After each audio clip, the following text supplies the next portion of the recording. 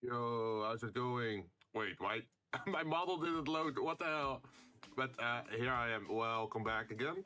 It is a Saturday today, and I decided to do a little bit of an extra creative stream today because I really wanted to work a little bit more on the project and not wait till every Monday just to get things started again. So, yeah, so here we are. So far we did, I think, 9 drinks out of 15. So what are we cooking today? We're working on the 6 glasses. Last time we worked on, I think, 9 of them. And now we just have to do the last 6 ones. Wait, let me change my screen so you can actually see some more. If it loads, please load. Why are you being weird? Blender? What's wrong with you?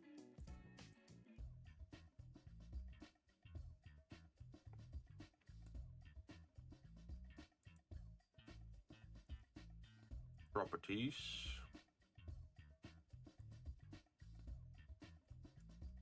Properties, let's try again.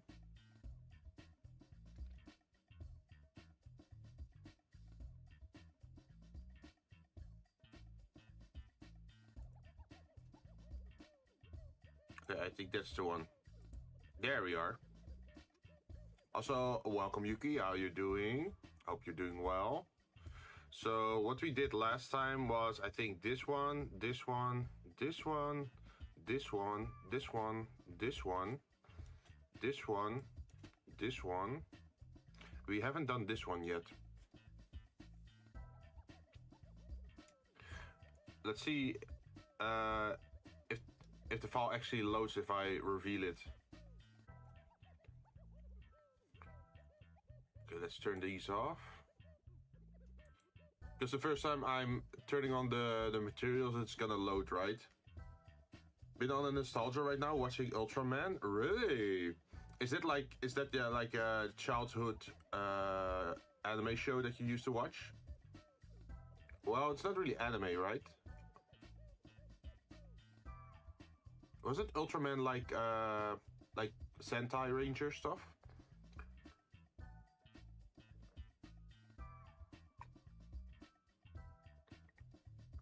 Bonnie Bowman, hey, welcome back. How you doing? Haven't seen you in a while.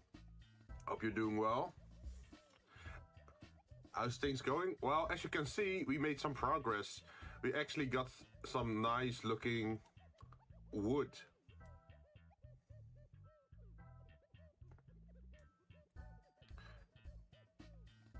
Let's see, it's not Sentai, it's more Kamen Rider, but giant and has support of the dude. Wait, Ultraman also has a robot, right? That's what I meant with the Sentai stuff.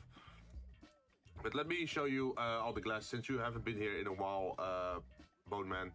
So as you can see, this is our first drink now.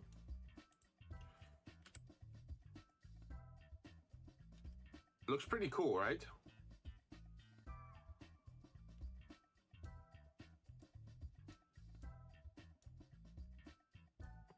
And then we have this one, where we put the, I don't know how you call what you call this part of the glass, but we put some pyrite in there. See, it's pretty rare for them to have a robot. They are more alien. Also, goddamn, the glass look mighty divine. I know, right? So what I did to emphasize the snake aspect of the Apple of Eden story was I did the spiral gold decorations on the glass, which you can see over here, and you can see it over here. And then I put a glowing purple thing here, as if it's like the snake eye, always watching you, no matter where you go, because it's lurking. It's lurking for you to make a mistake. Are the gold geo? Wait, what do you mean geo? Geometry? I think they're... let's see. I did it with modifiers. So I used a screw modifier, a shrink wrap, another shrink wrap on top of it, and then a solidify. It's actually 3D, as you can see.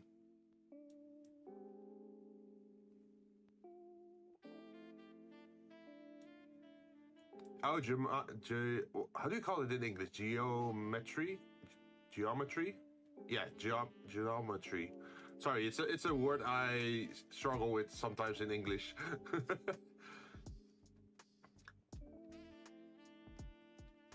But yeah, we also have it for this glass. But there's not a, like, this is all smooth. I'm not sure how to bump this up, because I don't want this to be all flat, right? I figured, like, if there's textures like this in there, it should be sticking out a little bit more. But I'm not sure how to do that yet. But we can take a look at that later. And then there is something at the bottom of this drink, as you can see, which is very bright. But it gets muted because of the glass and the liquid. Geometry. Geom. Oh, that's a good way to say it, geometry. Because usually I say geometry and then it sounds weird, right? Geometry. And then we have some tendrils going up on this one.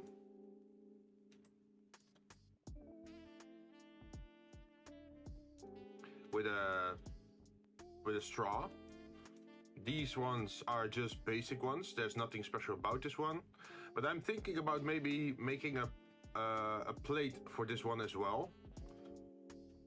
Just like how I did it. Let's see. For the whiskey glass, we had a ring. We have a stone ring at the bottom. That's wait. I should turn off the table maybe. Test plane, turn off. As you can see, there's a stone ring on there, but it's not filled. So it is not a disc, it is a ring. Might be my accent. I was saying out loud, and that's how I say it. Ah. And then this one has a coaster to it, and the coaster is made of the meteorite melted metal thing that we made. And on the top, on the other side, we just made a rubber thingy. And then in the glass, there's the umbrella that we made before. I still feel like we need. I'm not sure how to do it, but I need to somehow find a way to make sugar, like a stack of sugar. like crystallized sugar or something that lays on top of the water and then slowly melts into the water or whatever. Of course, it's not gonna melt on the render, but just the idea of like there's some powder on top of the drink that you can mix. Let's see, this is the Narcissus Plums, which has to be very reflective. So we decided to have the very reflective part here at the top, and then also at the bottom here. Also, this thing, how do you change the... is it over here? Oh, can we change to this one? I made this one before, I think.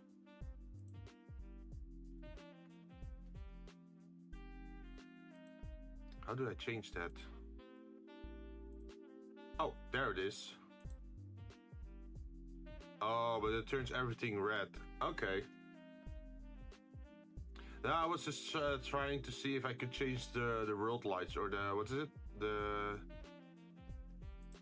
Like, I made this one myself, and I also made this one. But as you can see, it's very dark.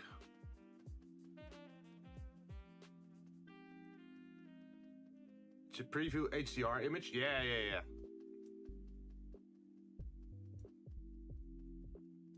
How do you get to see it as a total so I can show you guys?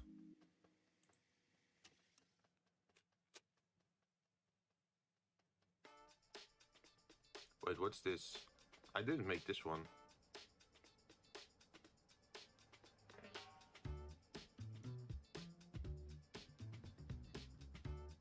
Is this just the sky?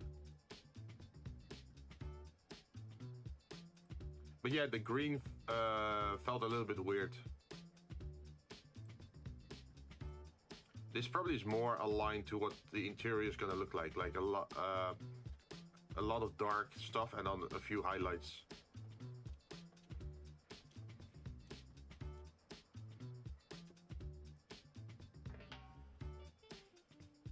And with a bunch of HDRs, I have like a whole folder of them for realistic lighting.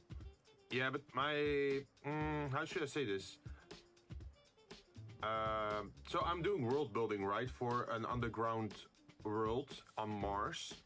So that means that the light angle has to be very weird. I can't have a light skybox because you're underground. So pretty much the ceiling of the world is also gonna be dark, right? You even have caves. Oh, that makes more sense. Yeah, because I was thinking like, I can't use a normal skybox because, yeah, then you got like light on top, right? And dark stuff at the bottom. But it doesn't make any sense because we're underground. So there should be a lot of darkness and only a few highlights. Something like that I was thinking about.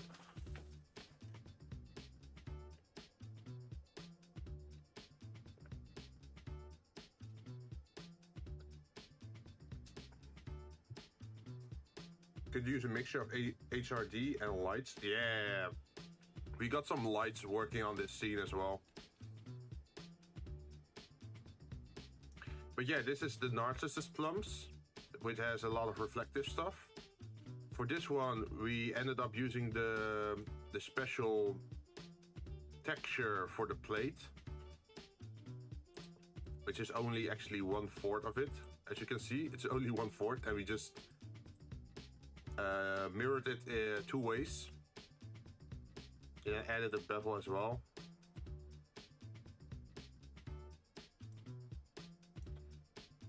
Wait, I should take a look at the shape here.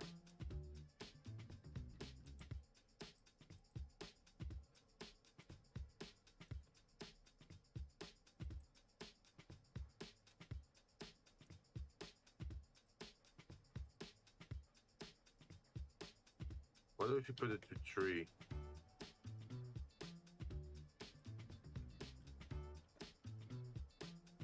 There's no difference. Although if you put it to 1. Oh, it's strange. There's no difference if I change the value here. Less segment? Probably, maybe. Let's take a look again.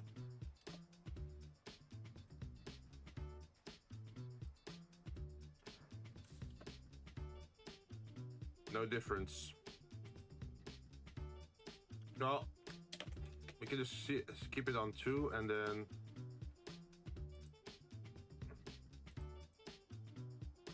Oh yeah, that makes it better, I think.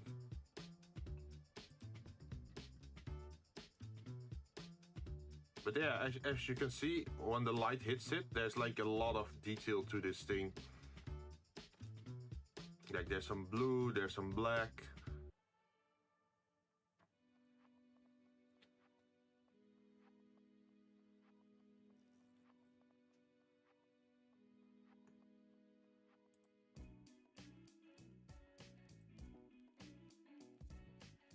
But yeah, I'm not sure if I just...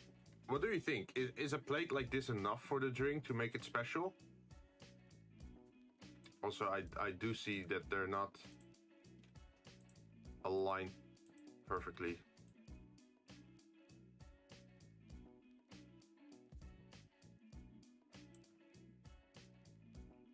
That's better, I think.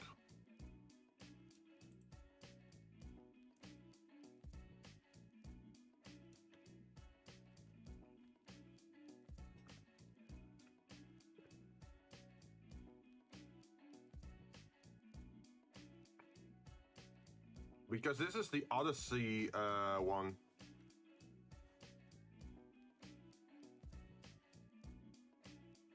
It almost makes you feel like the other side, or like the plate under it, should be inspired by, I don't know, maybe a boat or something, or a ship. So for performers, you know the drinks using multiple objects. Have you merged them into one object with curves? You will have to go to object, convert to mesh. This will lock the design. Yeah, I already did that.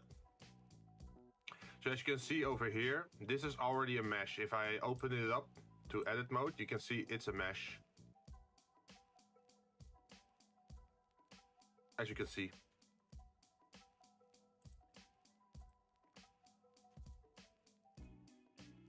Hello Jinn, where monkey? Wait, what monkey?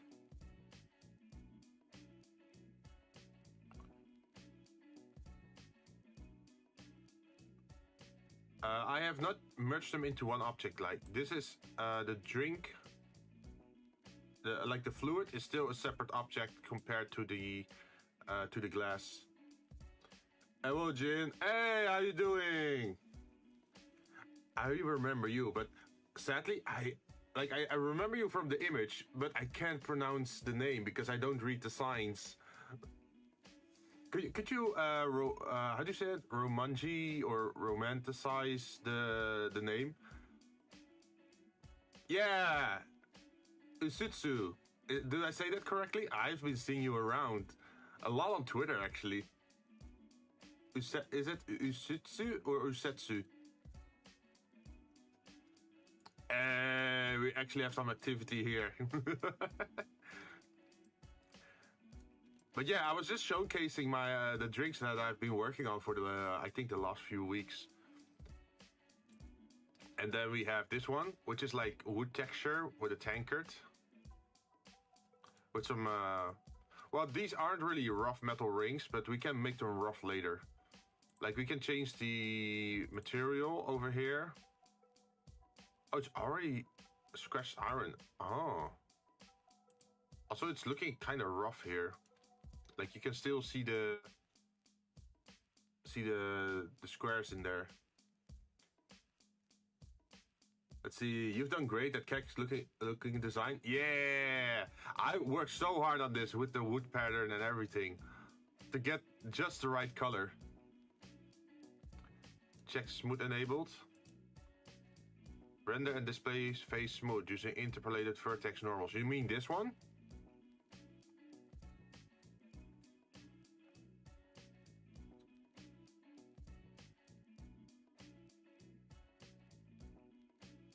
Alright. Oh yeah, that makes it look way better, man.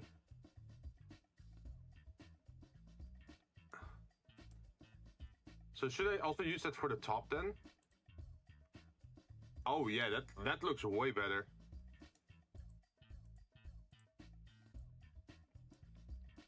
Wow, look at that. Yo Jinn, love the keg. Yeah! It's like a tankard, but it's designed like a keg, yeah. Because this was I think the Mania Melon one, right? Why is it green? Wait, you mean the drink or? So what we're working here is all not supernatural drinks, but special drinks, and we wanted to give it like special colors. I usually just shade smooth on everything. Yeah, I can understand that. The drink. So we want to make iconic drinks over here, just like you have cocktails in like a bar, right? That are alcoholic. But what we're doing is non-alcoholic drinks, and these are actually fruit drinks, but we're making them glow a little bit in the dark, and we're giving them special colors depending on which drink it is or which theme it has.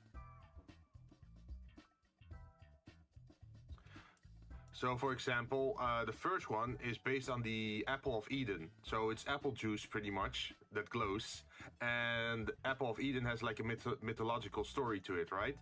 Which has to do with a snake. So that's why we went with curling gold detail that curls around the glass and also around here. And to symbolize the snake in the story of the Apple of Eden, we have the very glowy reptile-ish eye underneath the glass, as you can see over here.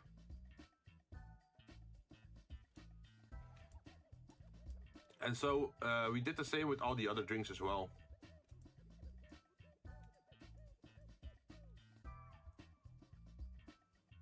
But I'm not sure if Usetsu is still here, but thank you very much for dropping by. Usetsu is also a Vtuber, but I think they stream primarily on Twitch, if I'm correct.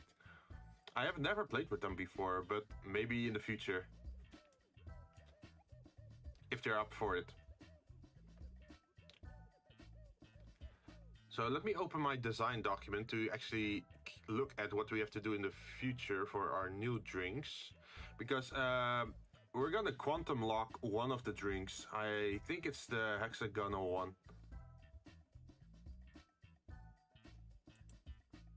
Yeah, still here, just changing my name so people can read. Thank you very much. That's so kind of you. Yeah, sorry, I'm a dumb gaijin. I'm a dumb Western guy.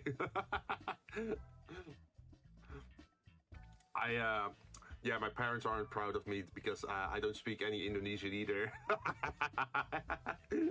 But instead I went for 3D modeling. Deep Rock Galactic was fun. I'm a little biased. Oh yeah, I do want to play that again in the future. Just saying I would not drink the glowy drink, and I am not a Christian. Just saying I could start teaching you a bit of Indonesian.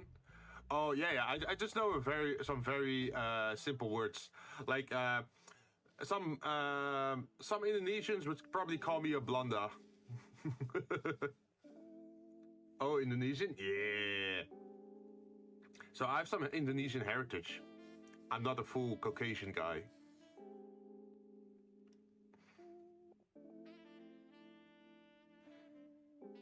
And I think, what is it? Selamat pagi, selamat tidur, I think. Like the very simple words. I only know those.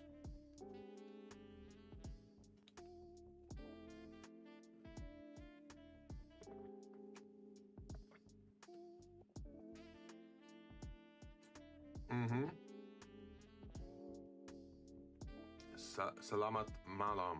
Ah, okay, so there's also malam. There was also the food. What was the food again? It was a sort of like a cake that has a lot of sugary sweetness in it. Okay, so our design document is open. Let's see what we wrote down again. So just for those who are new or aren't aware of it, I first worked in Photoshop working on a design document for ideas on each individual drink, so I could later look it up again. So the next one is called the Mantis Mango Brew, which Mantis is based on the Roman Etruscan myth. And Mantis is the god of death, pretty much. And not normally a god of death like Hades or I don't know what other Western death god there is, but this one is very fire-based, infernal fire deity. Usually the deity or god of fire is like different from the god of death, but this one is literally an infernal fire deity that rules over hell. Or they don't call it hell, but they call it the underworld. It comes from southern Italy. Southern Italy, yes. And it's the birthplace of Virgil as well. Not DMC Virgil, but like mythological Virgil. But hey, a DFC reference could be funny. Let's go Indonesian. Sweet cake? I don't know. By the way, bless that one who just sneezed. Wait, you could hear that? Damn. Okay, my microphones are a little bit too sensitive, I think.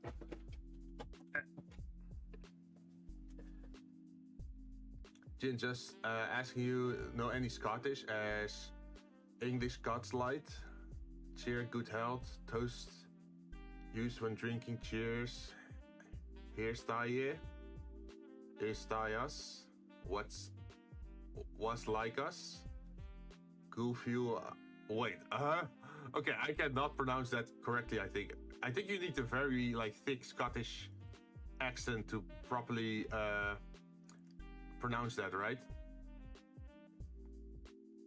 Oh, no. I think it's more like a pancake. It's like a pancake, and people put like sprinkles in there, or like condensed milk. Martabak. I think it's martabak. Do you know martabak?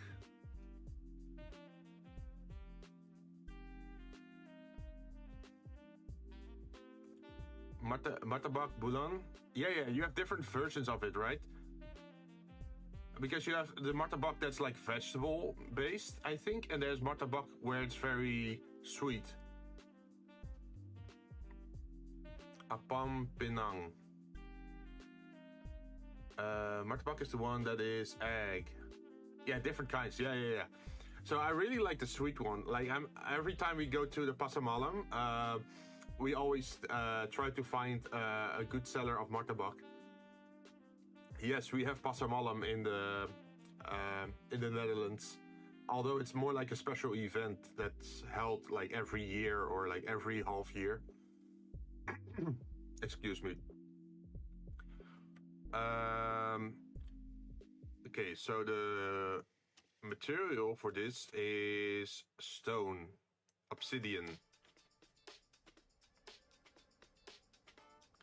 Oh, wait, we have to maybe make another cup on top of it.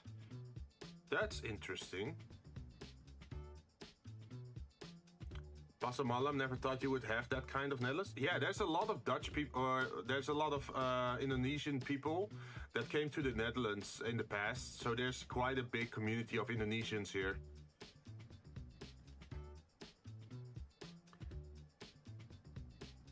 They have many amazing meat-type foods. Yeah.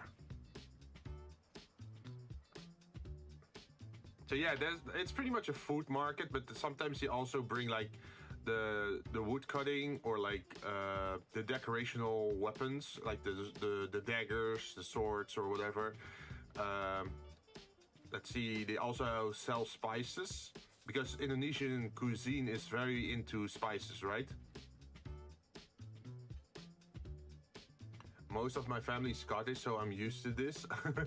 Oh, really? Bone Man, you can pronounce the Scottish words correctly. Let's see. Why did so many Indonesian people come to the Netherlands? Well, I'm not sure how hurt people are still about this, but it could be seen as sensitive because the Netherlands used to have a colony in Indonesia, and from my memory, if I say it right, the Netherlands abandoned the colony in Indonesia during the Second World War when the Japanese took over. But then, after the Second World War, the Netherlands tried to reclaim the colony in Indonesia, and the local people weren't happy about that. Like, Indonesia wanted to be independent, right? So from what I can gather is that the Indonesian people fought against the colonists, but some Indonesians sided with the Dutch, and eventually the local Indonesians won, or like the independent ones, they won, and then they had to evacuate all the Dutch people and also all the, well, because if they're colonizers there, they're probably gonna marry into local people, right? So you had marriages that were part Indonesian, like the wife was Indonesian or the husband was Indonesian, and the other partner was like Dutch. So they had to immigrate, or how do you say that? They had to travel to the Netherlands just to be safe because they lost the war, right? So imagine if you're the losing party and you stay in the country, there's a big chance of repercussion, right? So I think most people sort of fled the country. Or even people who helped the Dutch during the war, they also weren't safe, right? Because, hey, you're the enemy, or like you're the opposing faction, or you help the Dutch. So that's why there's a lot of Indonesian people who ended up in the Rotterdam area in the Netherlands, because they went back with the Dutch on their ships and set sail towards the Netherlands. My mother's side is English. We are living in England, but pretty much the rest of the family is Scotland forever. Ah. Yes, Netherlands colonized for 300 years. Even after independence from the Netherlands, Indonesia still got good relationship with the Netherlands. Yeah. So that's what I mean. Like, I'm not sure, like, some people might still be very sensitive on the subject. So that's why I warned in advance, like, I'm not saying which side was correct, which one is right or wrong or whatever. I'm just retelling the story so that people from another country know it, right? The past is in the past. True, very true. But yeah, that's a little bit of the story of why there are so many Indonesian people in the Netherlands as well. Even my mother, she spent some time in Indonesia in her teens and actually attended an Indonesian school. But later on, they went back to the Netherlands again. So that's why maybe my mother is a lot more in tune with like Indonesian culture than I am. Wait, I should erase my chair. Like a certain old turtle says, yesterday is history, tomorrow is a mystery, but today is a gift. That's why it's called the present. Yeah, I know that one. I love that one. So positive, right? Like, don't worry about the past or the future. Just live today. Okay, so we already got the liquid in there, but we have to make another cup on top of it, apparently.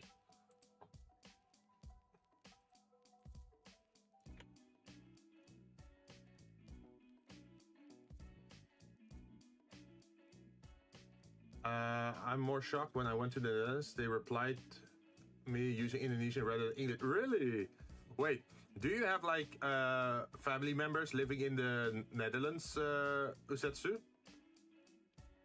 Like, should I call you Usetsu or should I call you Rin?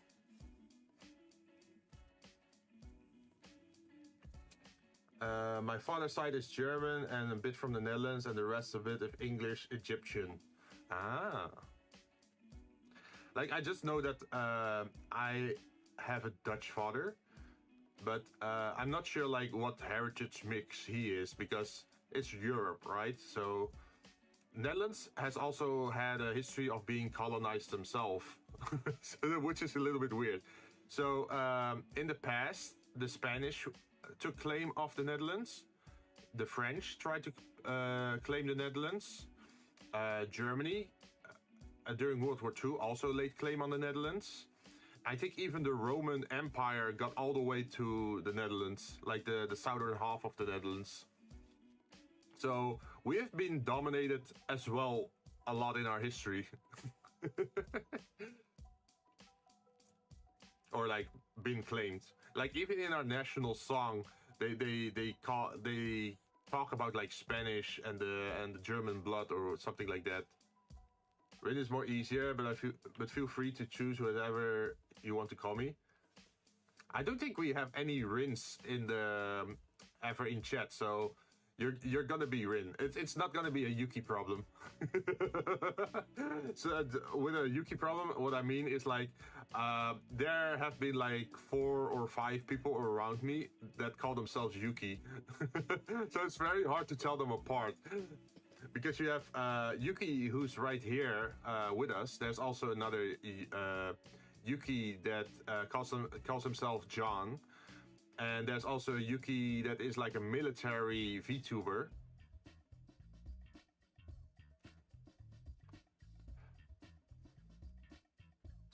Wait, what does banan mean?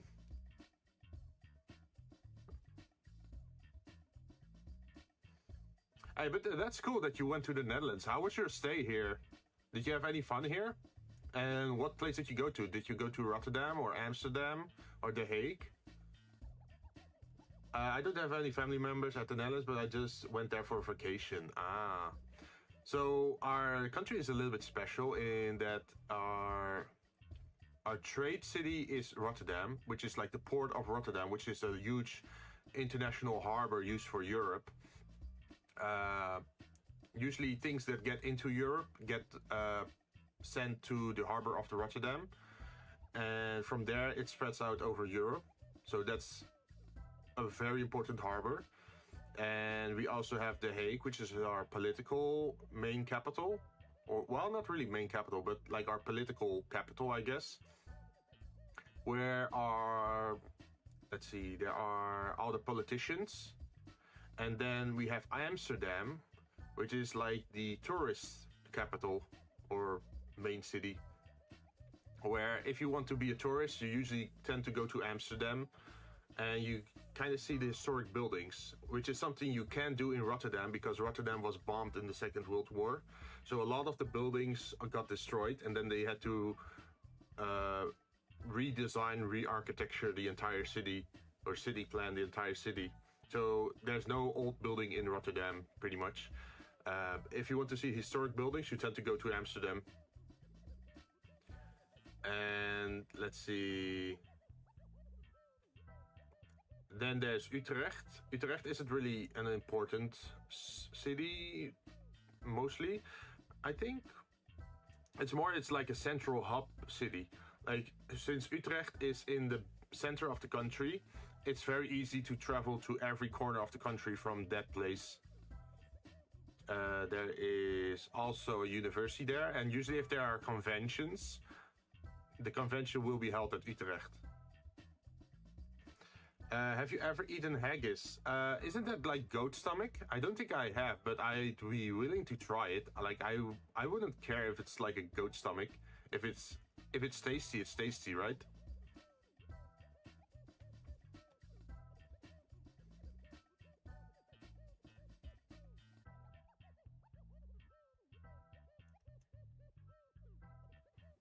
Also, I'm getting distracted. I'm forgetting to 3D model. So what I was thinking about doing was, let's see, edit. We grab that. We select or duplicate the mesh. So it's like this. And then what we're gonna do is separate by selection. So it's a separate object. And now we can grab the new one. And now I have to make a glass. Well, it's not really a glass bowl. It's more like an ice bowl I have to design.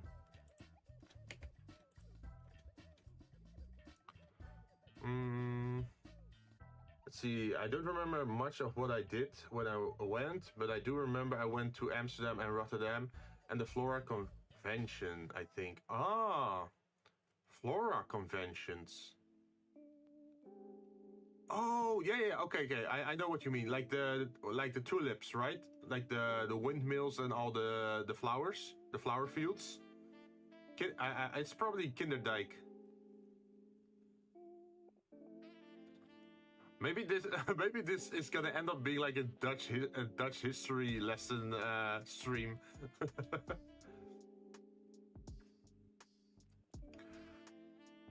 Wait, maybe I can show you what I think what it is. Kinderdijk.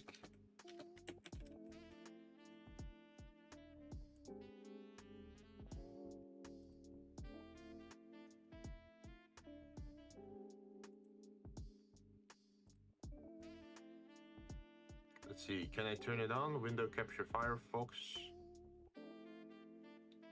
Like this one. Kinderdijk is a place where there are all these windmills, and we have a lot of flowers there as well. As you can see. Some of my family was Italian, then came over to the UK. Apparently my great-grandfather was the mafia. Anyways, I'm done with family stuff. Back to Blender. Yeah. Damn. Okay.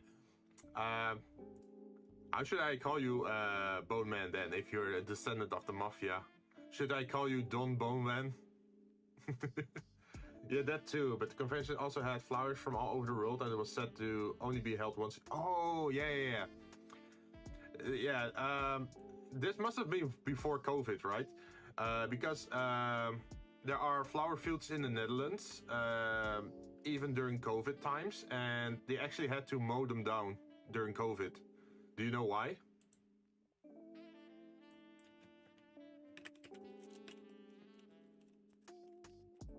Let's see if I can.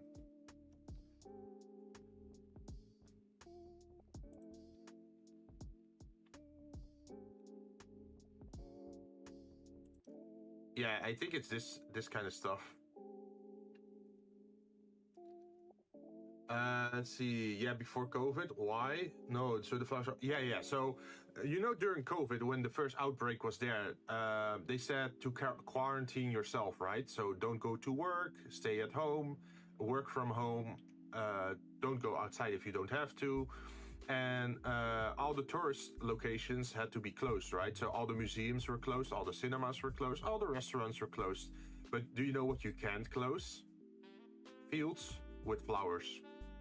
So what people did, because they're bored out of their mind, they started going to these attractions. Because this is like open space, right? So you can't really halt people from entering a park or open area. So people were going there to go sightseeing. So in the end, the organizers had to intervene and to stop people from going here and then spreading COVID, right? Because, hey, people weren't all too serious about COVID. Some people are anti-vax or whatever. They even when sick, they still went here to go sightseeing because they didn't care much that they were sick, or they only had like light symptoms, right? So the organizers of this project, they just mowed down all the flowers because they had the argument of, if there's nothing to see here and if it's just empty fields with grass, people won't come here. So the flowers were all mowed down just because people wouldn't listen. Like if they just stayed at home and respected the rules, then all those flowers would still be there. But luckily with flowers and flower seeds, right, is you can just plant new seeds, and in a year time they probably would grow back, right?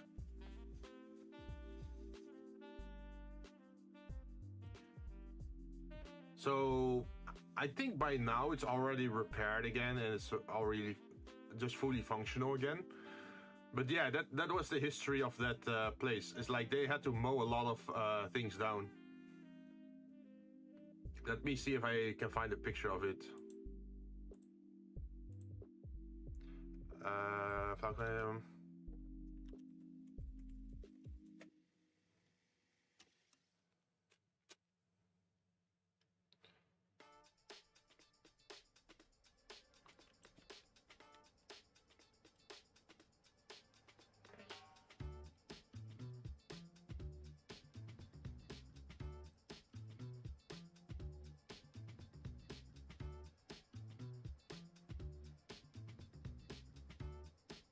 Let's see. Why tulip farmers cut off the flowers during peak blooming? No. I don't see any pictures of it being mowed down, but I do know there was a point where there were places like this, because it's multiple places where they did this, where they just destroyed the flowers just to halt the people from going there. But there are very nice colors, right?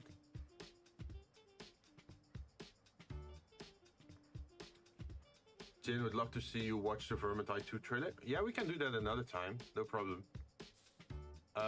Maybe at the end of the stream or when I'm taking a break. Let's see. This certainly looks like something's getting mowed down.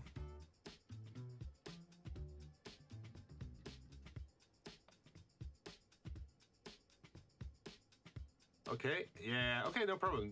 We can do it later, I think, after we actually do something productive this stream.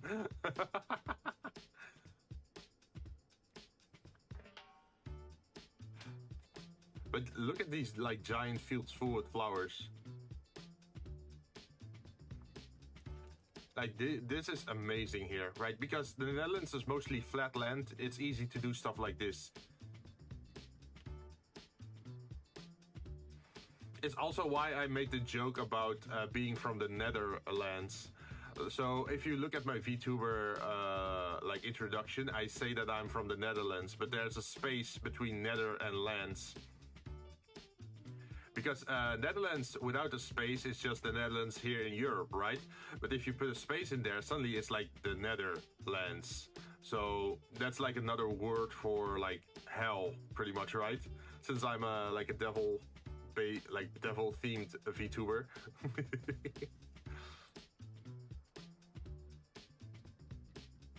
So that's the little word joke that I'm using. Yeah, welcome to the Netherlands. All flowers. Oh, OMG, I just realized it. Yeah, but I'm not the typical devil, right? Because as you can see, I don't have any horns. I don't have a tail. Because I am the reverse of a fallen angel, at least in my lore, that is. So a fallen angel is an angel that went dark, right? And usually they get dark wings or they get like corruption. But there's also the reverse of that, and that's called an ascended devil. And I figured, like, hey, there's not a lot of VTubers using that theme, right? There's a lot of like succubuses or a lot of demons or devils or whatever. But I have never seen someone else do the whole ascended devil theme. And I really like that thing. Like, oh, you're born evil, but you ascended past your nature. Like the part 2 next from Skyrim. I really like that idea. Like you reached Nirvana or you gained an open mind or whatever. Okay, let's close our tab now. But, okay, so what I wanted to do is probably F and then inset.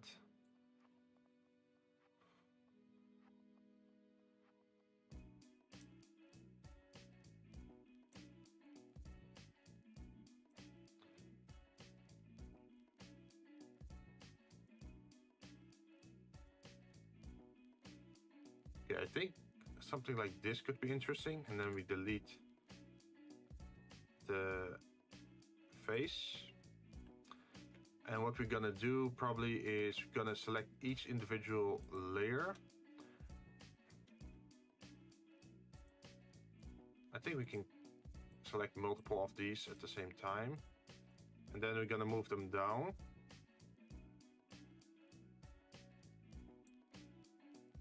And then deselect this and then move it down.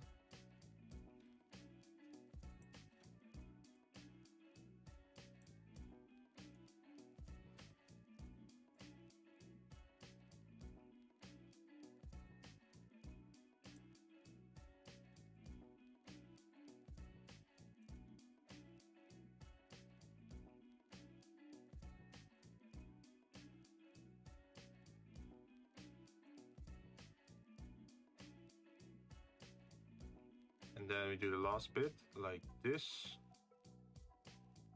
And then we can fill this one up. What was it again? Control F and grid fill. And then we move it like this. Why not use proportional sections? What do you mean? That's an interesting lore. Yeah, I spent a year before actually debuting as a VTuber just making the design and making everything make sense. Like even my name, Jinzou Jinn. Jinzou has a definition in, I think, both Chinese and in Japanese. And it's like, the definition is artificial or man-made. So you could read that as artificial Jinn. So that means like I'm a VTuber, right? I'm artificial, I'm virtual. But it's also man-made because I made this. I made this VTuber model, right? Or made this channel. But man-made can also be defined as a self-made man. Like human-made. Like you're getting somewhere because you're putting in the effort. And Jinn can also be read in multiple ways. Like there's Jinn in Japanese, but Jinn also has a definition in Arabic, like in the Middle Eastern. There's like a mythological creature called the like genie or Jinn, and some of those are evil, but some of those are good. And they're working outside the spectrum of angels and devils. So yeah, there's a lot of deep lore there. Press O and move something.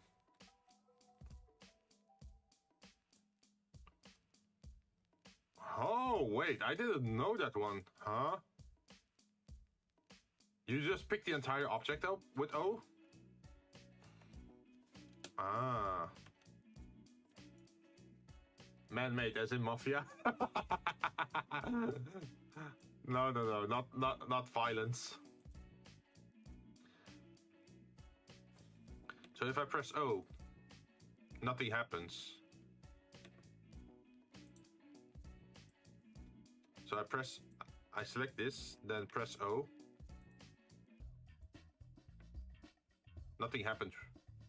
Look at the top. Look at the top.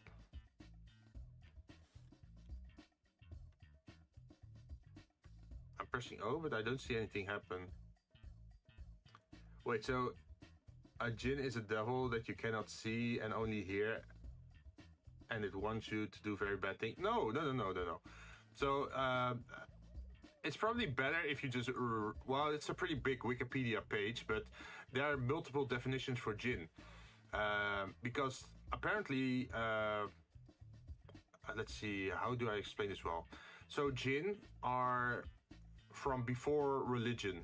So, you know, when there were still pagan beliefs like, oh, there's a god in this tree, or there's a god in this rock, or the god of the mountain, or the god of fire, or whatever. Like the old beliefs, right? That's where the Jinn are from. So the Jinn existed before Christianity, and they existed before Islam or like any other religion. They're from like folklore or folk belief. And then afterwards, Christianity and Islam and whatever started to exist, right? Or like the belief system started to exist. And they incorporated the definition of Jinn into those books. So the Jinn are actually older than like biblical angels or devils. Near snapping? Okay. Oh, I see. Yeah, this thing. Proportional editing. Smooth. Ooh. Okay. So, if I now move this,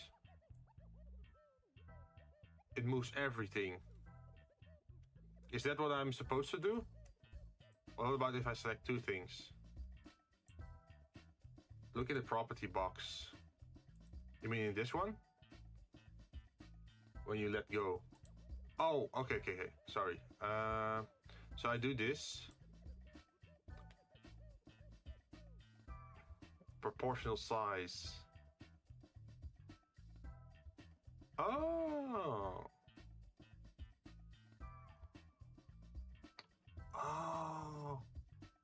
So I don't have to manually make the rounding. I can just use this instead.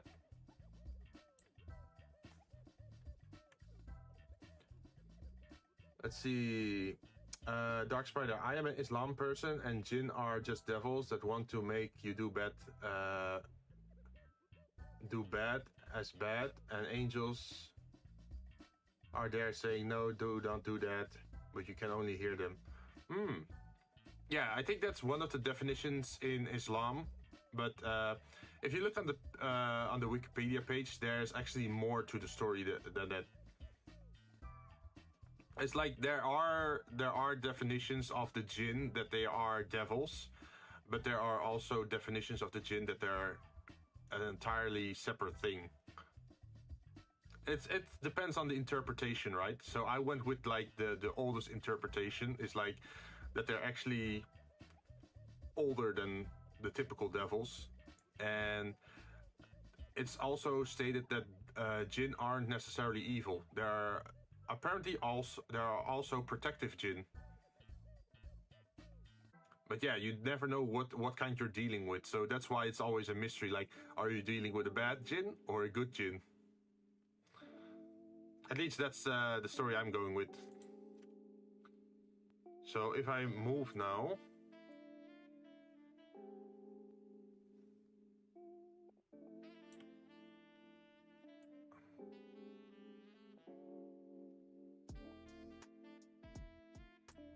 I don't see it moving that much at the moment.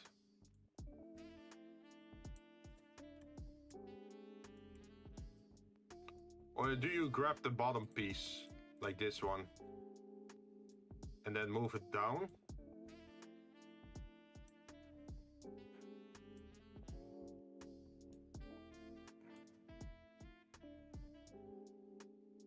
Like, I'm not sure how this... Wait, let's go here, so we can actually see things better. If I do this, nothing happens. If I go up and down...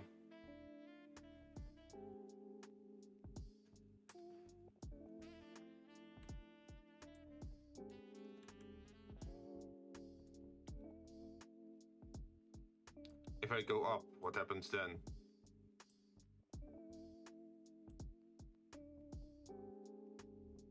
Oh, okay. If I go down, this happens. Because of the scale. The scale.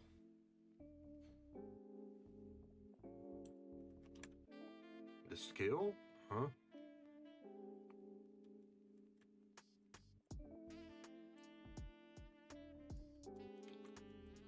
So how do you change the scale then?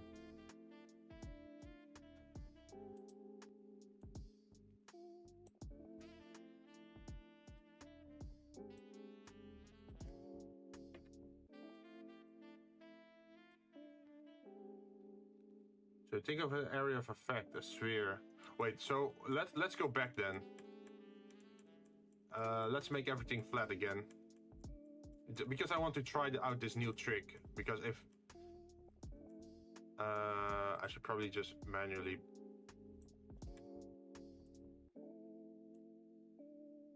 Oh, that's not what I want to do.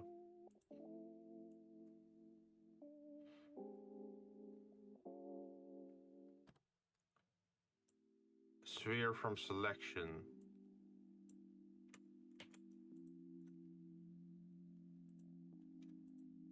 Wait, one moment. Let me flatten all this. So imagine this is our shape. So from selection, select only the middle. So that means only select this one, right? And then move this down. Oh wait, first press this one on and then move it down. And then do the proportional thing.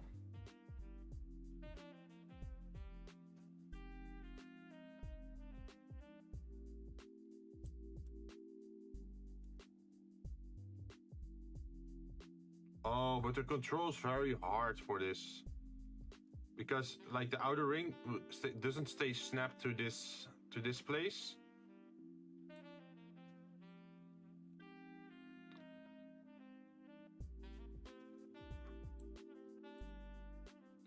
But you can have multiple. You can go smooth, you can sphere, you can root, inverse, square, sharp, random, constant. Use the arrows. The arrows? Oh, okay.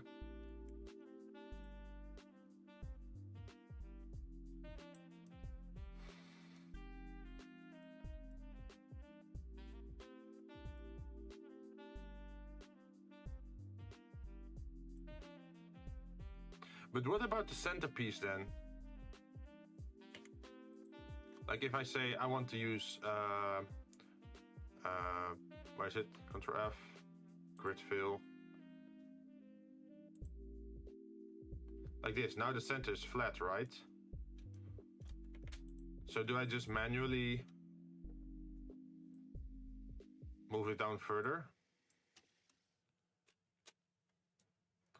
Scroll will change prop size if dragging with a mouse. Oh, okay, so I can scroll and then the range of that thing becomes smaller, huh? But what about the center piece, like this thing? Like, is there a way to bend that as well? Like we can just grab everything and just move it up for a moment just so that we can see it better, because as you can see this piece is very flat here. Go to vert. Wait, can you also do it as a vert? The middle vert?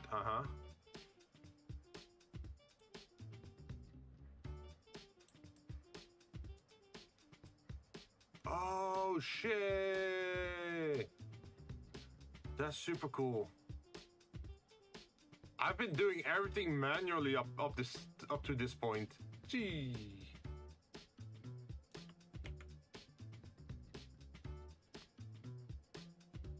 I used to make faces. Ah, okay.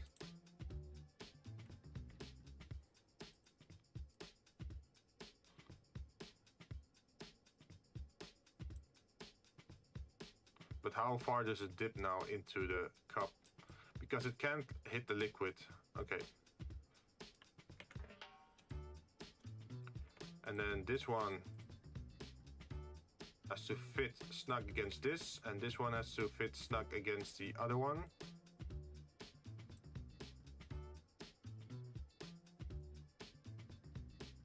By the way, I know if you have like a thing in the middle, you can easily add to that, but how do you do that if you want to place another ring on the outside?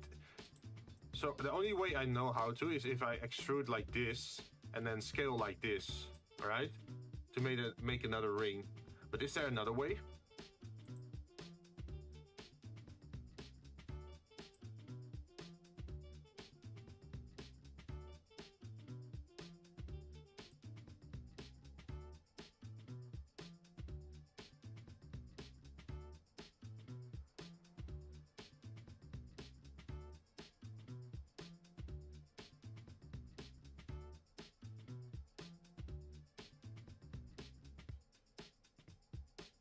I used to make faces like a different object. What do you mean? So if I want to make a bigger ring around the outer ring, like this is the outer ring, but I want to make another ring outside it, how would it go around doing that? Because at the moment I just know that I do extrude and then scale like this to get another ring. But then you extrude in this direction, right? But how do you extrude in like 3D or like in all axes pretty much? Wait, do I explain that correctly?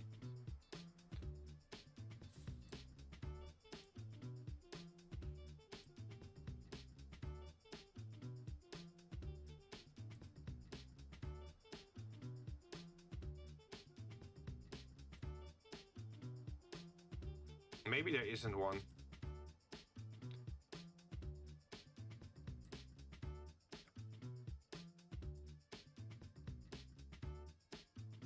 Oh, you want it flat? Yeah, something like that. Like, I know I can just, like, if I really want another ring outside it that's flat, what I usually do is to extrude like this, and then scale outward like this, and then move it down like this. So I get another like surface outside it, right? Just press E, extrude. Okay, I press E, but then it's the same size, right?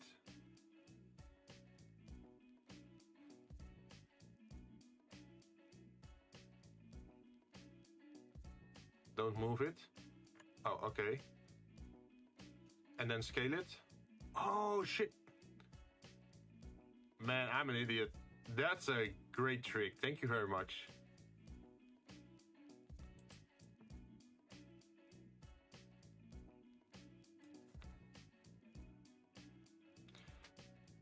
Let's see.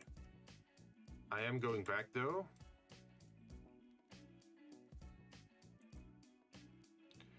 Let's see, the shape of the top glass has to be something like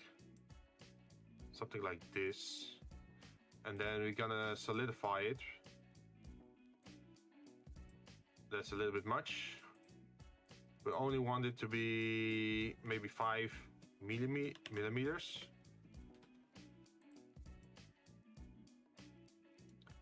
And then another thing is we have to change the material from glass to ice. Where's ice? Ice. So our ice at the moment is a little bit weird, has a weird color to it. But that's because we used it for the other drink. So we're gonna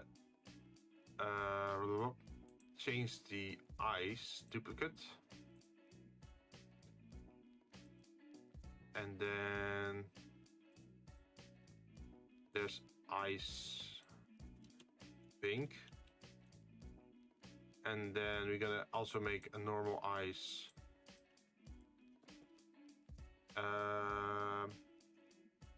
What's a good color? Normal. Let's say it's normal. Shading. Where's ice? There it is.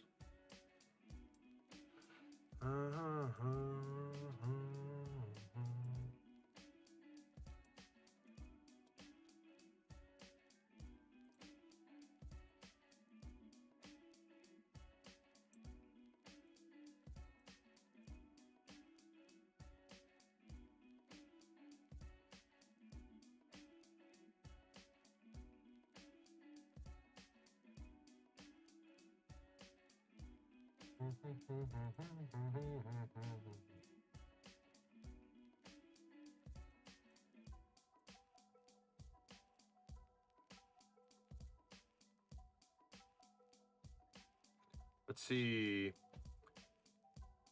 On a weird trick to make the whole model flat. So press scale key, press which axis you want to flatten, then press 0. It will completely be flat. It's useful sometimes, but I rarely use this. Oh, yeah. Yeah, I can't imagine why I want to make something flat at the moment.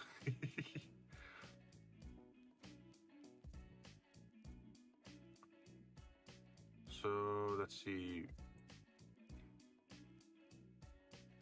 What if we make it thinner?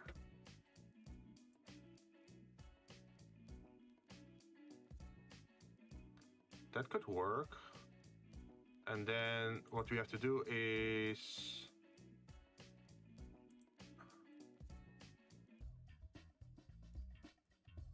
I use it for planes mostly.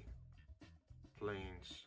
Oh, by the way, the smooth randomize, is that how you make environments or like, for example, hills or mountains? Because I saw one of these things, it's smooth, sphere, root, inverse, but there's also random. Is this how you would make a mountain or something? The random prop? Yeah.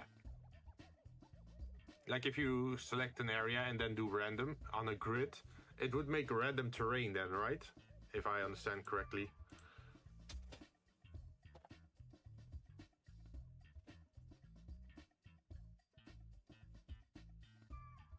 Yeah, okay, cool.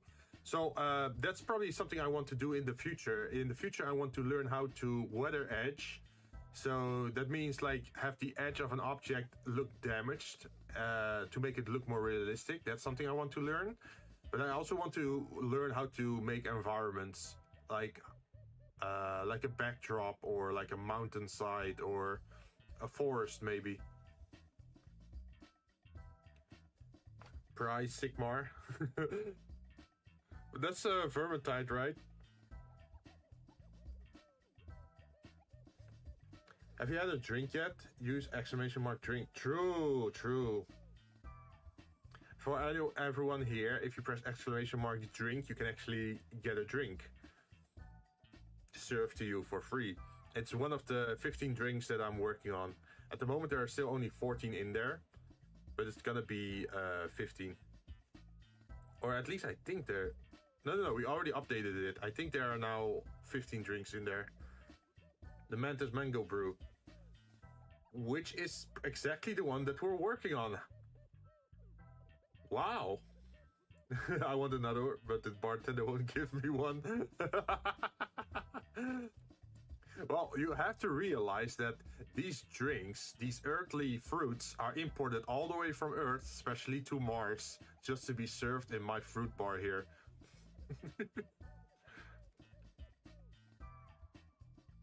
I've been cut off. Yeah. So I'm doing the whole gotcha thing. I keep getting you come back for more. You only get one drink a day, so you have to keep coming back daily to get it. But there is you can flip coins. There is a little bit of a 1 minute cooldown on the coin flip though.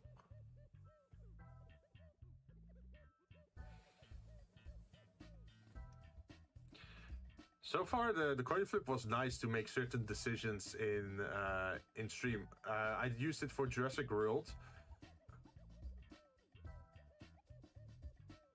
Hey, Bone Man flip tails. So imagine I'm stuck somewhere and I'm thinking like, oh, I don't know what decision to take. I'll let chat decide. So I can just say like to chat like, can anyone flip a coin? And then, yeah, that happens. I think the other one also works, but it could be on cooldown. So I did put a 1 minute cooldown on it. So it wouldn't become a problem if there are like more people in chat and they all keep spamming flip coin. Like imagine it would overrun the bot a little bit, right? So that's why it has a cooldown. Also, Rin, you got the Nevermore Blackberry mix. That's I think that's the 13th drink. So we haven't made it yet. Or we haven't finished it yet. This should be the Nevermore one. It's a big drink, as you can see. It's based on the poem of Edward Allan Poe about the bird that says nevermore, nevermore. It's pretty much a poem about a guy that's depressed because he lost his wife, and then he keeps talking about like a memory, like how should I say it? Like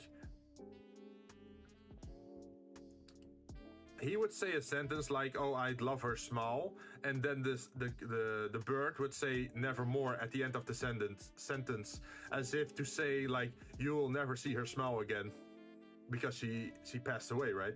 So it's a pretty messed up poem. Pretty dark, so that's why the color is like all blue and dark.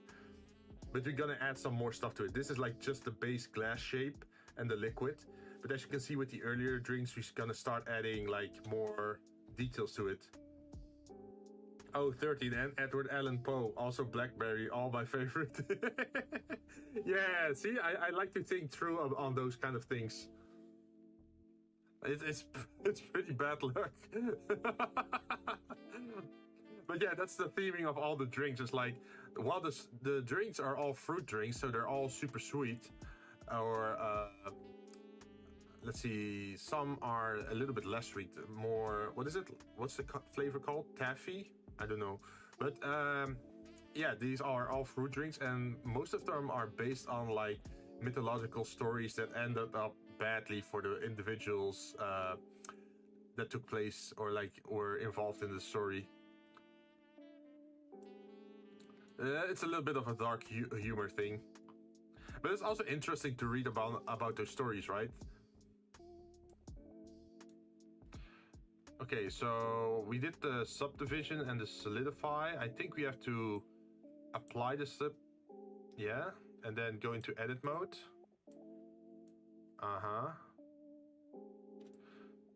And then I think we can loop cut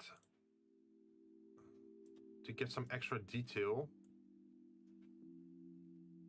Like this.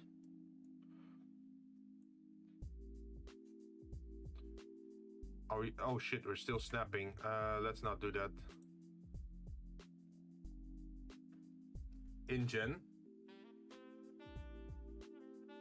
Yeah, I love how the drinks are made. Usually they have many backstories to it. Yeah. Wait, are you familiar like with all the bar drinks, Rin?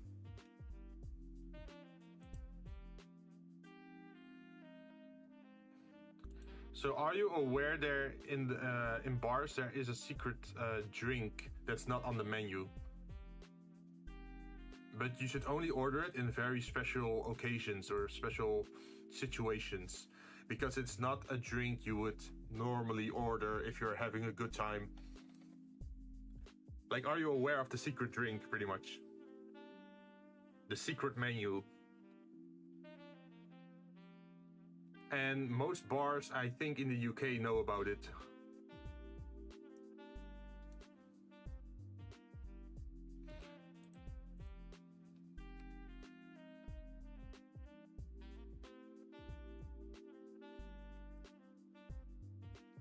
By the way, you've really improved with Blender since the first stream. Thank you. Yeah, I'm trying my best to like slowly learn more stuff. Yeah, I know some of the secret menu, even though I don't drink. Yeah. So the specific secret drink that I'm talking about, when you order it, it's not alcoholic. It's actually something else. So this is good public knowledge, right? So if you're in a bar and you're going on, like, for example, a first date, or you're meeting up with someone new, and they're like a huge creep, or they're like annoying or a danger to you, because who knows, maybe they're like a little bit too touchy, or they don't respect your like private space or whatever, you could go to the bartender and order a very special drink. And when the bartender hears that name of the drink, he knows something's wrong. It's like code words. It's like a secret code. So if you order that specific drink, then the bartender knows something's wrong. This person is in danger or needs help. And usually they gonna stay with you. You can stay at the bar, or they gonna call a cab for you, or they potentially even could get the police involved without you even saying it. Like, you don't have to say anything about like, oh, I'm in danger, or hey, I'm in trouble, or whatever. You just name the name of the drink and say you want to order that specific drink. And when you do, most bartenders should know what's going on and that you need help. So that's the secret drink that I'm talking about. It can be a lifesaver. It's more popular in the UK, I think, than like other places, but they've been trying to make it more popular, like more widespread as knowledge, right? That people, like especially women, that they know that they can order that, and then they will be understood, and people help them.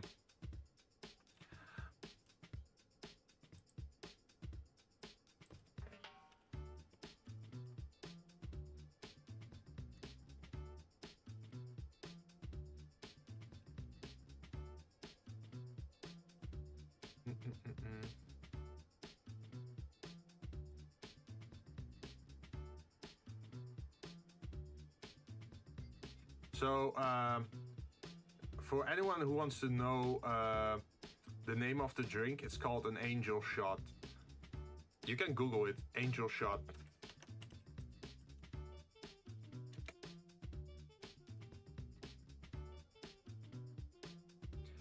So if you order, like, the angel shot shouldn't be something on the menu of the bar, But when you order an angel shot from the bartender, he should understand like, oh, you're in trouble.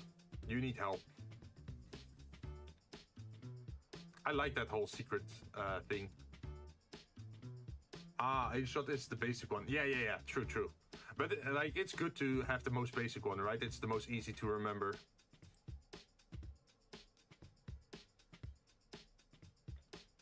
Like, if you feel unsafe, you can just order that. I keep gun just in case. Dark Spider, I think if you're someone who takes a gun to a first date or first meetup, then they're probably gonna order one on you, man. Like, don't go holding a gun to a first date. That gives a very bad impression, I think. But yeah, since I am the bartender VTuber, right? I feel like I should share that, like, that it exists.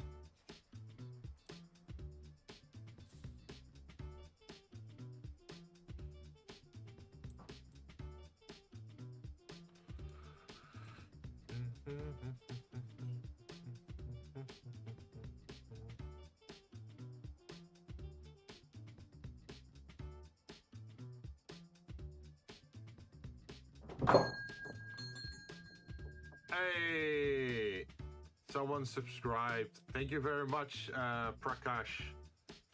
Thank you for subscribing. So, just to inform people, this doesn't always happen because how YouTube works. But if you set your profile to public, then if you subscribe and a streamer actually has it activated, you will get like the sound activation and the chat information thingy.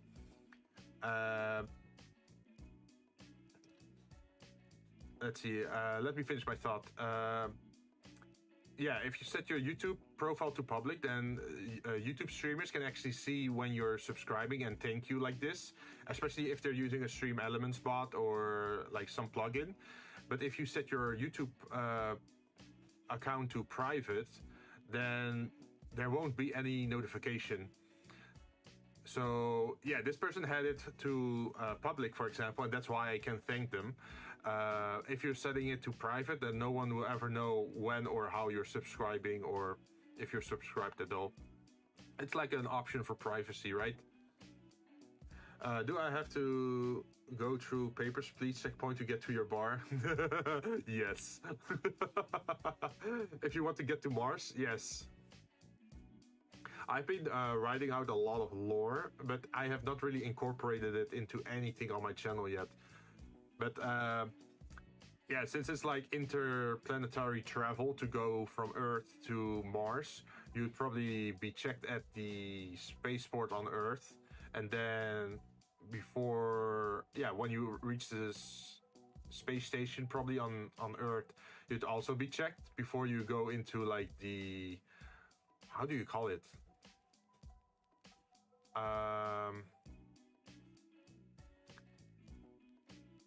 Like before you get sent to the Mars space station, right? And at the Mars space station, before you are entered into Mars, you're gonna probably be checked again. Papers, please. Yeah, they're gonna bioscan you and everything, man.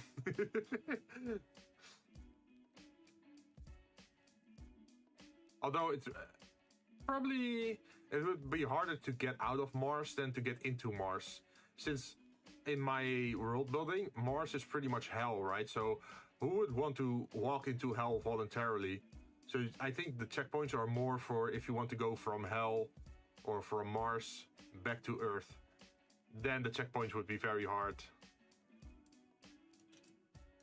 is what I'm thinking.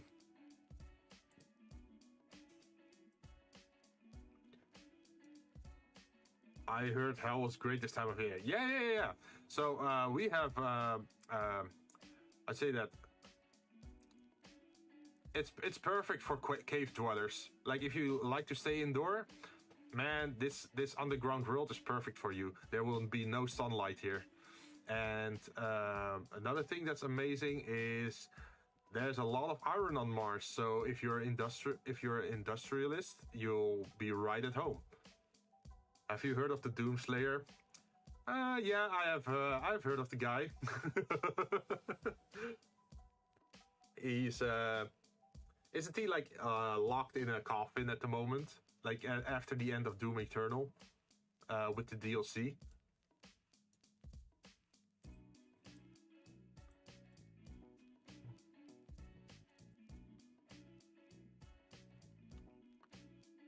He's on the no-fly list. Yeah, probably. Well, he will probably board a cannon and then fire himself into the surface of Mars. Like in Doom Eternal, didn't he blow a hole into the surface of Mars?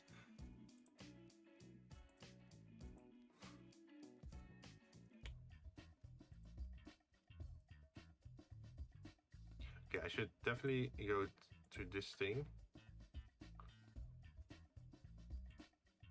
What about this? Oh, that's probably gonna lag it out. I should probably not go wireframe. Yep, look at how many wireframe things there are. I should not do that.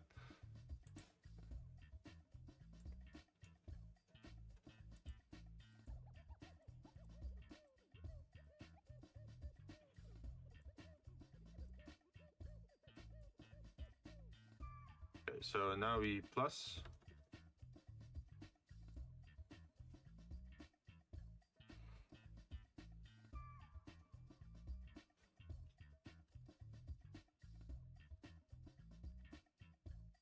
I think that's good enough.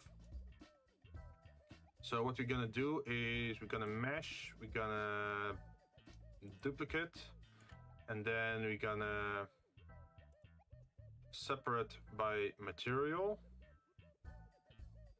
Let's see, separate by material, yes. No, separate by selection. Object, select a new one, if it allows me to. I'd love to see the vacation adverts from Mars. Come to Mars, you can mine rocks. Well, let's see. I could probably talk a little bit more about the world building that I'm doing. So, in the world building that I'm doing is that Mars is like the subterranean world, right? The surface of Mars is still just Mars.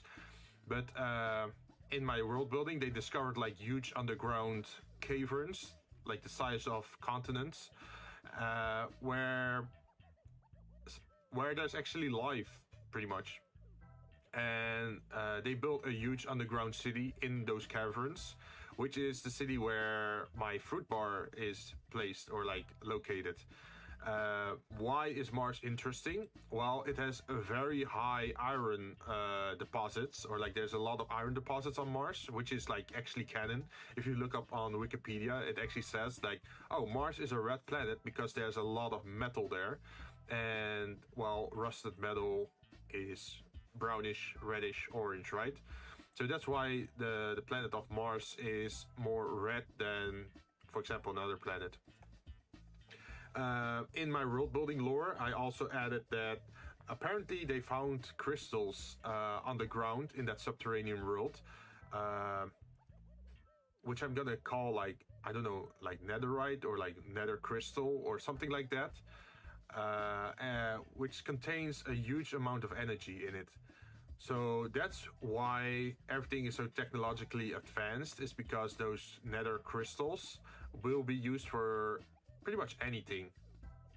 So no biofuel or like alkaline batteries or Tesla batteries or whatever. No, everything is powered by these nether crystals that are like refined and then used as like battery packages or like internal batteries, which have a huge energy output. So that would allow for like robotic arms, like implants, or that would allow for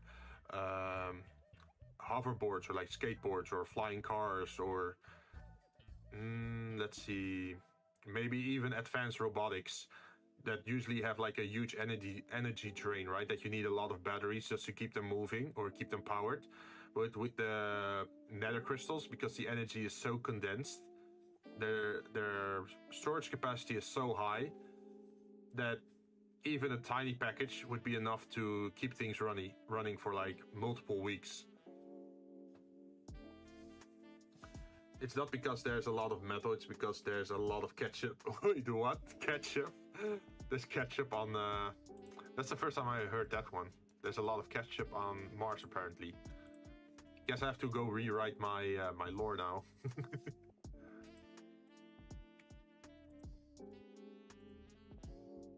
Oh, did I grab the wrong one?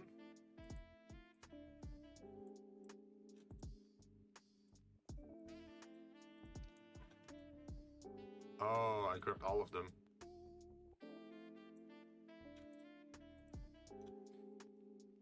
I just want to grab that one. Edit. Wait, huh?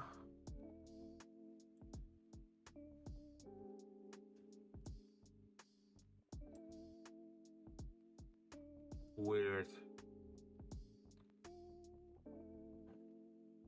Like experts like, look at this huge pit. You can't even see the bottom. Come to Mars. Do you prefer the other red liquid, Jinn? Wait, the other red liquid? You mean like blood or? Remember to watch your Vermintide 2 trailer? Yeah. I'll get to that once we're done with this. What I want to do with this one is grab the highest part and Control F, grid fill.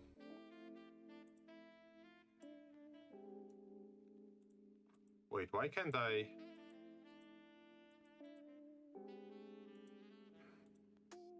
Interesting. It just does straight lines for some reason. And then we can change the material into something else.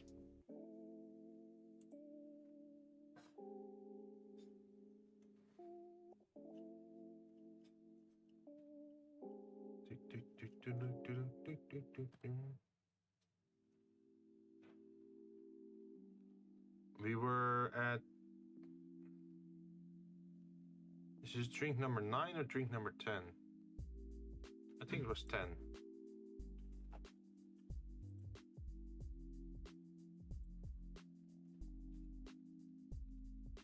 Drink number 10, drink number 10. There it is.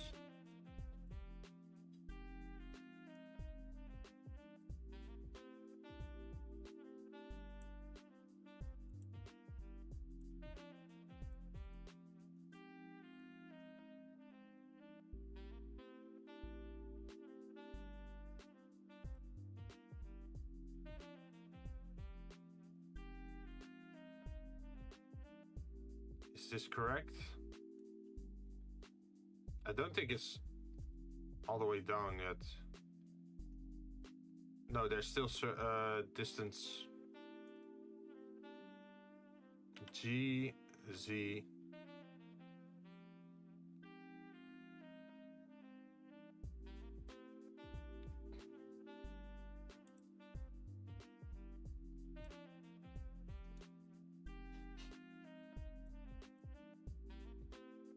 Let's see, I wish you could group the material list, like add folders, then group mats into that. It's because the way the glass renders. Yeah, if I stand still for a bit, you can still see more of it. And on the actual render, it shows way more than what it does now. Let's save, by the way, since we made some progress with this drink. You can already see it a little bit more, but on the actual render, it shows it way better. Let's see, what else do we have?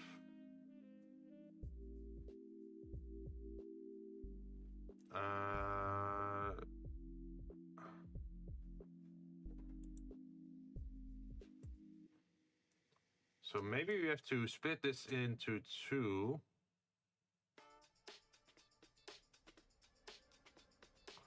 Let me double check the story again for this drink.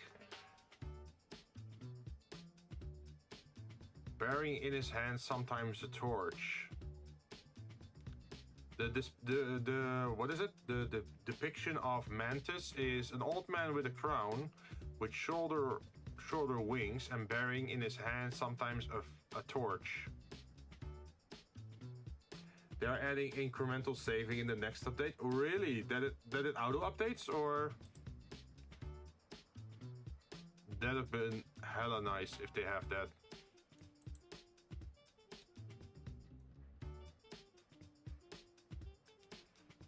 So we can duplicate. No, not this. We have to do this one and then go to shading, and then we can change the color over here.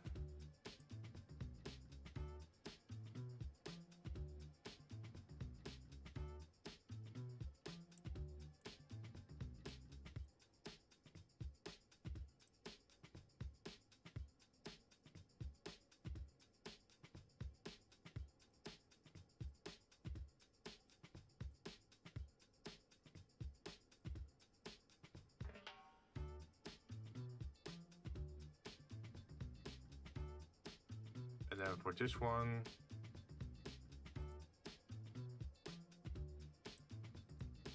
you can turn it a little bit lighter.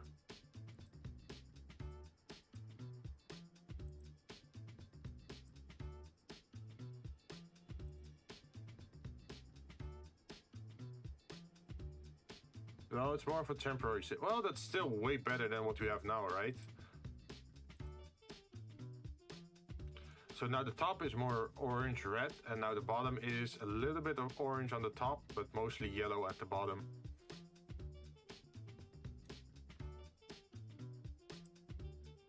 At least that's what I'm hoping for.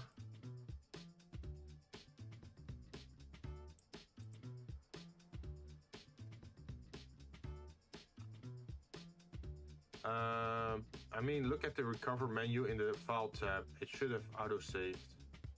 Look at the recover menu in the file tab. File.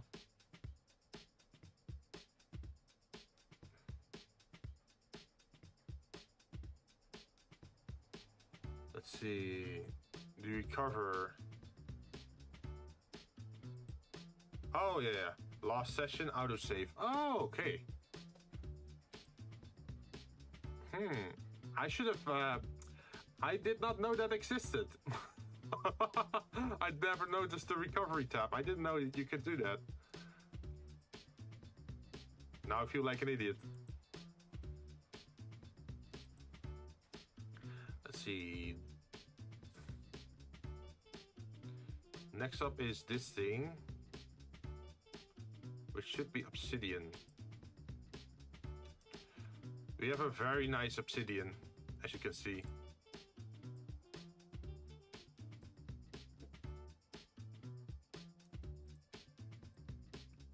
But we should still subdivide like this.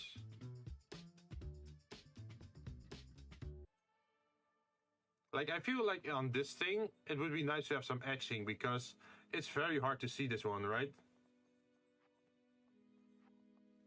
You probably have an autosave from like weeks ago in there. You probably may, I guess so, because we crashed multiple times.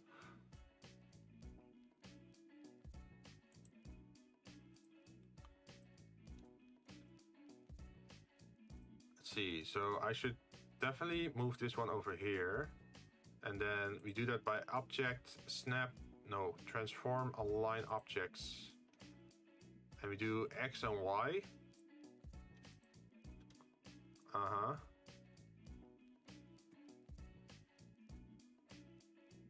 We don't do the Z because otherwise it gets sent to the wrong height. Then we raise up the glass. And then we drop it down on top or on the bottom here. You streamed 100 minutes? Yay! And we're only one glass ahead. We have only worked on one glass, so it's already 1 hour down. Or almost 2 hours down. Oh, that's not good. So what my idea was is like, this thing is made out of a glass, and then you pour like a hot liquid in there, and then it melts into the bottom layer, or like into the bottom cup. But since this is ice, this is gonna melt, right? So it's also gonna run down the side of the glass and then get catched, like caught up in this container. That's the idea, at least.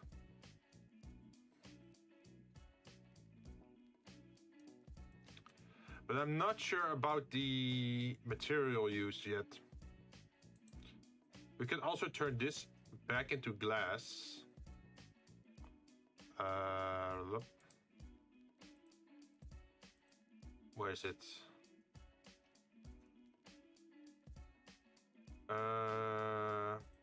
There's the I-wave glass.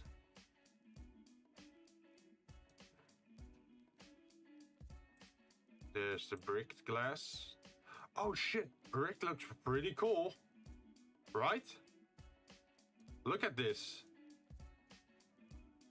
That's a pretty cool pattern. Wait, what if you use brick on this glass?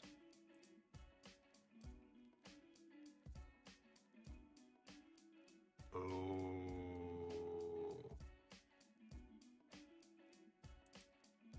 Fractured.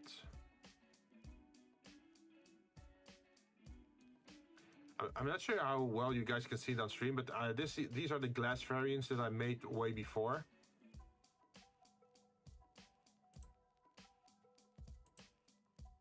So we got two fractured types.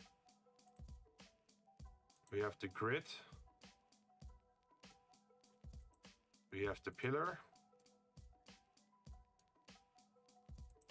We have ringed.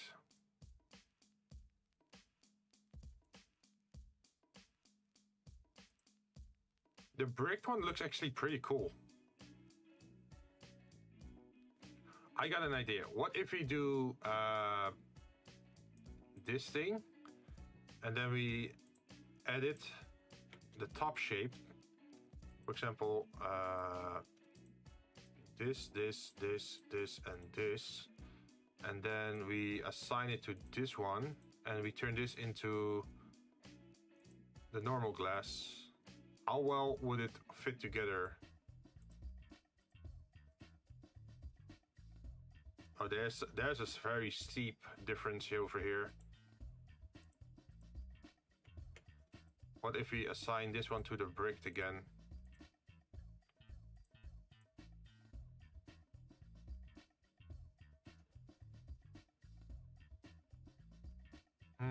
That's a toughie.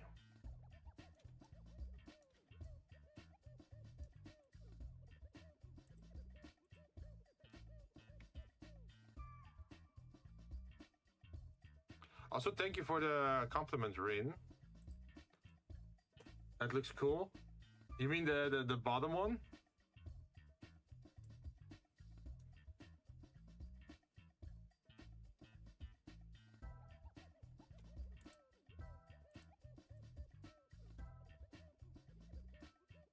Let's see, assign.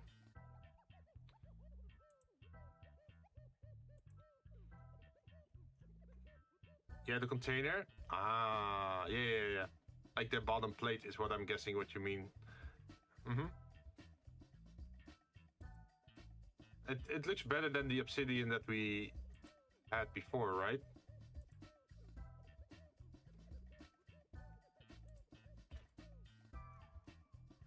Let's see, what if you just grab this thing here and then do something like this.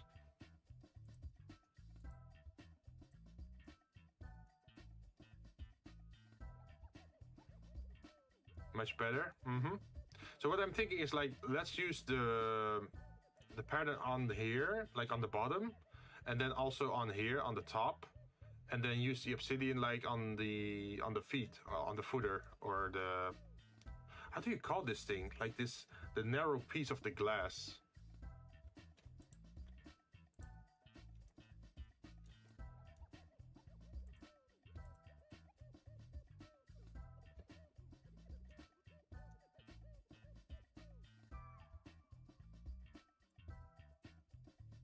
Let's see what this looks like.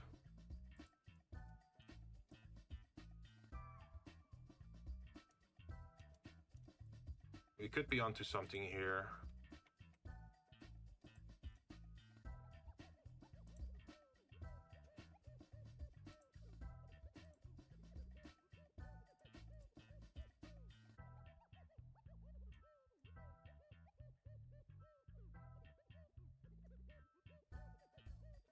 I'm also not sure what it is called. Yeah, usually it's like... How do you call it with a flower? Wait, I'm willing to look this up. Narrow part of a wine glass. Or champagne glass, I guess. Yeah, it's the same as with a flower.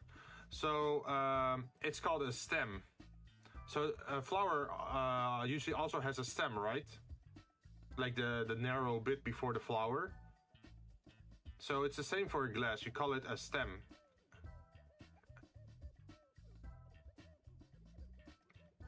You got the bowl, which is the top where the liquid is in, and then you have the stem where you usually hold it, and then the bottom is called the footer or the foot or the base.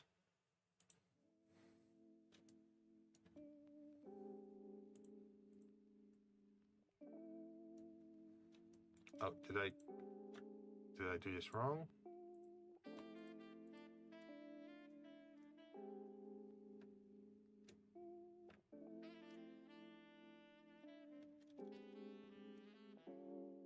The silent obsidian.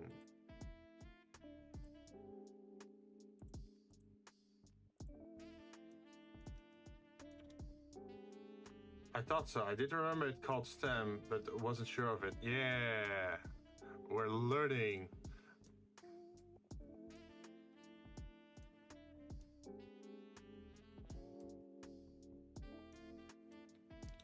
Let's see. It's interesting that the liquid isn't showing through this part. Like this is blocking a lot of the light from the drink inside. I am curious what it looks like on the end render. Hopefully it still shows a little bit.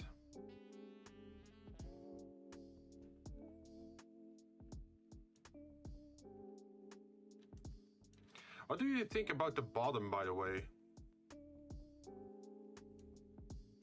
It has that very weird material composition.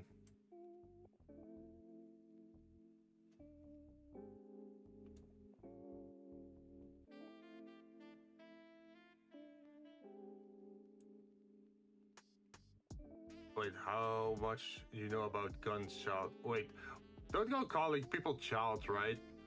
Dark Spider. People might not like it if you call them childs. Also, if you think if they're a child, then you shouldn't be talking about guns with them, right?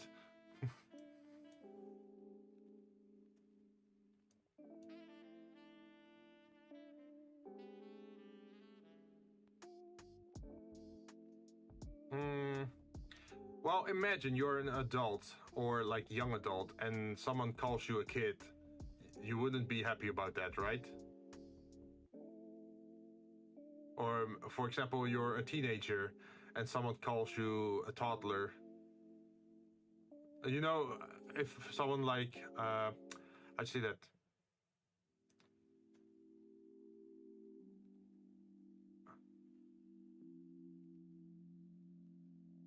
How do you say that? If someone, I guess, misclassifies you, is that the right way to say it? Usually it's used as an insult, right? If you say like to a teenager, like, "Oh, you're just a kid." Usually that's used as an insult, so that's why I am asking, like, to be careful about that.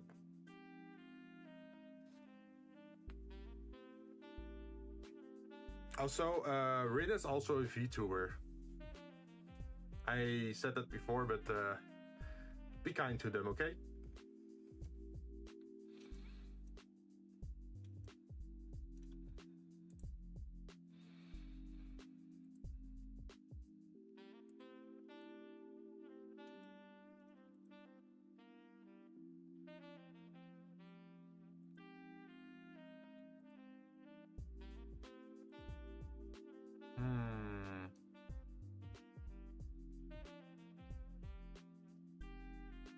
Oh, that's not good.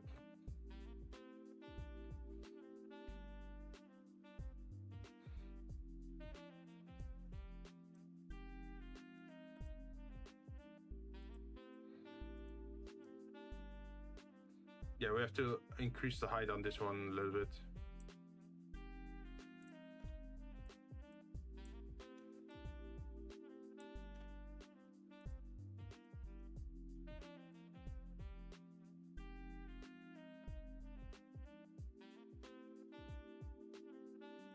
Yeah, okay, so now it doesn't stick through the bottom anymore.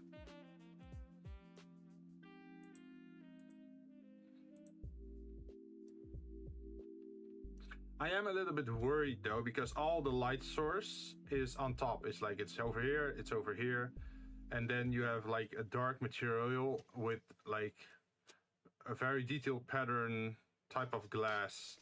So it makes me wonder if you need another light source here somehow.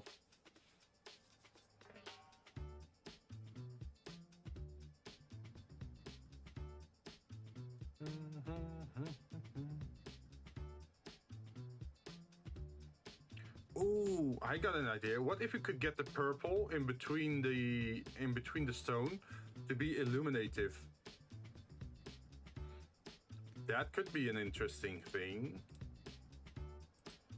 Probably gonna be very hard though, because I know this one was very complex. Let's see. We've got cracks over here, which is attached to the glass, which is attached to over there.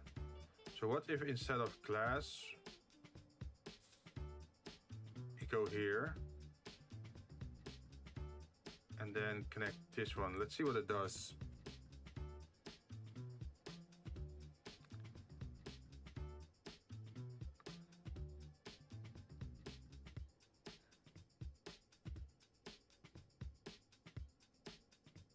Well, we certainly got that thing grabbed, but it's turning white.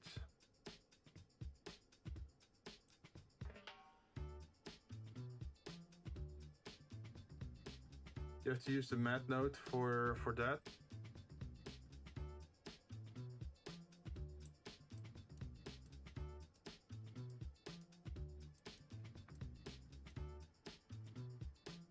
Let's see, we have the color ramp, noise texture, into multiply, and before we turn that into glass,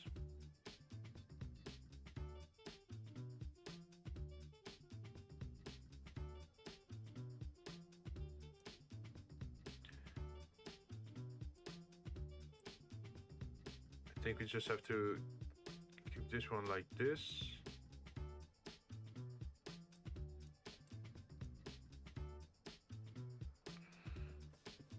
What if we do it like this one?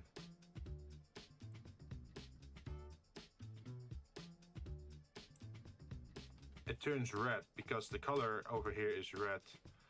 But if we grab the other color scheme, like this one, we copy it, and then we move it over here.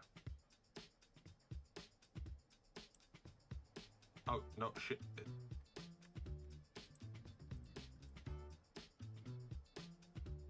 No, I didn't want to grab that one.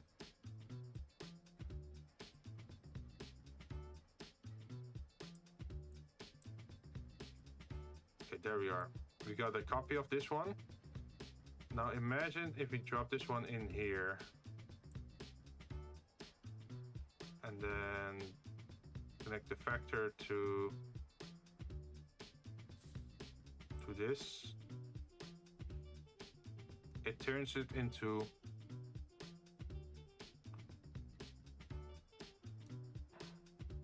this.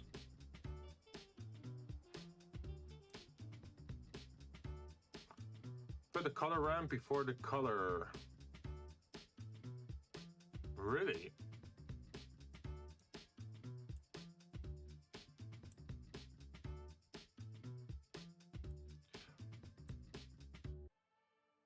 Because this apparently isn't working. I can't just put this one in between.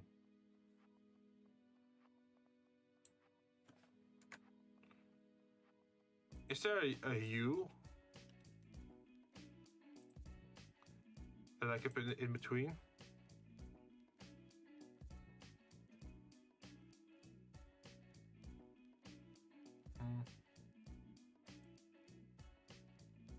Oh shit, look at this.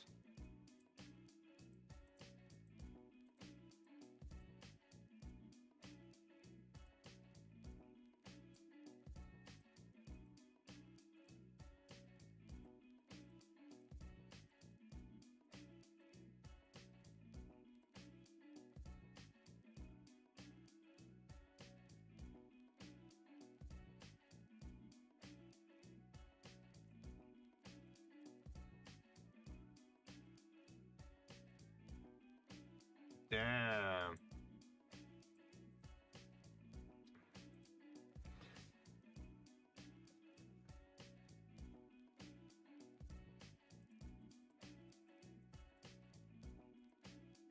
Okay, so this is off. This is on. If you put it to 0.5, what happens?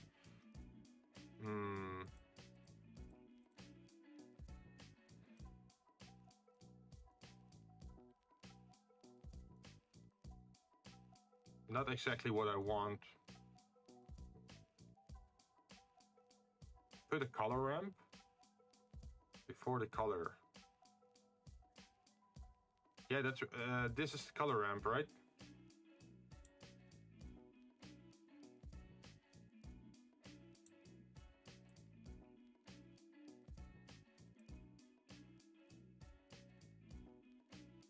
I think a part of the problem is also the very steep color change over here.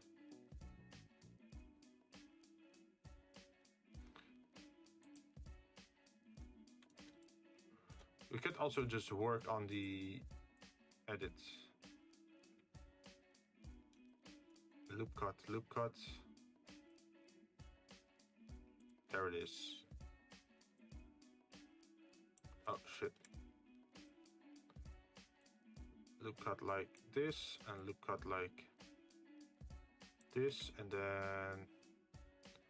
I'm gonna grab this one.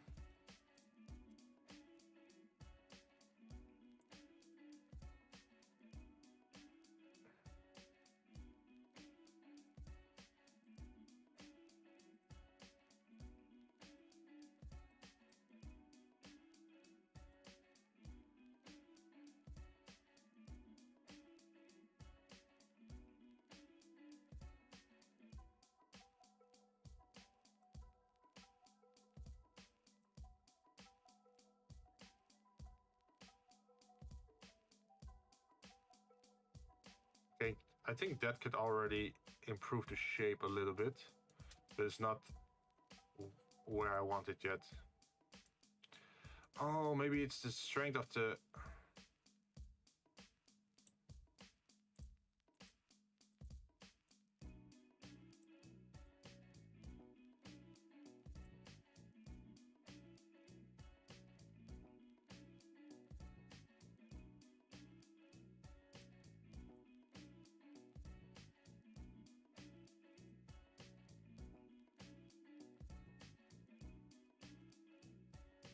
Can we mix this? So imagine if we grab another mix thing.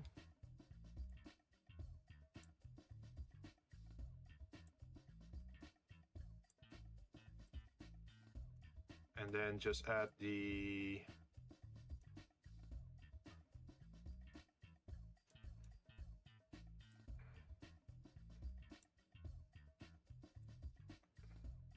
What happens if we do this?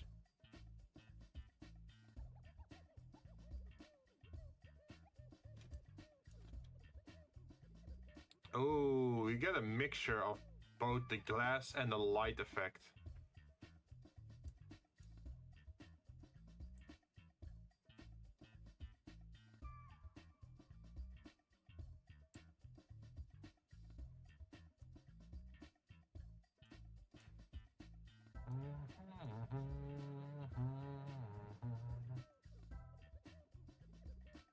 So if you turn it off, it turns into the old material. If you turn it on, it starts to look like this. So what if you put 0.5?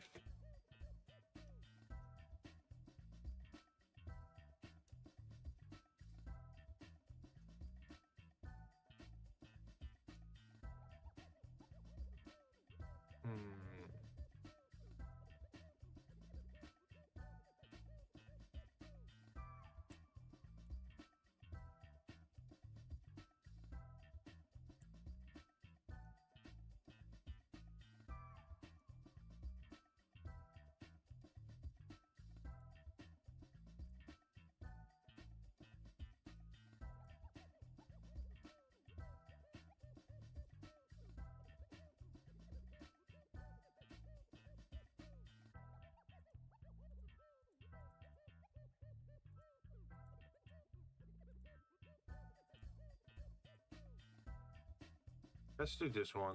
Let's see what it looks like now.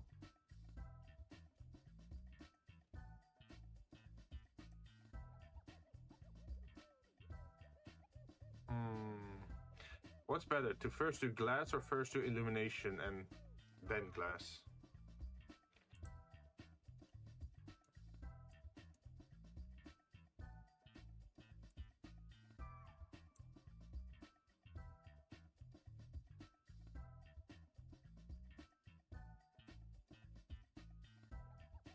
For example, what if we do this and then put you over here?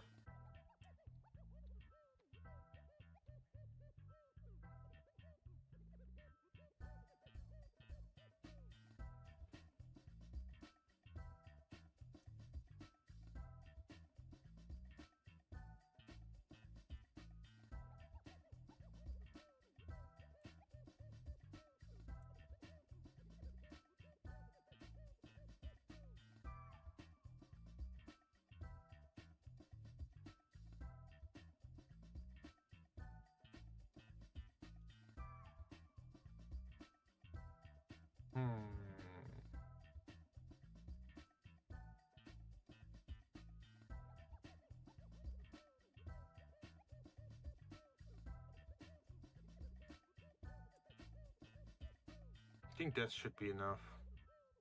Like, I don't want it to be like all like this, because that just looks weird.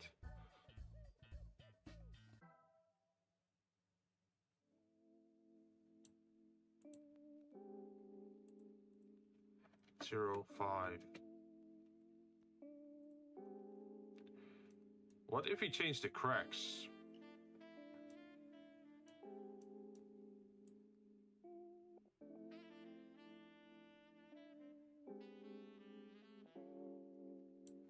That's not on this one. What's the detail? No. Roughness? No. Where was that? Is it this one?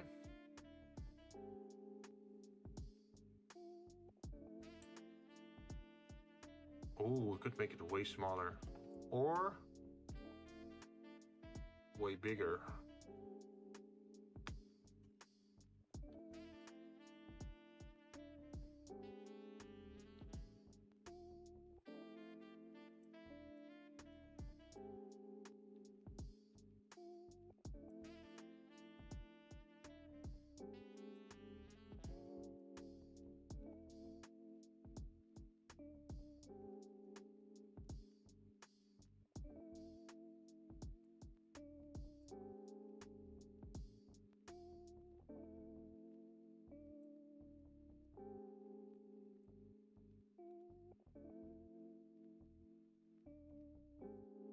How small can this go?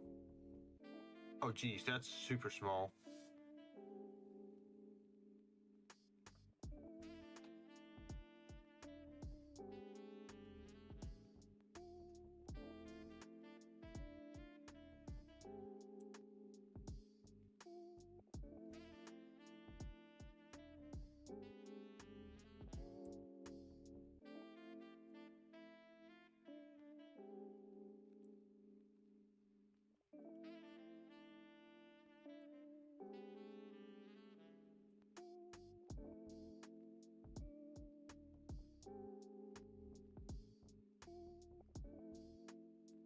Ooh. What if we turn on the light now?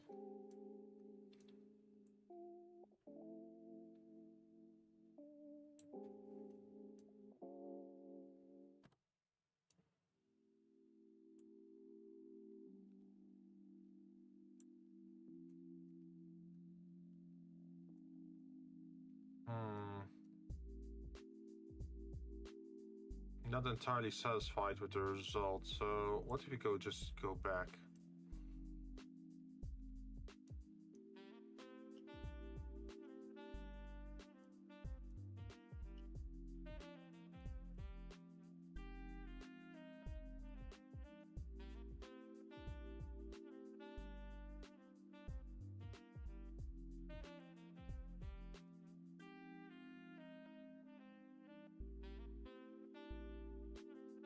Oh, if you totally submerge it, then it turns into this unique purple color. But if you put it here, you get those rough patches. If you move this the other way, it gets inverted.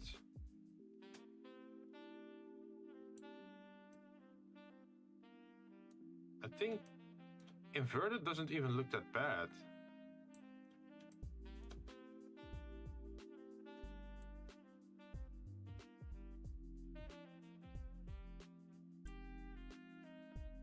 Okay, so let's see if we turn up the light, what happens to this thing.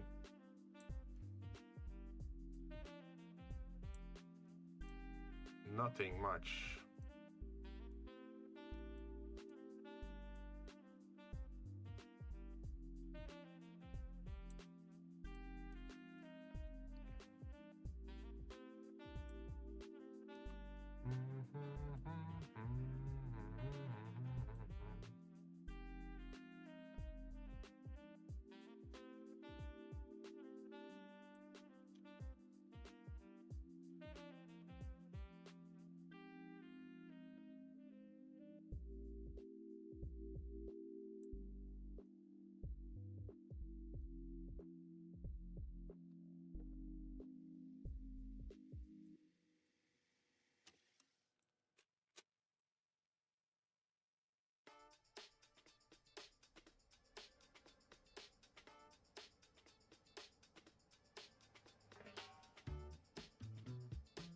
See, I don't like it if it's all smooth. I also don't like it if it's all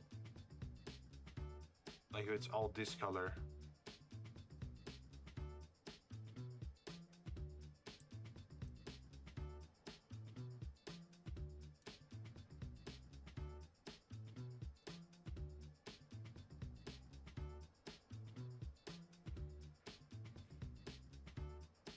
Oh, now you get that look of as if it's shattered or like broken glass.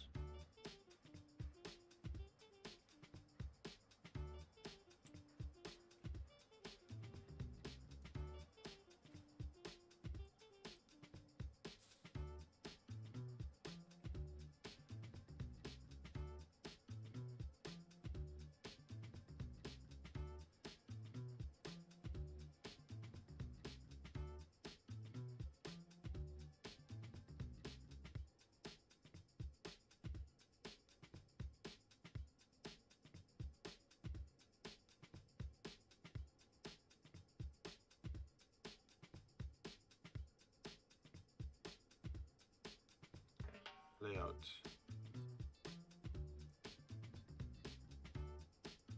I think there's a little bit more detail now to the base. I think we can keep it at this. Let's go to the next one. We can always revisit this and add accessories and whatever to it, right? But for now, it should be good.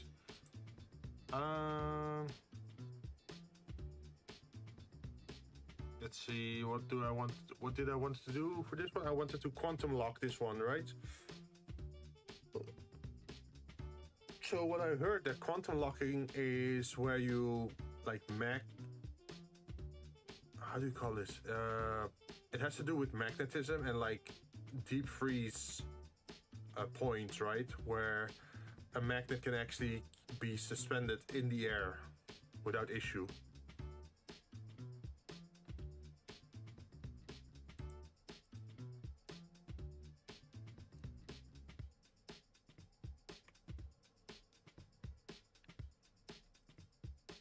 So if we want to do that, we have to grab all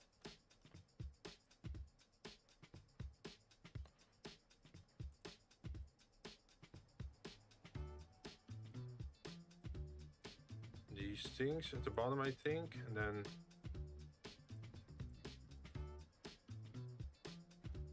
I think we have to just plus our way up. No.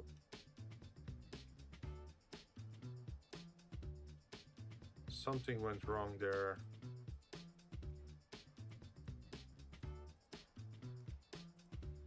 Hello?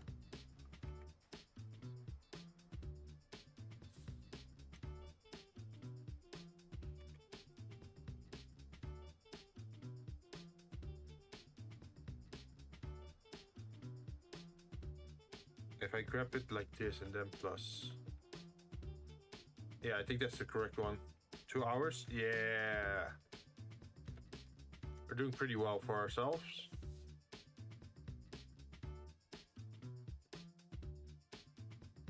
And then let's see, what did we want to do? We wanted to plus.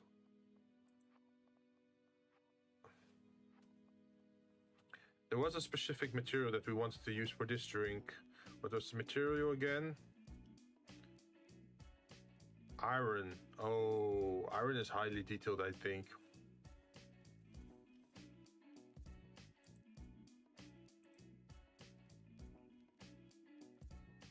Or at least it used to be. I'm not sure why it's not scratched at the moment.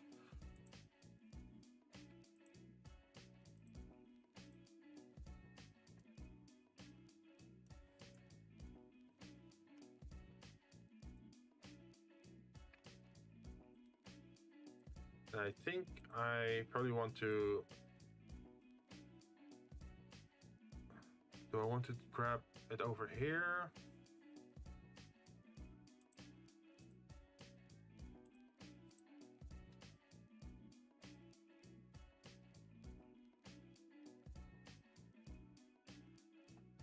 The line is too thin, we need more.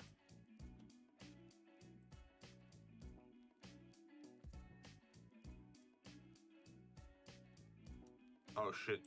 I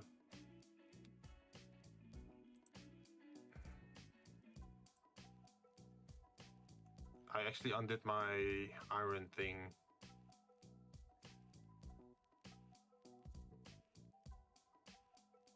Iron scratched. Uh-huh.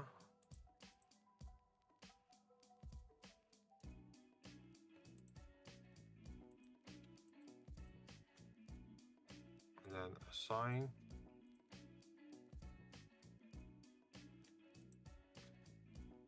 Assign.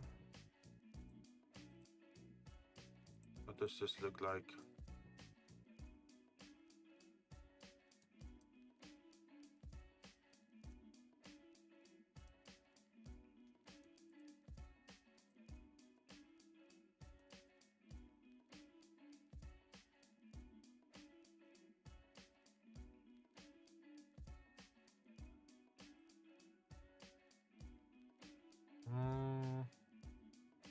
But yeah, 2 hours.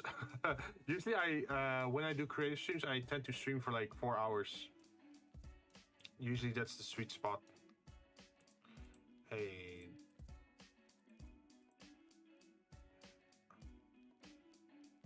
That should be glass.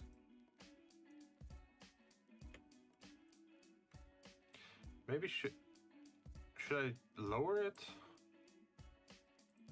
by 1?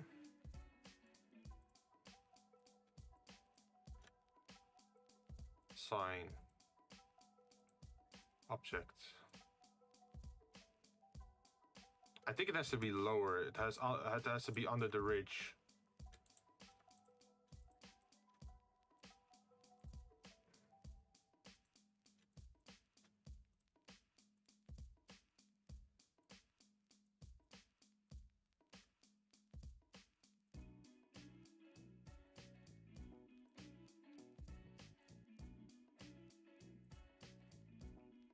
What about this? Maybe even lower.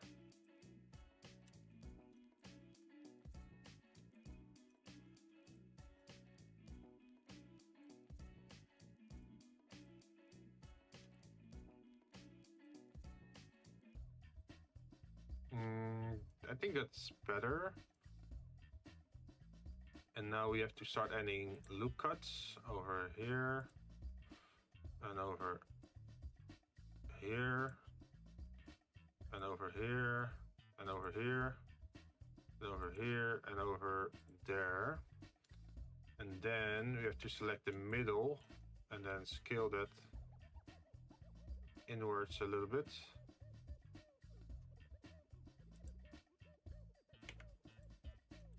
Same for over here.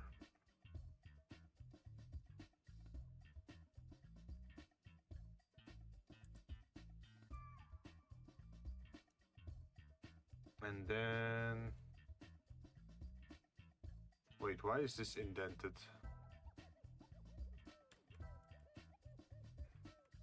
Oh, okay.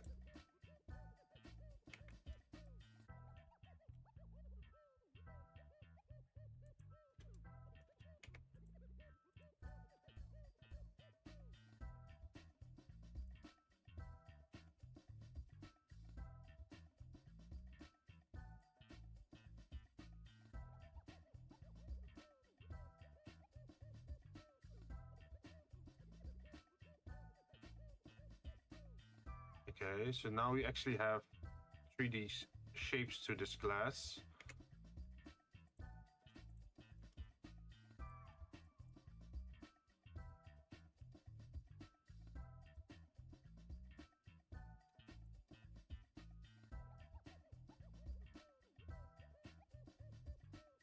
And now I think we should bevel.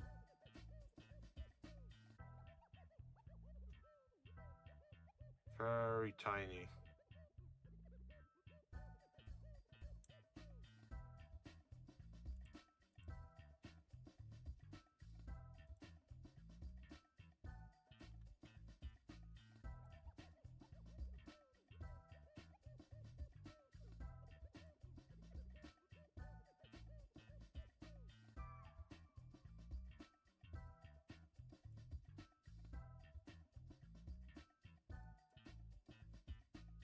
Then we move this one as well.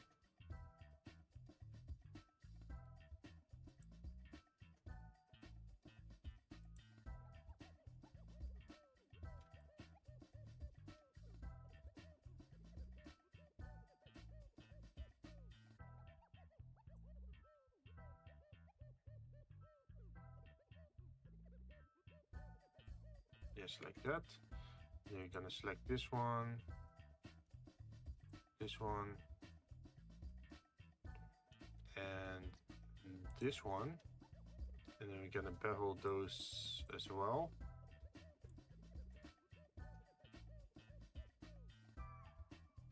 But just a very tiny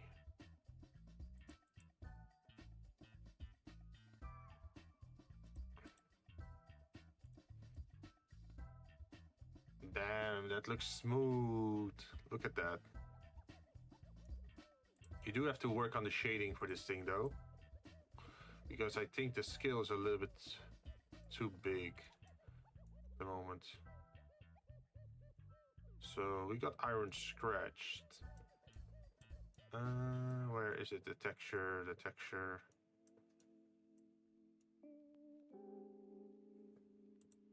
Iron scratched.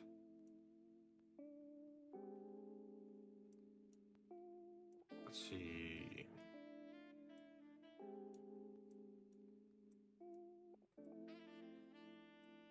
There it is. Scratch PNG.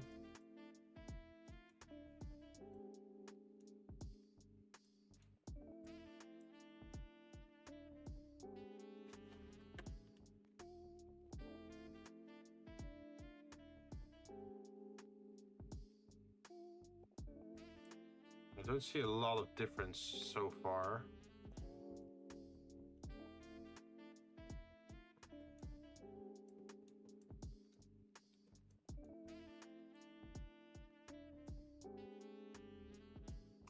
I'm seeing some movement.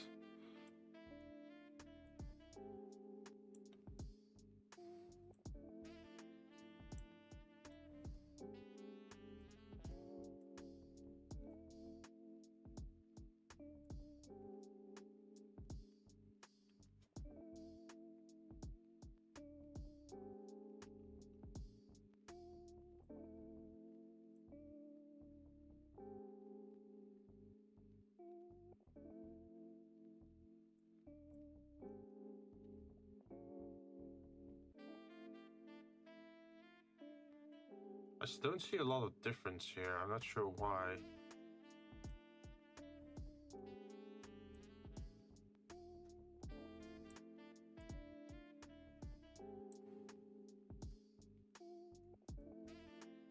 Oh, is it this one maybe?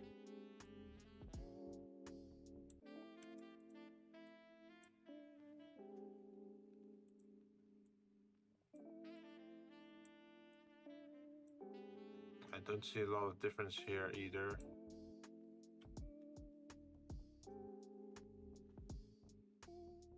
Oh, I'm starting to see some detail.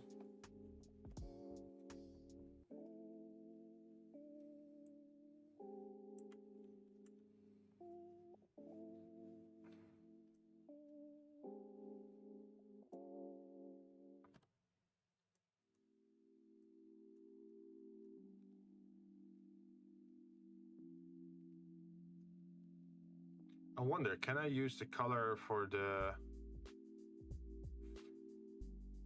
bump as well?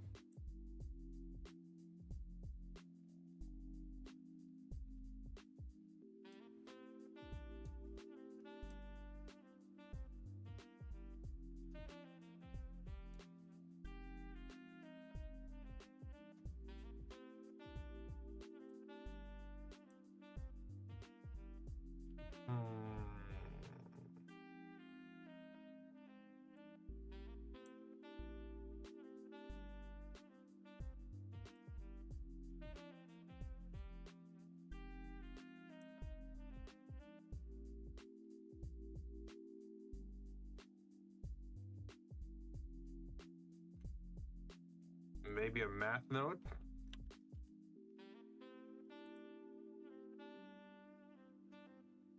Oh shit, not this. Map. Put it in between there.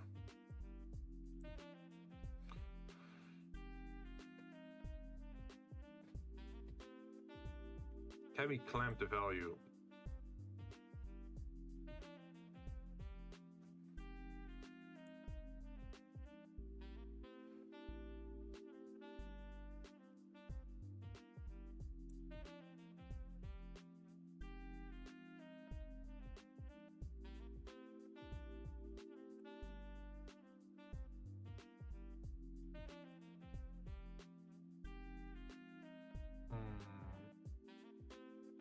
Let's go back to the shading again.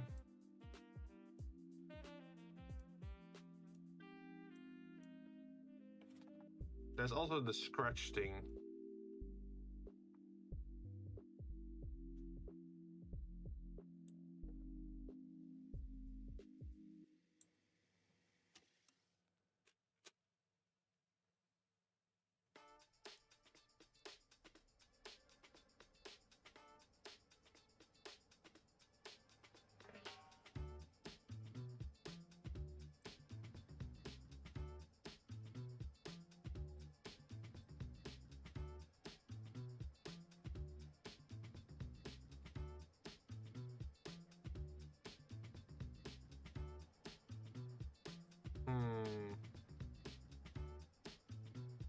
That doesn't look too well.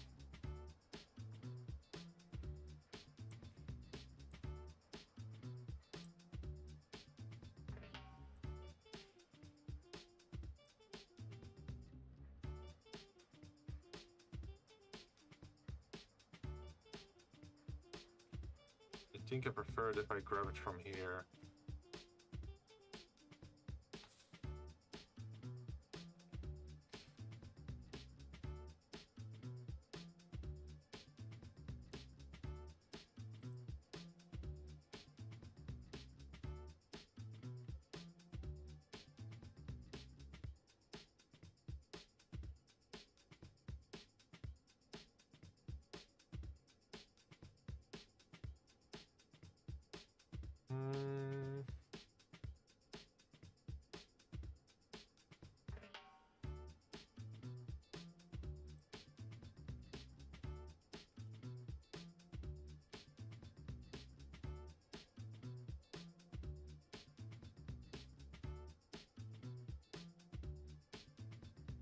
see. The color has to change of this thing.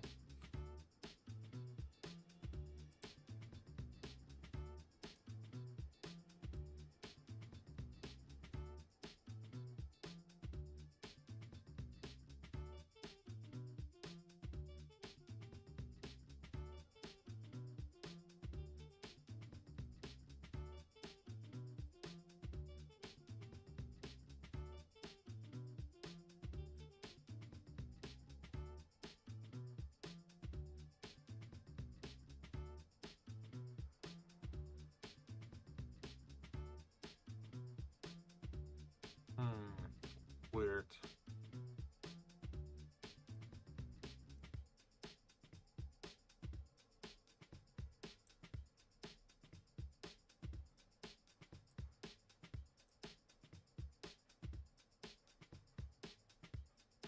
Base color.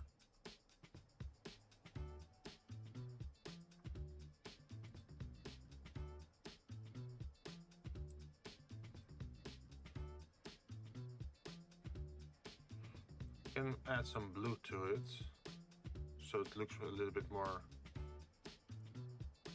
icy, I guess.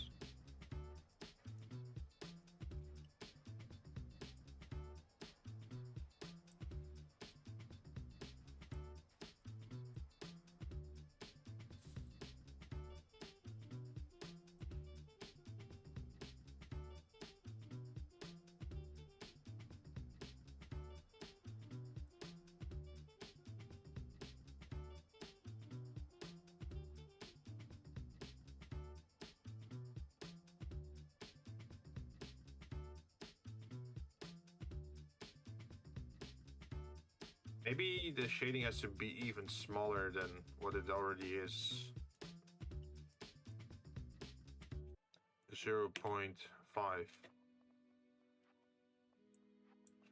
0.25.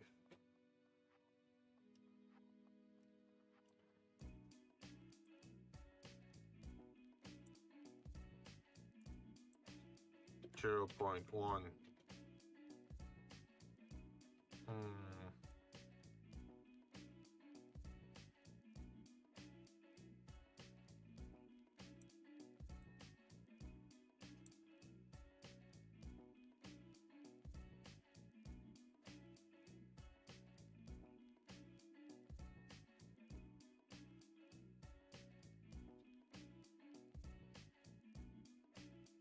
I like the stretched out pattern more, I think.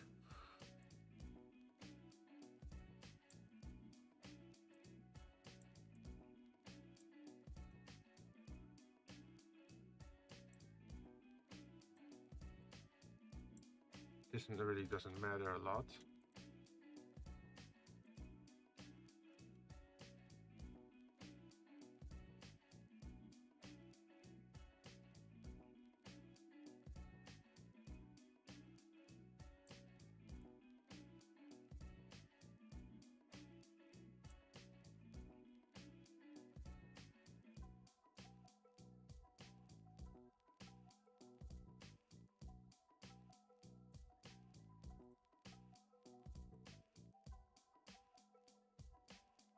Yeah, this is an interesting look, that's for sure. Now we just have to put something under it. How's it going, bro? Pretty good. We are trying to make our next drink and we are trying to quantum lock it into space. So I'm not sure if you're familiar with the term quantum locking, but it's where there is a magnet and something very like frozen to a very low degree. If you do that, if you have a magnet and a metallic something that's frozen to like very below zero, you can actually make things float. Because then you pretty much made a superconductor. If you Google a quantum lock or quantum locking, you can see some of the images. You can actually make things float in the sky.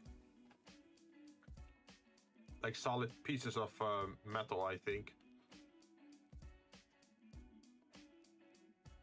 So that's what I want to do with this drink. I want to make it float in the air on top of its coaster. So the coaster would probably be then the magnet in that case.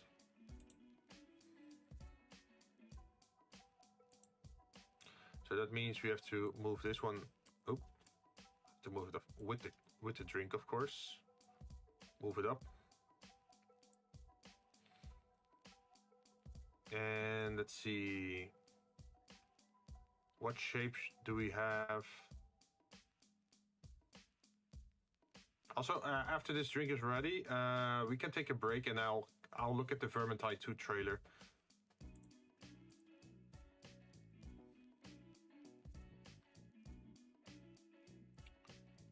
But at the moment, we're still busy.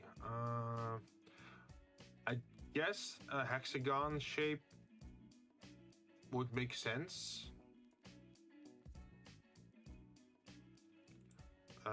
Snap cursor to selected.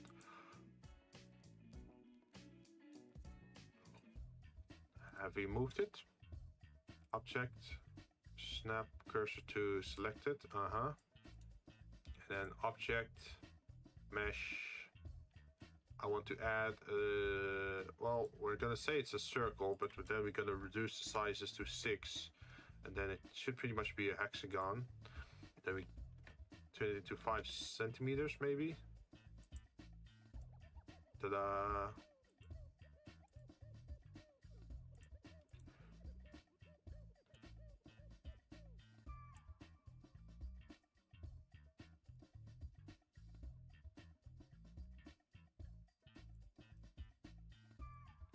Then we gonna F it. And then we can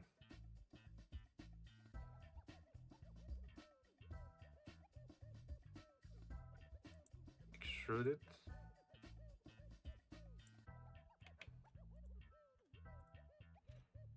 And then I'm probably gonna do something like this, and then grab the top part.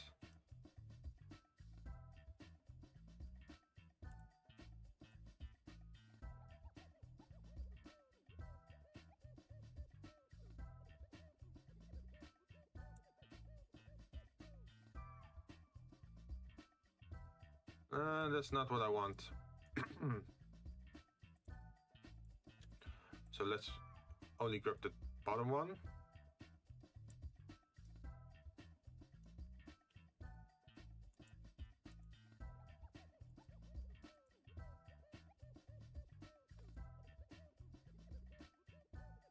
Width.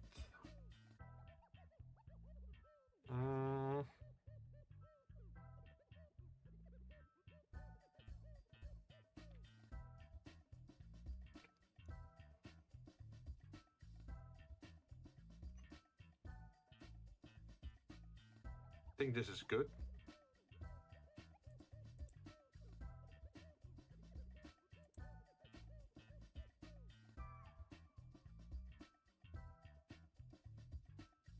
Object, we have not given it a material yet. What material should we give it?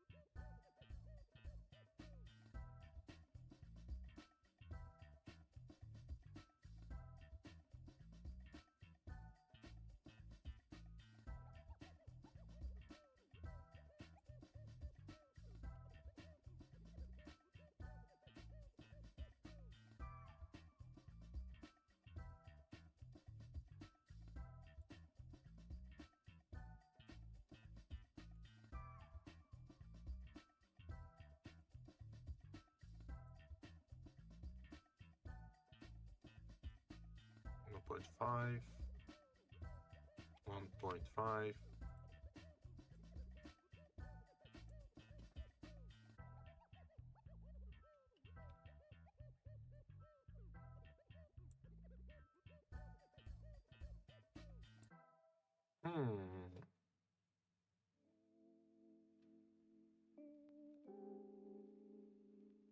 perhaps we can't really do it like this. We need more detail in here.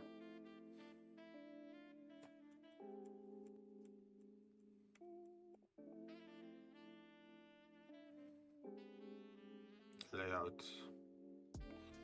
So sure, the first thing could be steel. Where is it? Steel. But it can't be entirely made out of steel. So we're gonna edit it. Gonna grab this one. Gonna inset. We're gonna inset a little bit more than that. Okay, yes.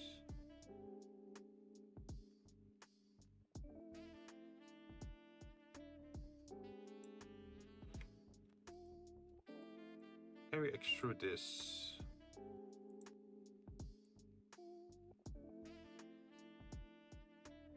Yes, we can.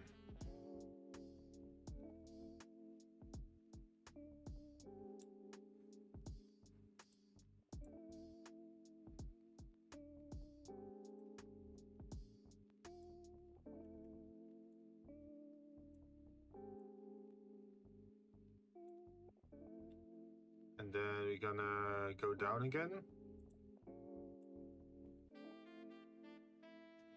Like that.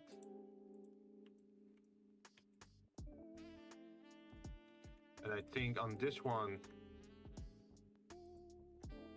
we can add a new material, and we're gonna put chrome here, but we just have to see it as, what is it? As a magnet, maybe. And then we're gonna add one here as well.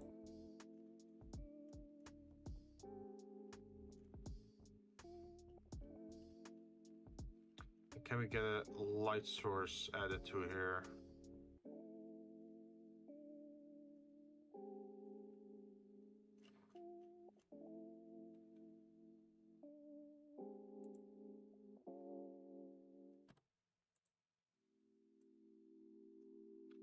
Damn.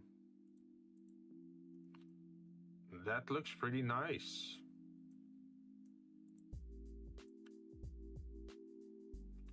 But we need to duplicate this color, I think.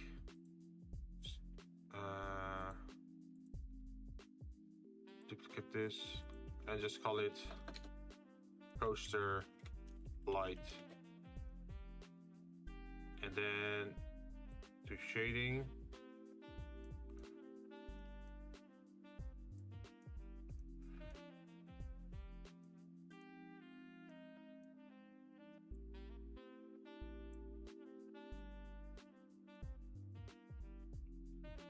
Illumination, emission strength.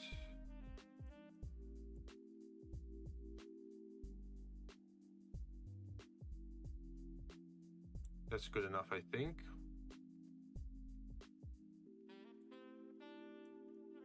So maybe we should also do it for the outer side. What if we also assign it to this?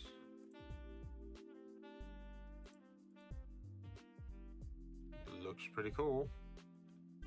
Why did oh my god, all the layers are turned off again. That's so annoying.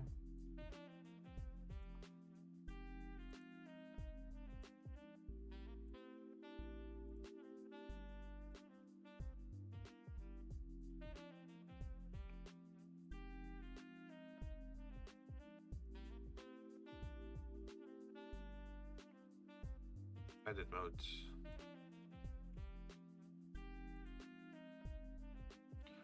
I think we're gonna add a loop cut.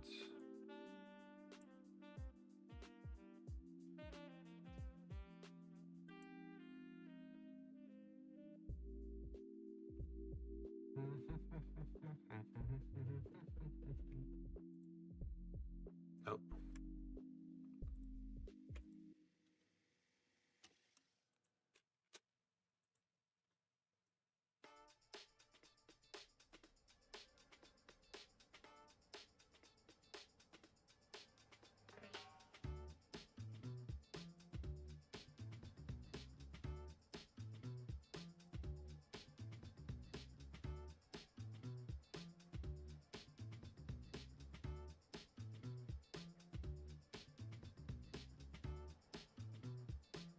Hmm.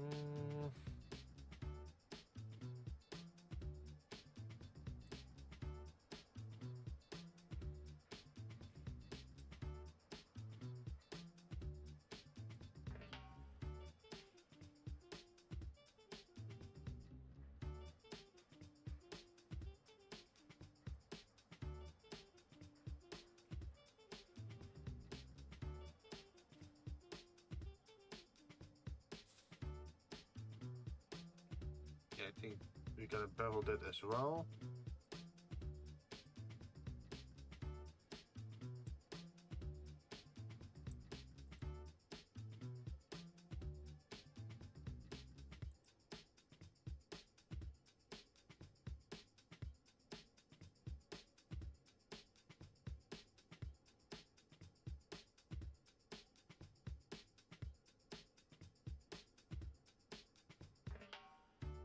It feels a little bit too dark somehow.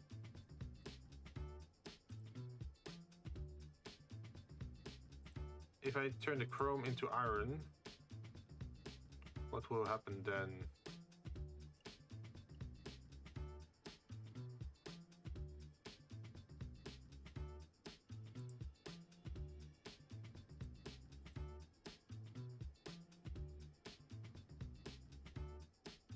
Well, at least it's a little bit easier on the eyes.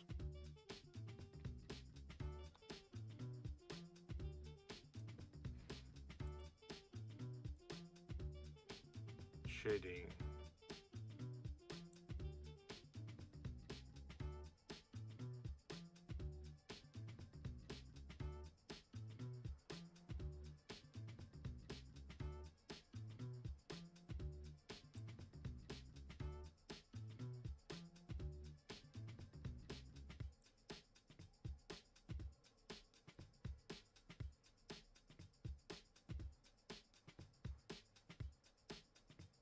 Zero.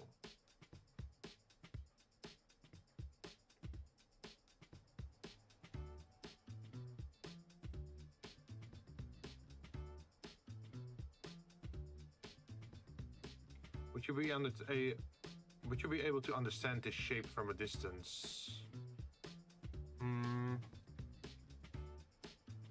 I doubt it.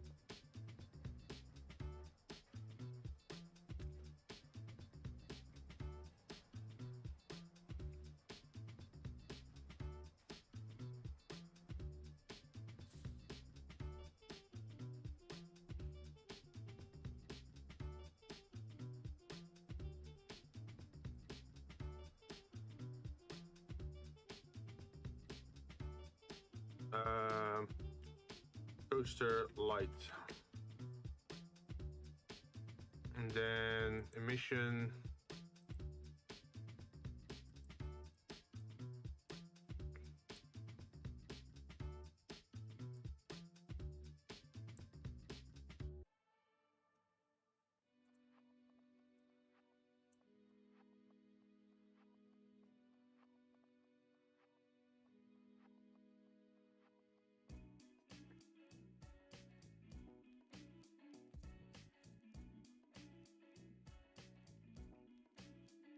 It could also be the other way around, that this blue thing is going to be inside here.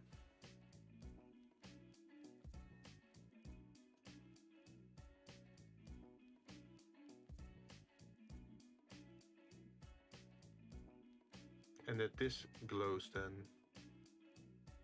Could give that a try. So we call this iron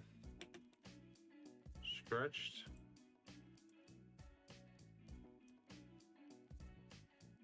And the other one is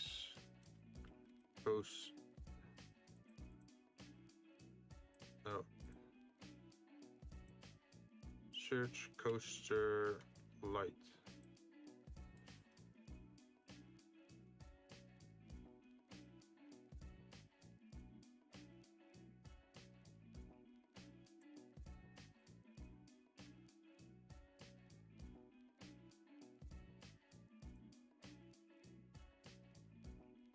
There's something weird going on with the edge. Ah, I see it.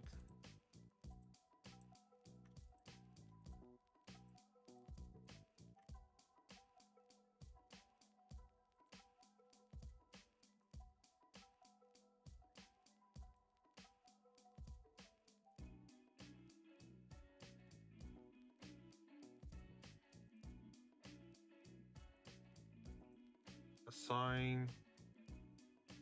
Where is it? Assign.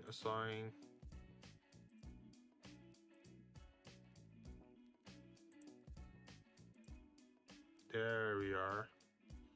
No wonder it was looking weird.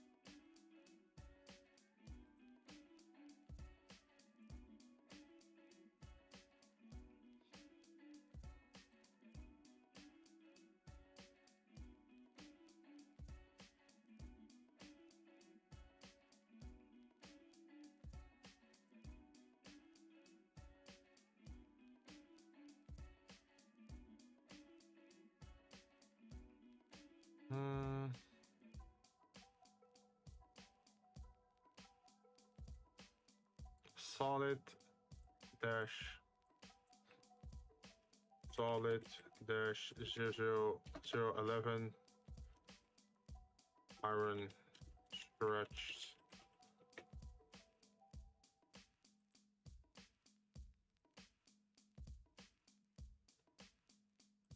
Oh, it's with a tiny letter.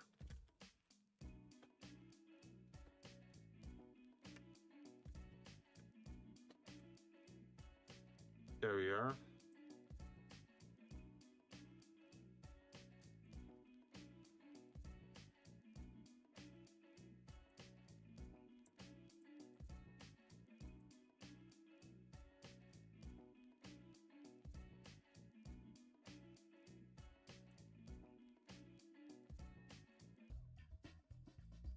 I'm stuck on what color to pick.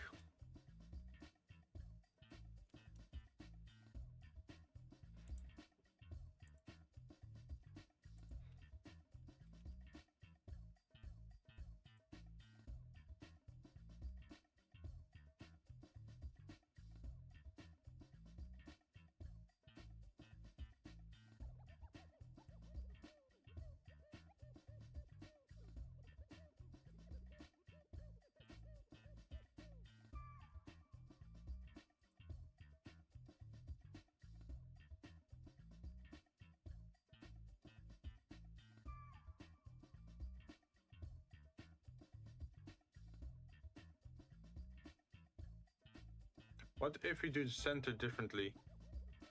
So we grab this one, we add another color, and we call... Oh. Chrome.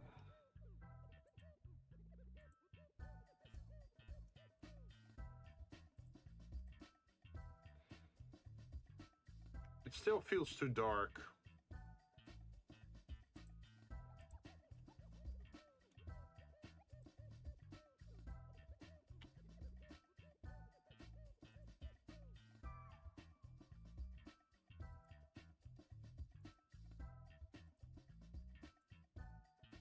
Iron scratched.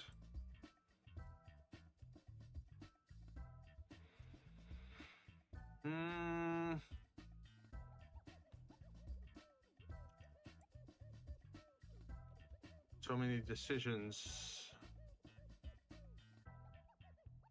At least this sort of reflects what's going on in the center. Like either it's too bright or it's too dark.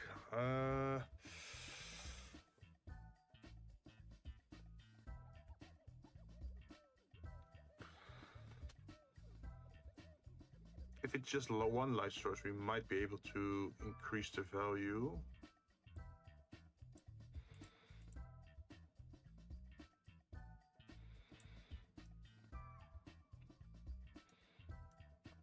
Because now it's reflecting on the metal. So if you rotate it like this, you can actually see the shapes.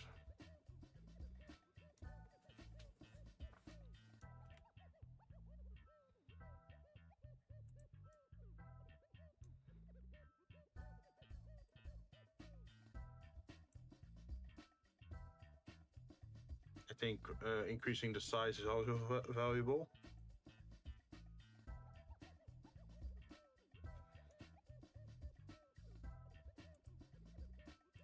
Yeah, let's keep it at this. So I think I'm gonna take a short break. I'll be going to grab something to eat and to drink. I'll be right back, and once I got my food, I can look at the Vermintide trailer. I'll be right back.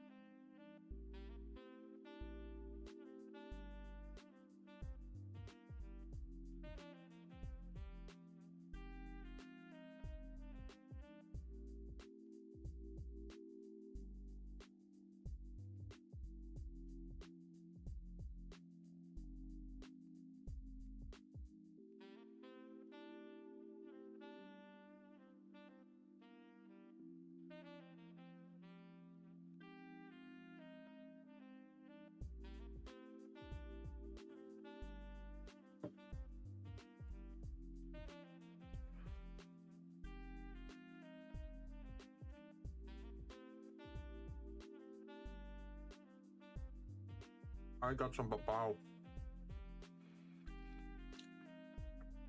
Or how they call it in Dutch, broodje warm vlees.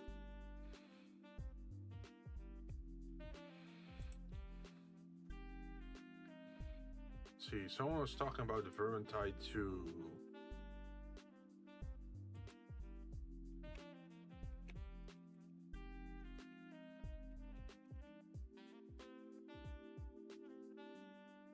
Release trailer.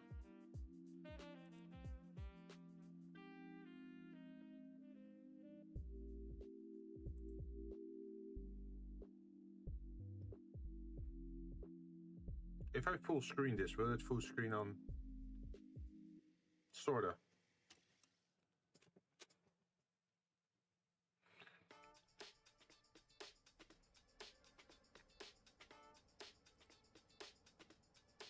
Wait, let me do something before we continue.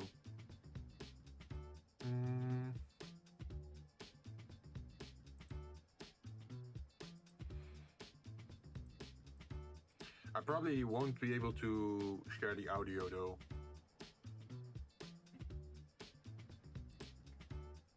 Just in case, I don't know if there's gonna be music in there.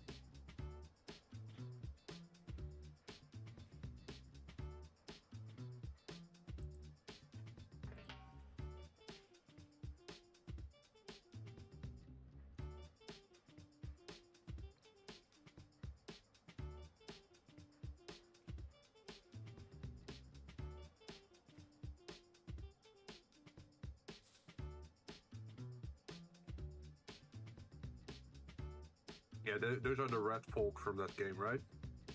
Hordes and hordes of enemies.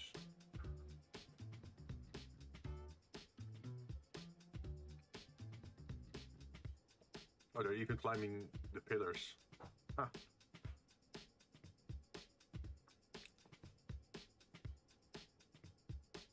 Yeah, if you fall into that one, you're pretty much dead.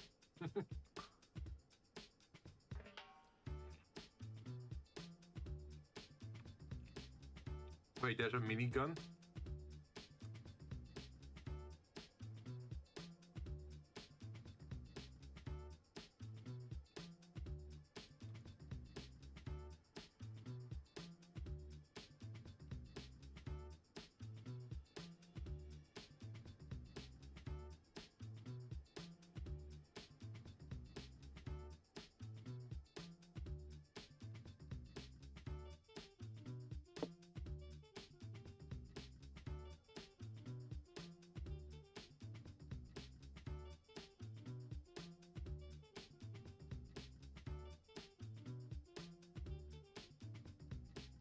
Oh, are those also enemies?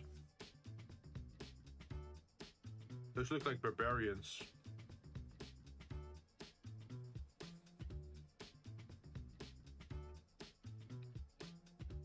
Oh, and that's the main party then?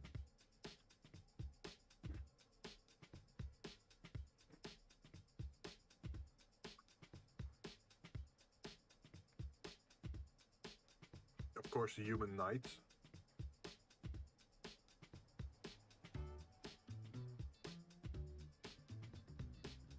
That's probably gonna be the witch hunter.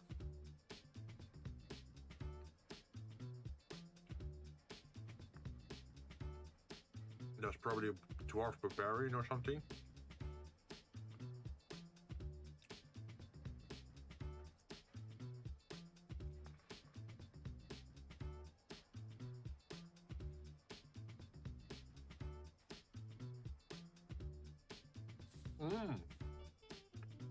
I guess that's the rogue or the assassin or the thief, whatever you call it.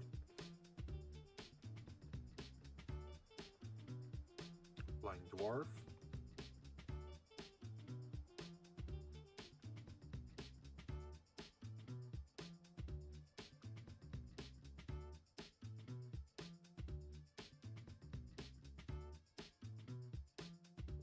And that must be the fire witch that Spider talked about.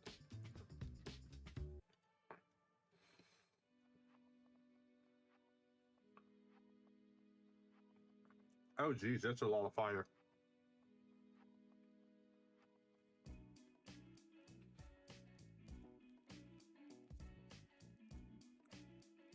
Can they really compute that many enemies on your screen, or is this just a cinematic trailer for the feel? Like, are there actually that many enemies on your screen? That's what I'm actually wondering.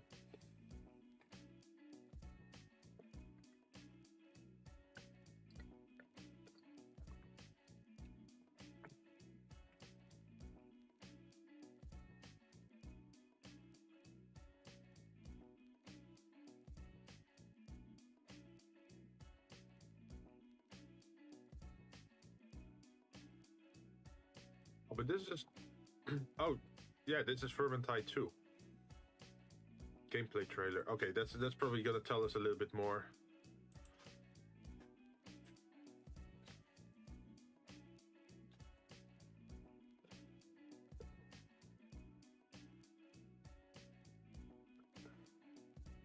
Oh, that's a pretty big city. That reminds me very much of like Left 4 Dead. Like the level design that you have to make your way through. I wonder if you have save rooms in this game as well.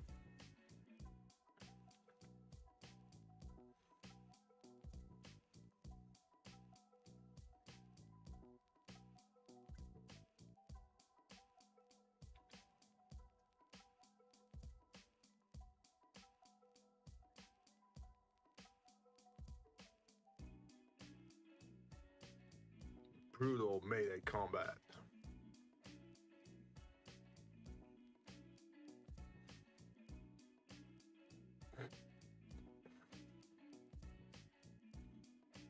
Oh, he lost his head there.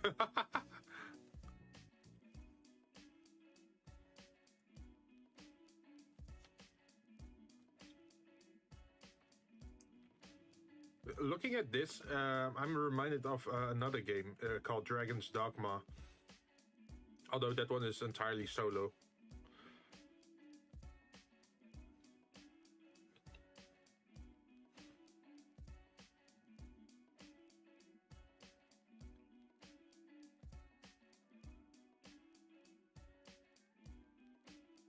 Yeah, you definitely have to party up for this game.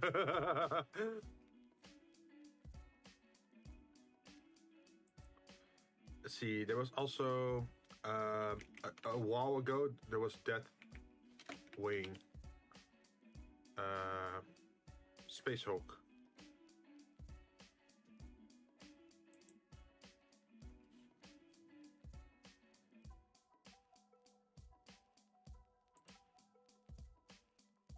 Which is all sort of the same, but this time it's in space.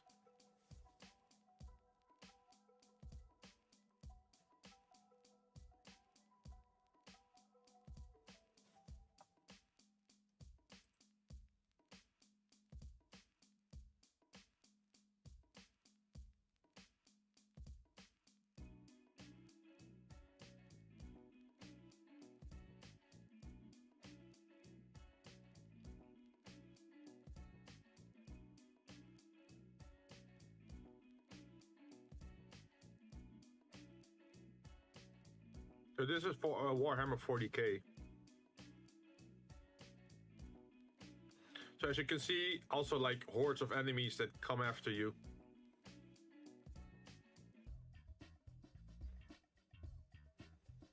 But this time you have sci-fi weapons.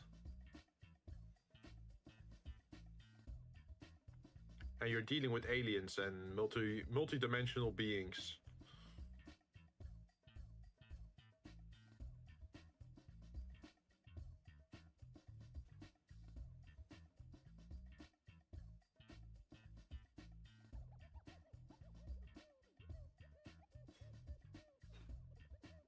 Although I'm not really... there's also the tabletop game for this, or the war games for Warhammer, right? But I heard those are very expensive if you actually want to go all in on that, because you have to actually buy a lot of stuff to build your army.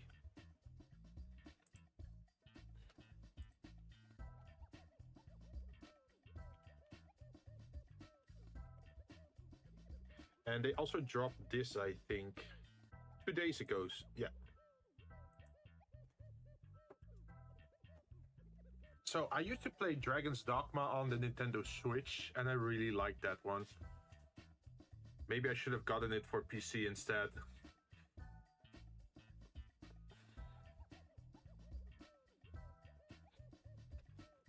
I think my character is almost...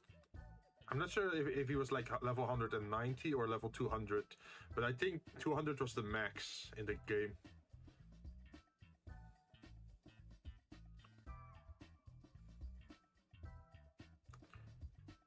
Dragon's Dogma 2.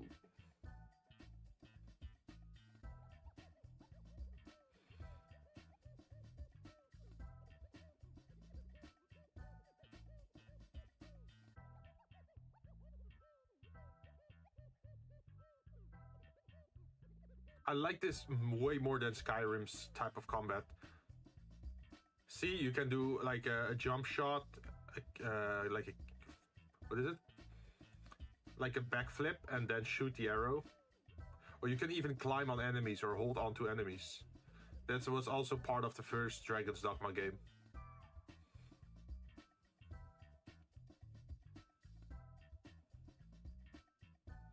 Yeah, in the first game it was the same, in that you had like base classes, and later on you would unlock like specialized classes. So you started with Rogue, for example, and later on you could unlock Assassin. And if you level up as an assassin, you get different stats than if you level up as a fighter or a mage, for example. So depending on which stats you find important, you could actually swap around. I think what I did is I leveled up in a class that had like a lot of HP and stamina. And then later on I got the assassin skills.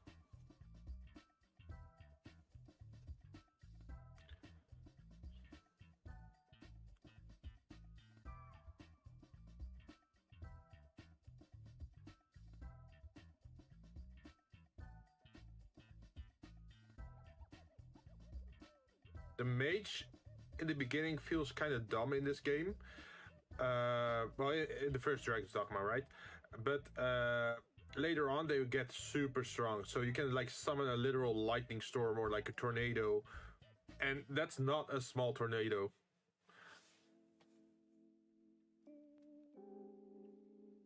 See, if you look at the mage now, it looks kind of dumb, right? The casting time is very long, the effects are very small. But once you get to higher level mage stuff, you can destroy like entire fields.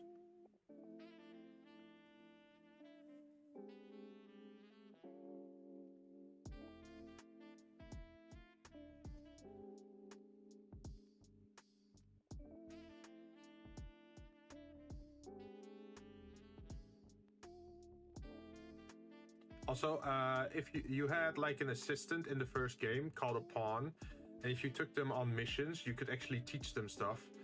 And if someone else would then select your pawn to go on a certain mission, it would actually give them hints that they learned from you.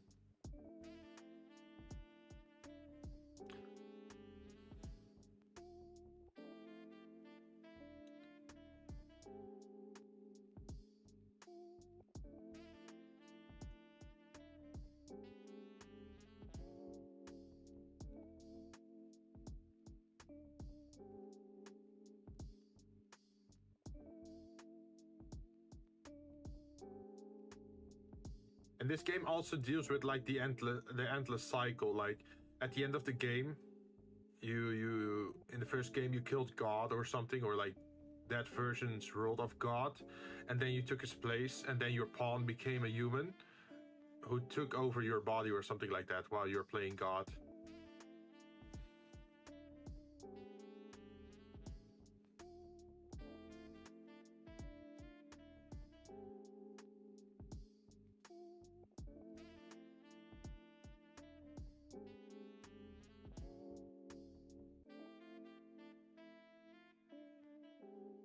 I wonder if they gonna redo the first story.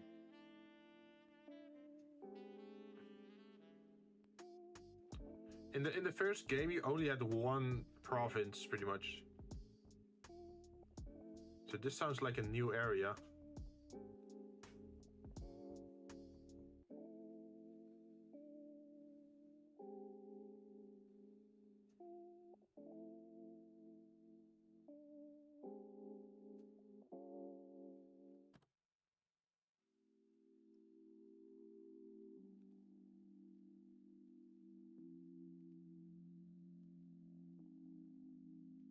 It's funny that these days most interesting medieval fantasy games are more built or like made by Asian developers, because for them that's like exotic, right?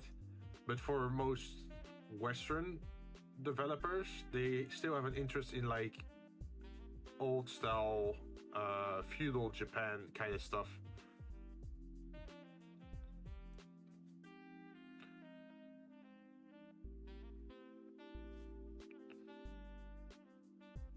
Yeah, this is all pretty much the same. I did think that in Dragon's Dogma 1, having to walk around for to go back and forth between towns was a little bit annoying.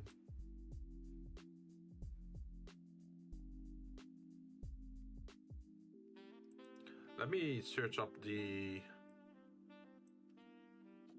Maelstrom.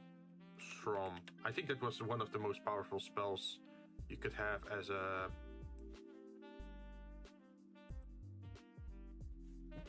caster. Look at this. The casting time is like insanely long.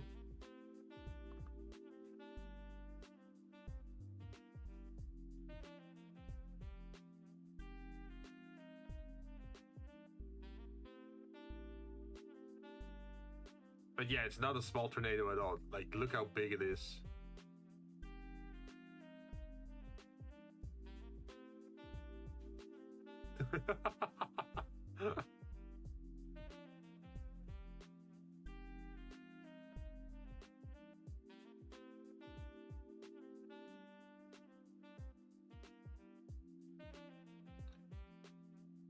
Let's see what other magic was there. Oh, all the skills. Let's see. There was also a meteor. Bolide. Call 4 meteors to strike on near foes. High ball tide 10. Oh, okay. This is like the auto casting. Or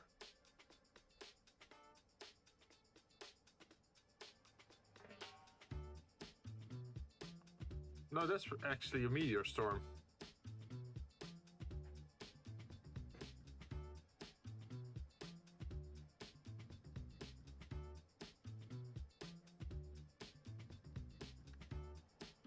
High glycol.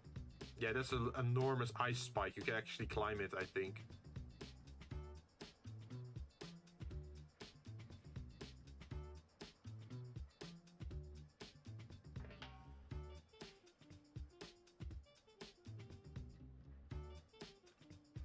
Generate thunder around you in a sphere shape. Wide a sphere and it is more powerful.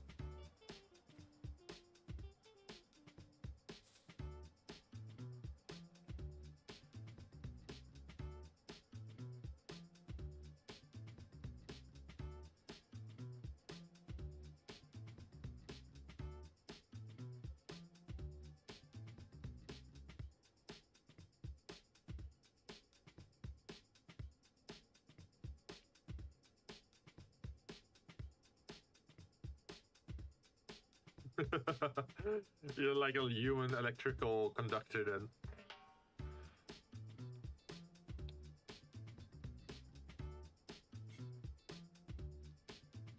I remember I had a lot of trouble in these caves though.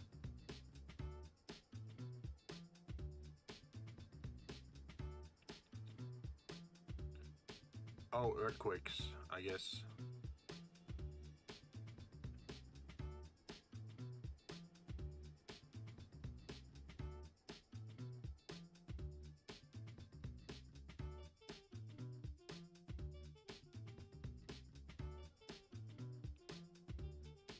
But yeah, the high level casting is a lot of fun in this game.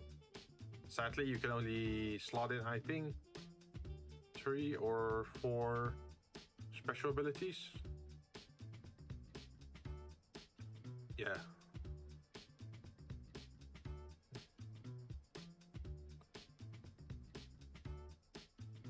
Yeah, that's a tornado.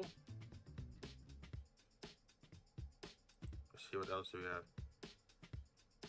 Oh, I guess this is petrification.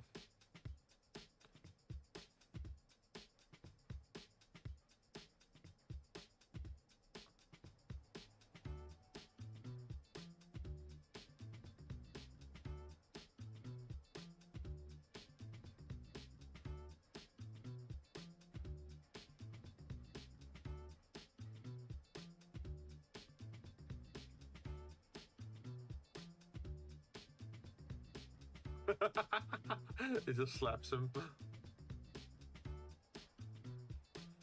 Necromancy.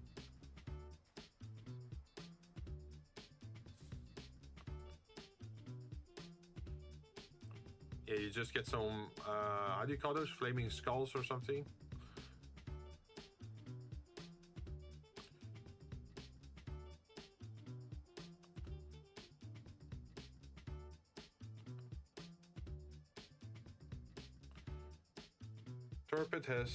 Torpid foes are slowed. Sounds pretty useful.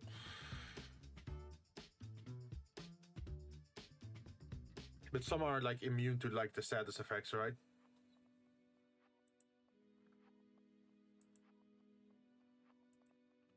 Wait, the Tokyo Game Show is still going on, right?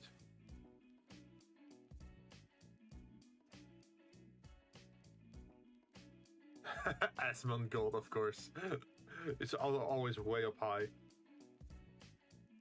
Final Fantasy VII Rebirth. Every new announcement. Oh, this is Xbox.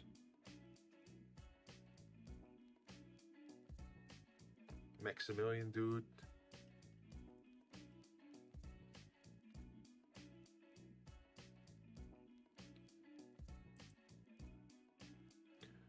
What's it saying?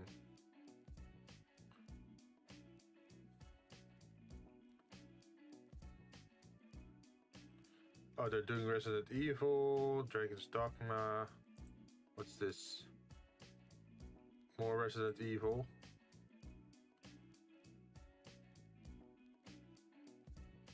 Is there anything else? Oh, Phoenix Wright.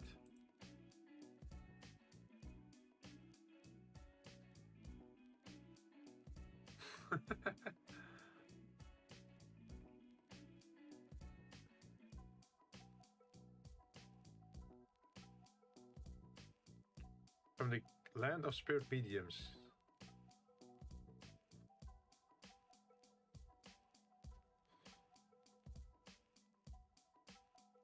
Oh wait, Phoenix back? Oh, Athena? What about the other dude? With the little head. Oh, Emma Sky. That was the one that helped Maz Edgeworth, right?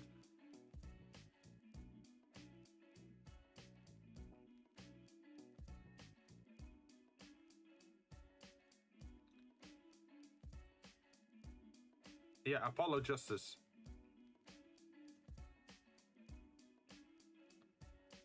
Oh.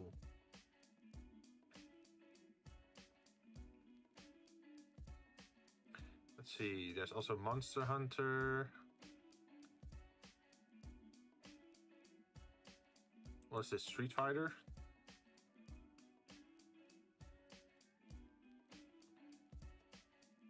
Digital Seal.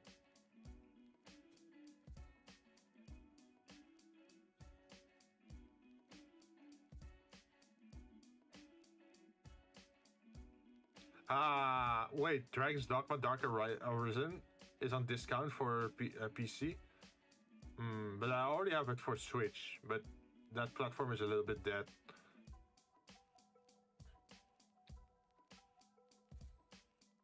Let's see, any interesting Capcom titles?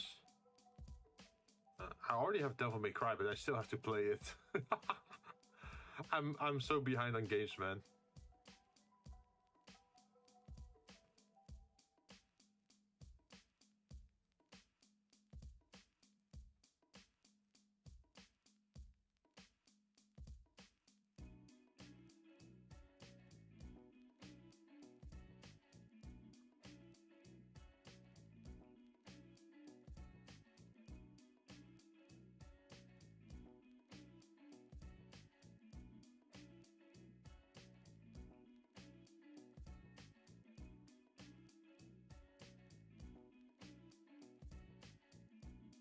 Okay, I guess there's nothing that much interesting.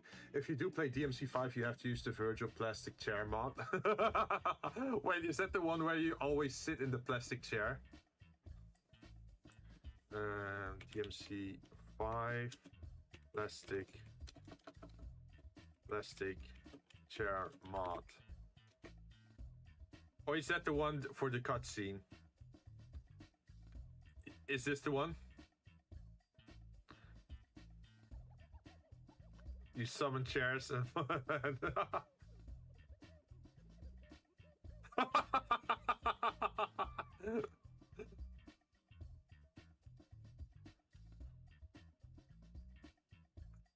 Is this the mod you were talking about, or is this a different one?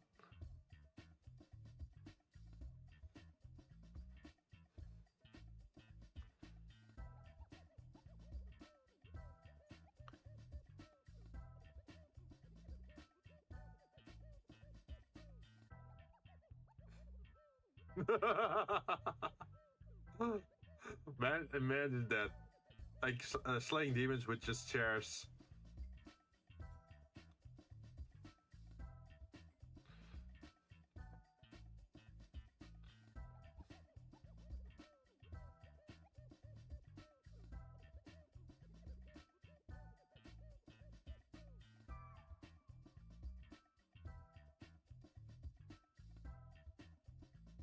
Okay, so is this the mod you were talking about, or...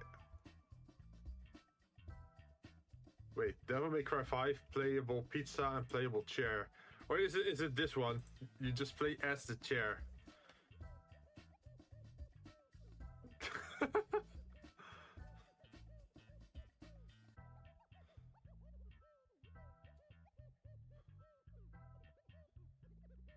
This surely is the battle of the ages.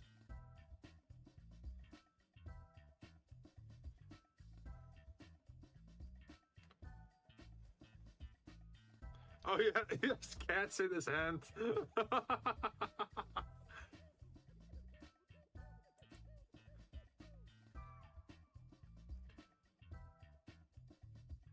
Asmon Gold reacts to Devil May Cry 5, Virgil. Yeah. Yeah, he saw the cutscene, right?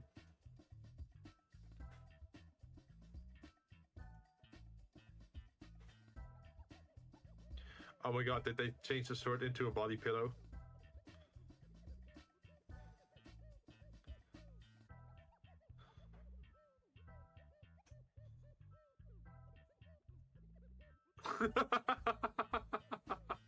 It's just the same cutscene.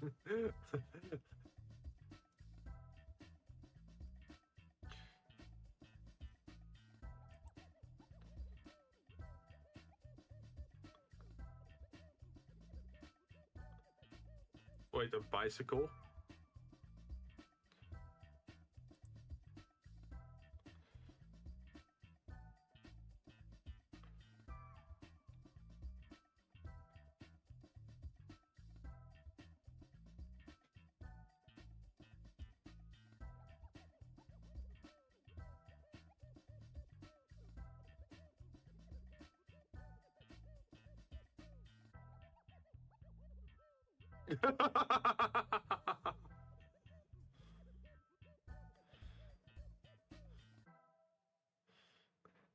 He's on a bicycle instead of a bike.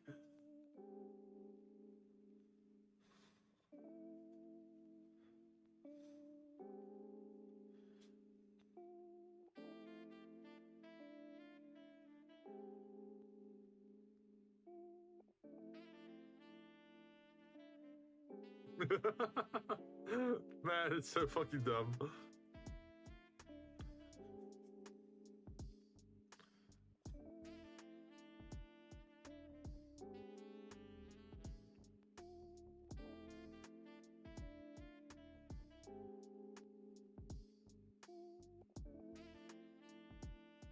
The clothing as well, goddamn. Wait, does it have any special meaning, the clothing? Or is it just typical granny outfit?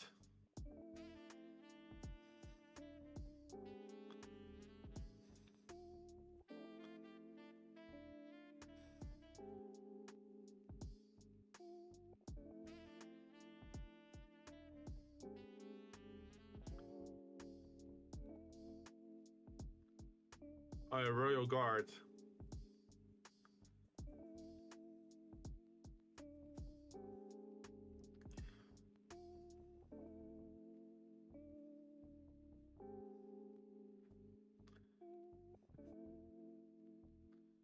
Why are they getting all those like Russian hats?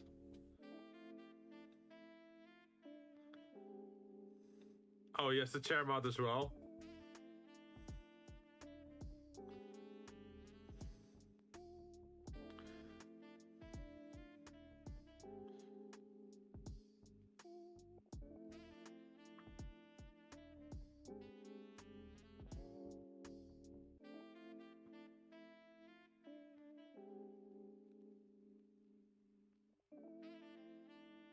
I wonder, are there a lot of games where you can V-roid model swap? Imagine if you could like import your own model, your own Vtuber model in like into Devil May Cry 5 or I don't know, some other game.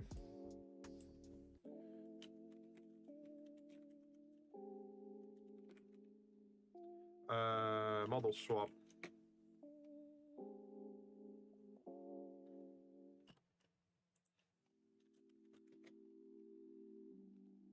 Just Craftopia so far.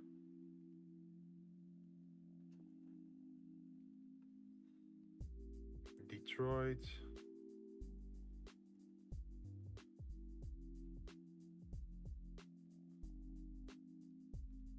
Yeah, I don't think so far.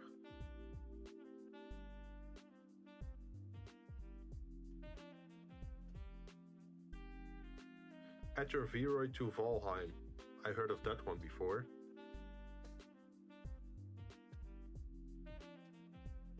The V-roid model fighting game.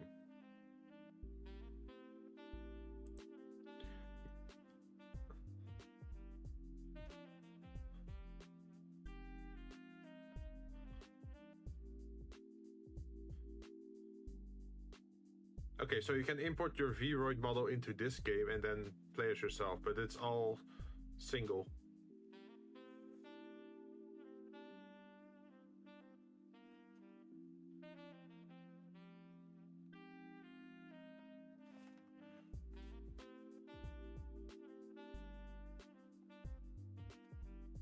Right on the crotch. KO!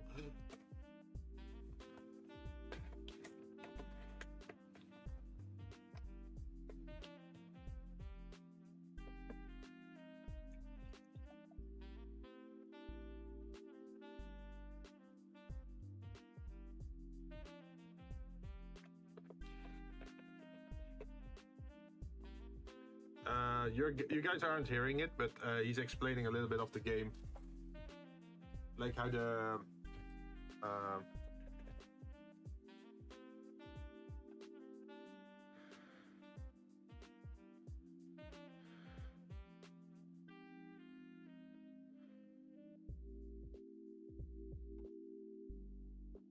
let's see where model import. Yeah, there it is. Yeah, you can import models.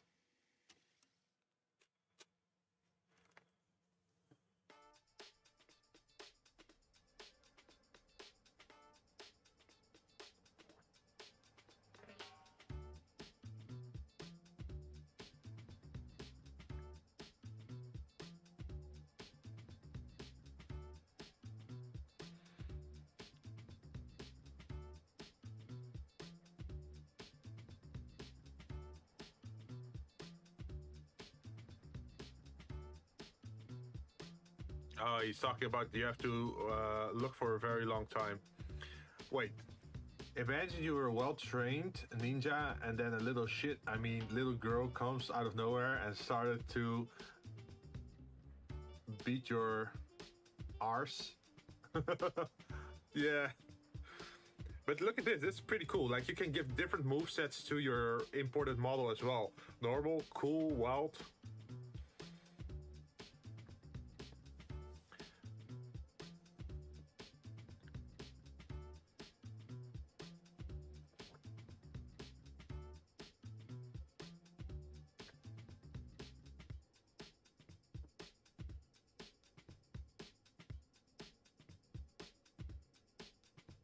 Yo, I think Miku has to change her moveset a little bit because those Pansus are showing way too much in that moveset. Ash Ketchum versus Mario.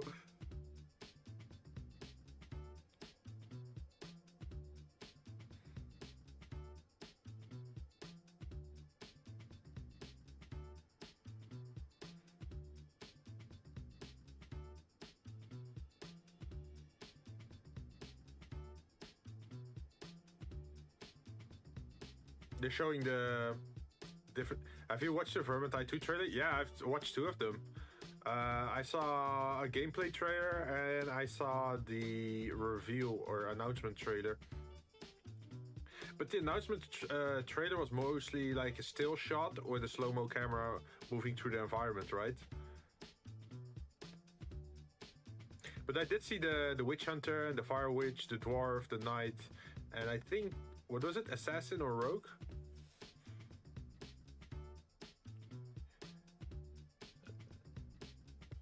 Oh yes, the fight of the century, Mario versus Bulma.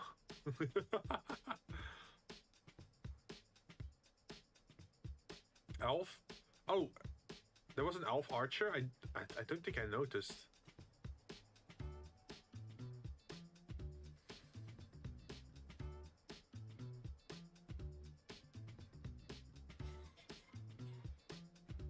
Oh jeez, he kicked Mario's shin or throat. He's dead.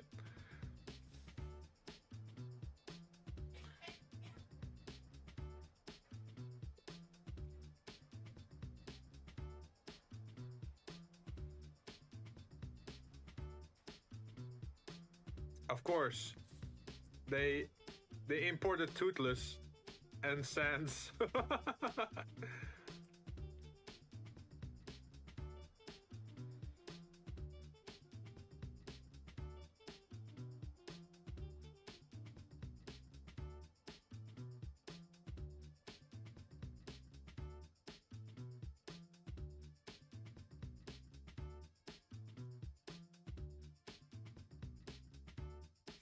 Cubo versus Ash. Imagine you had to catch your Pokemon like this. You just beat them up with your fist and kicks until they submit and then you can catch them.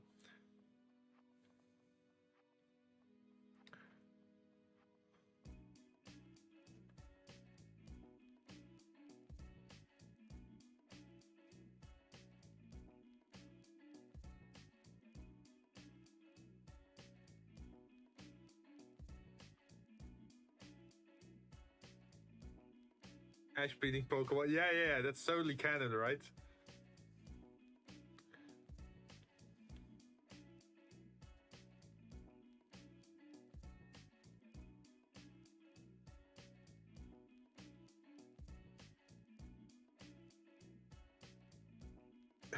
Is that a stationary LMG? Why? Why can't you import an LMG like a machine gun as a character? Look how small that thing is. Yeah, that's what she said, right?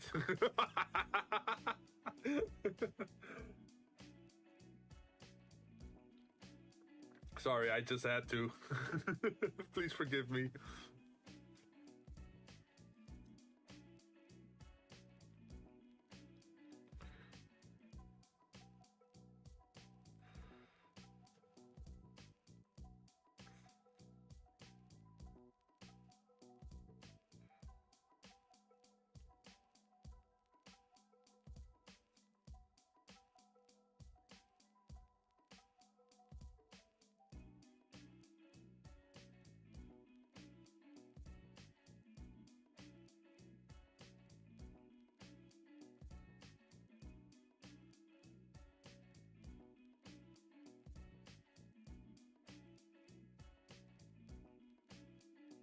Yeah, he's just going over all the different fighting moves.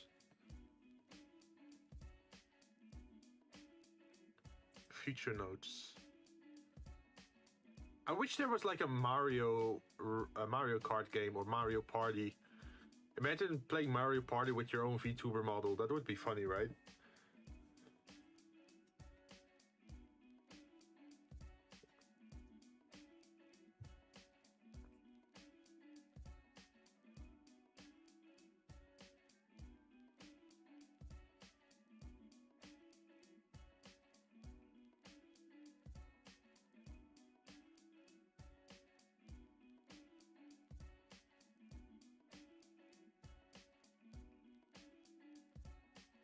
Are there any other games coming out soon?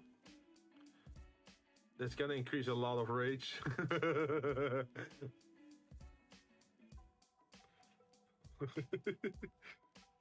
Do you know of any new games, Yuki, that came out or have a trailer?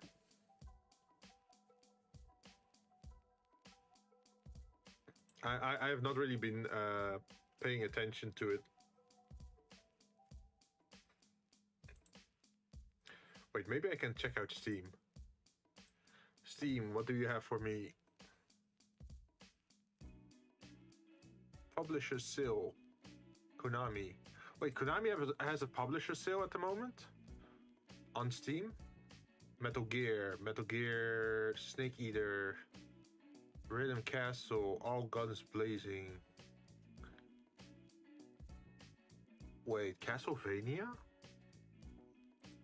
What's the Castlevania one? View page. Advanced Collection. What's the Advanced Collection?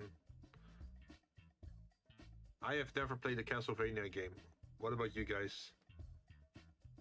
So what's in the Circle of the Moon, Harmony of Dissonance, Area of Sorrow? Dracula X? Oh, okay, so pretty old games then.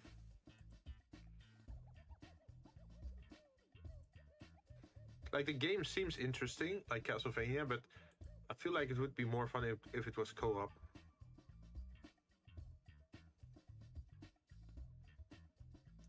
Anubis, VR bundle. I don't have a virtual reality thing though. Turtles, Cowabunga. Contra. Yu-Gi-Oh! Legacy of the Duelist. That's that's super old. Duelist Kingdom, Lost Duels. Ooh, Castlevania Lord of Shadows Ultimate Edition, 80% off. And Castlevania Lord of Shadows 2 is also 85% off. And the DLC is also... So you could get the entire collection of Castlevania Lord of Shadows 1 and 2 and the DLC for like $10.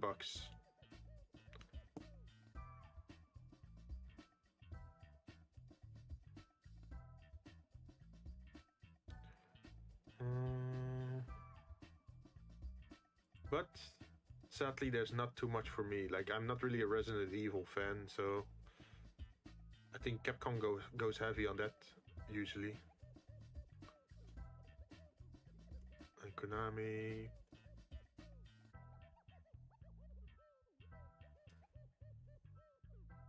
Wait, let me take a toilet break and then I'll be back. We watch some stuff again and then we go back to 3D modeling.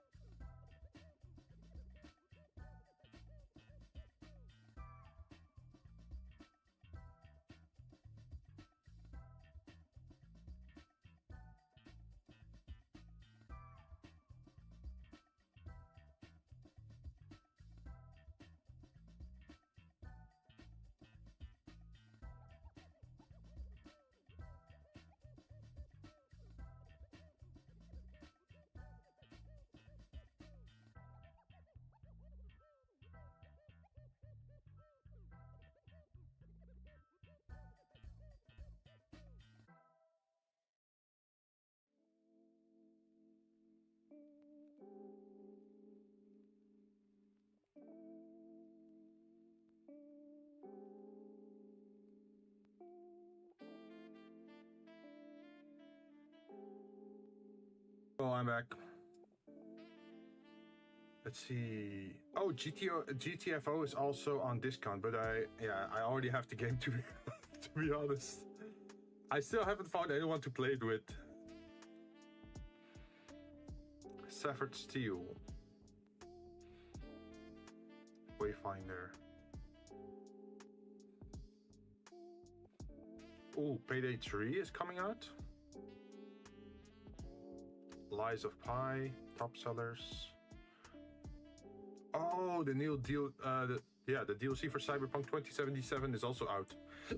Excuse me. It's called Phantom Liberty.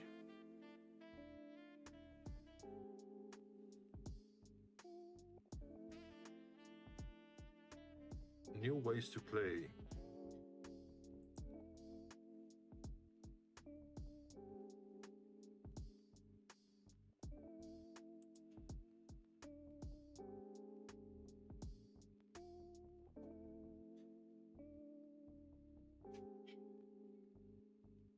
Powerful new weapons.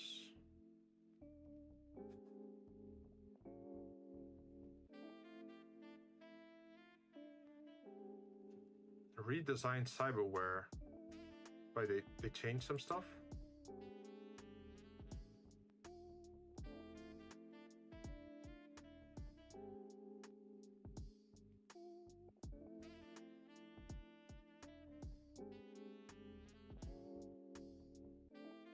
Redesigned perks.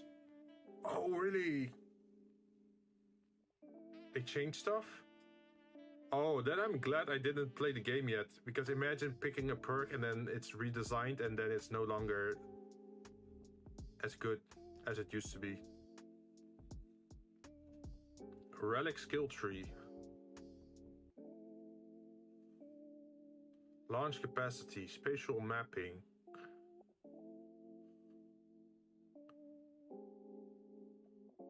Limiter removal.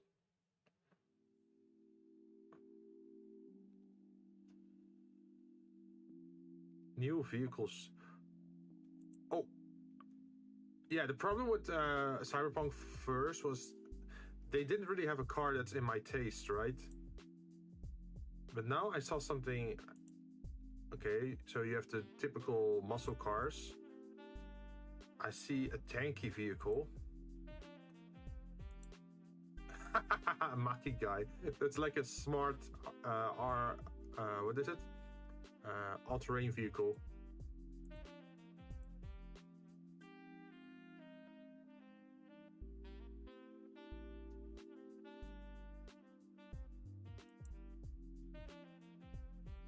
Vehicle combat.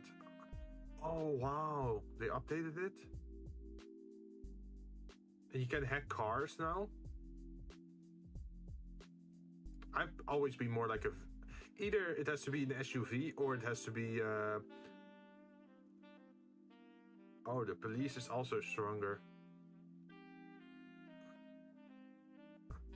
Anyway, what I was talking about, usually I like motorcycles or I like SUVs.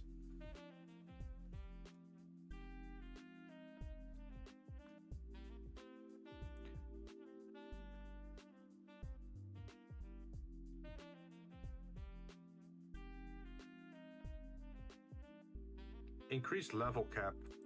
Oh, sweet, sweet, sweet.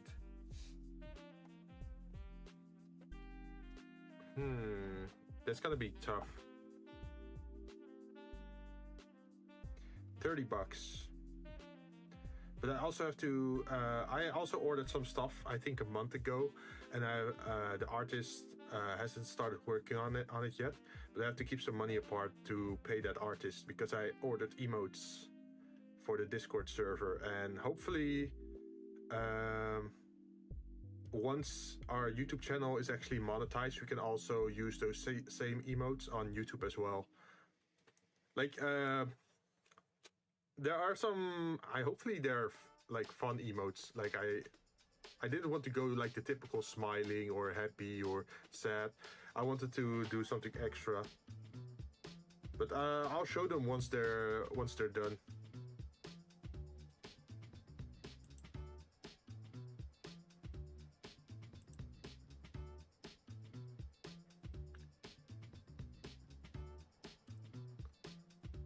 see. We should probably head back into Blender now.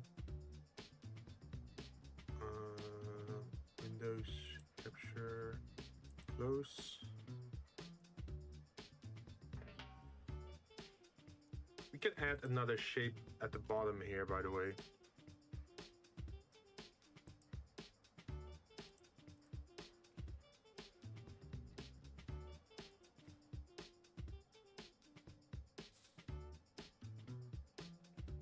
So what we could do is edit, grab this, inset face,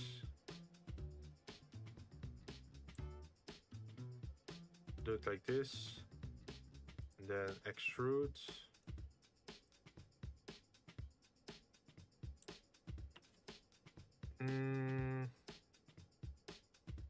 That seems fine. And then we bevel.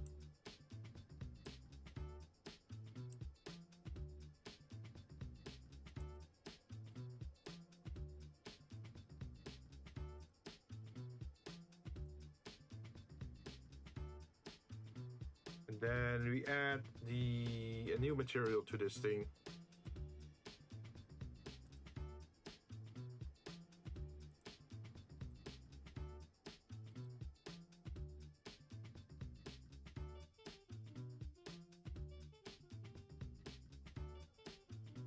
Set the one that I want.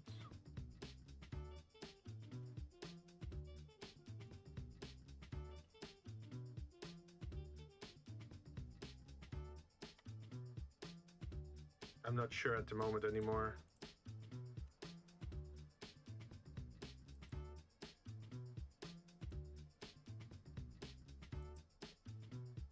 Dark reflection, yes.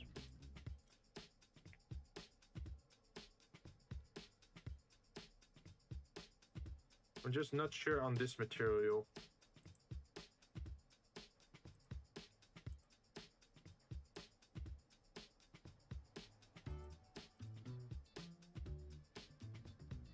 Oh, it turned everything circular, funny.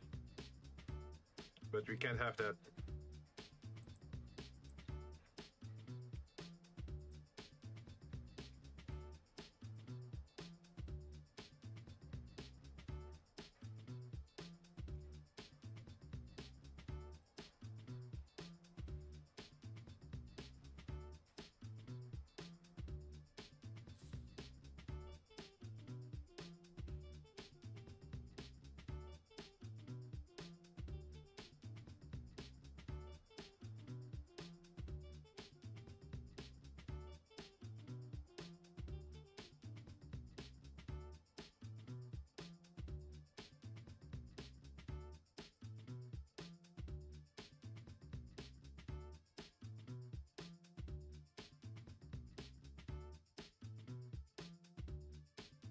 Looking good so far.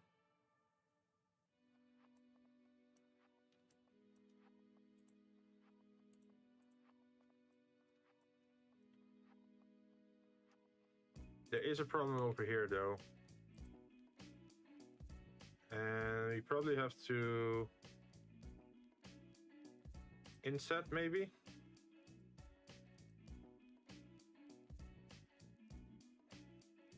No. Maybe it's a loop cut we have to do.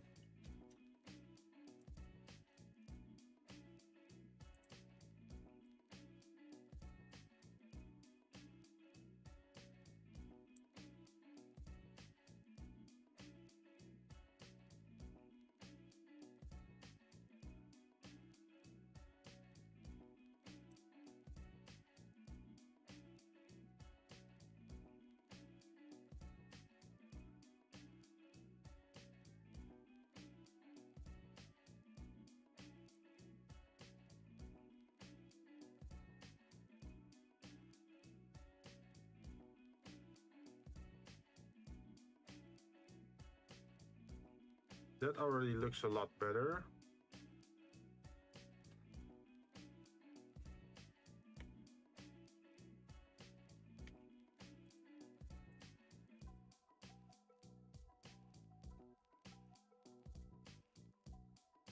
Now, how do we fix this centerpiece? Probably also loop cuts.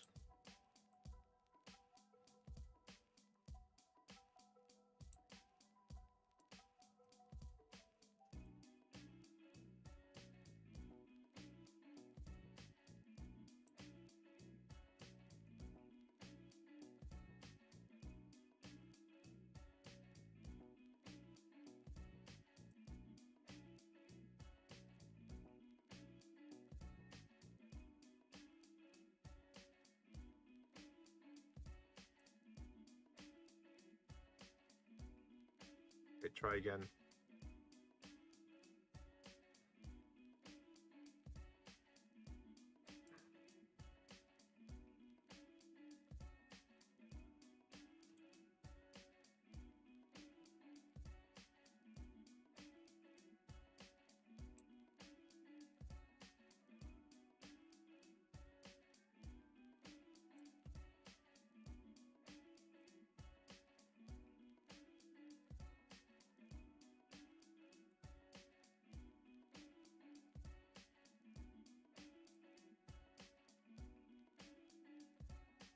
Yeah, at least they're back into their position.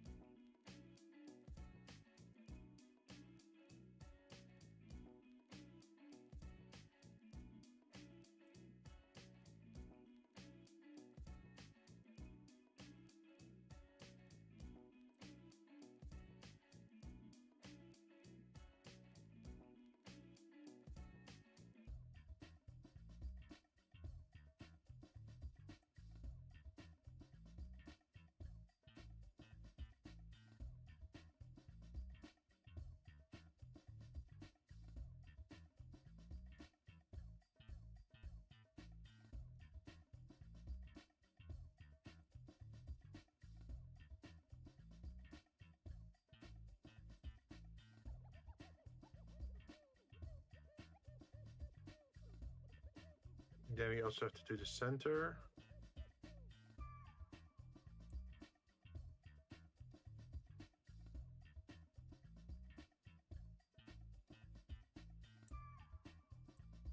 Then we grab the center piece and then we inset.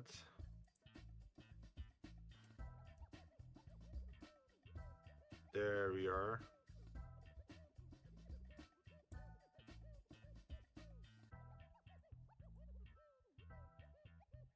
And now it looks way better.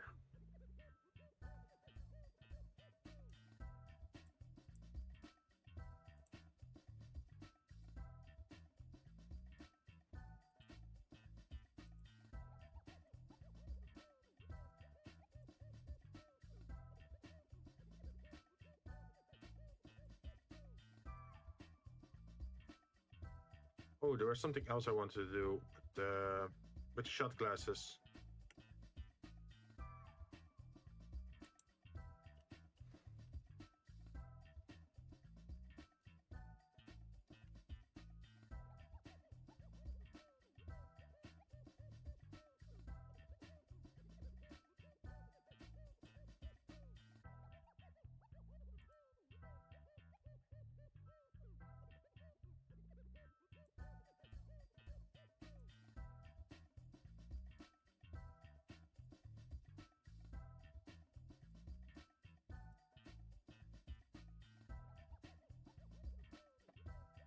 Mm-hmm.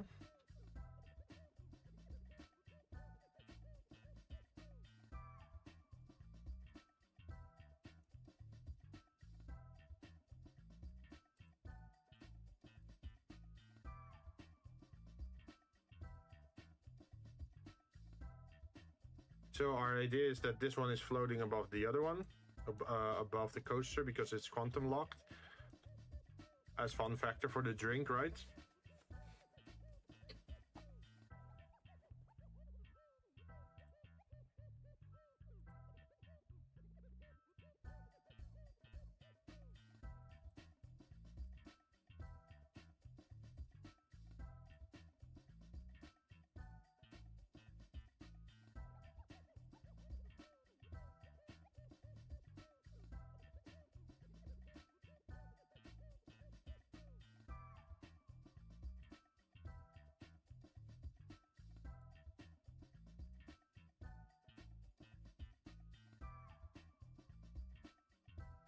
See, what are we gonna do with this drink?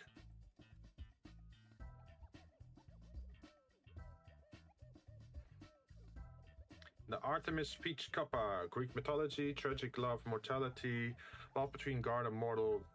It's about deception, a kill, a lover, arrow, bow, sea, the hunt, scorpion, and star.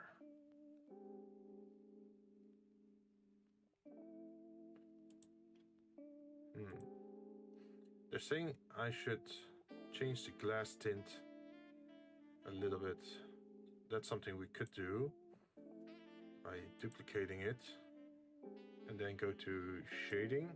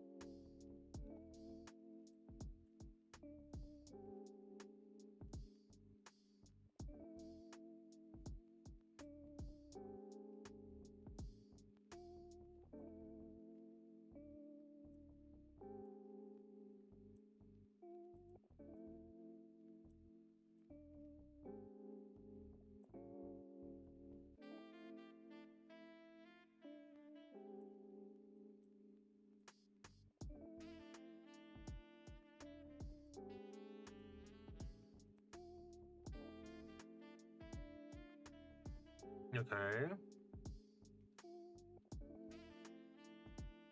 So the glass already has a unique color to it. It's purplish.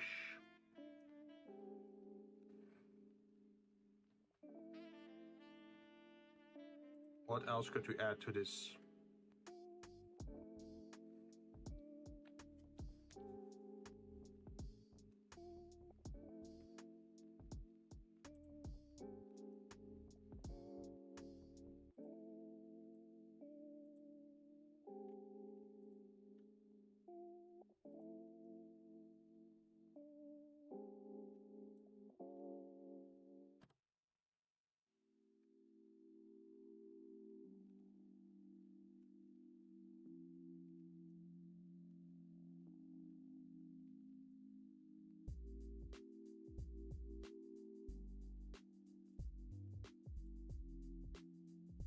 Let's see, do we have any flint?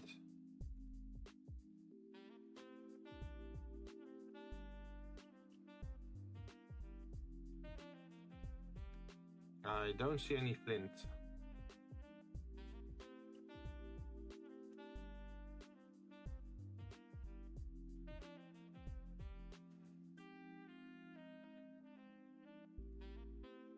What if we use stone cracked instead?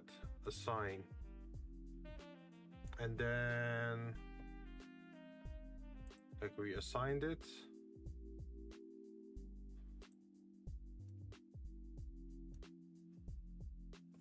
But we're not happy with it yet. So we duplicate this and call this, what do we call this?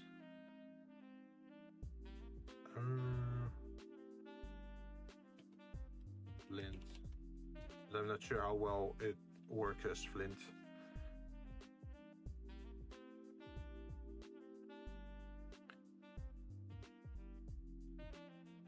Shading.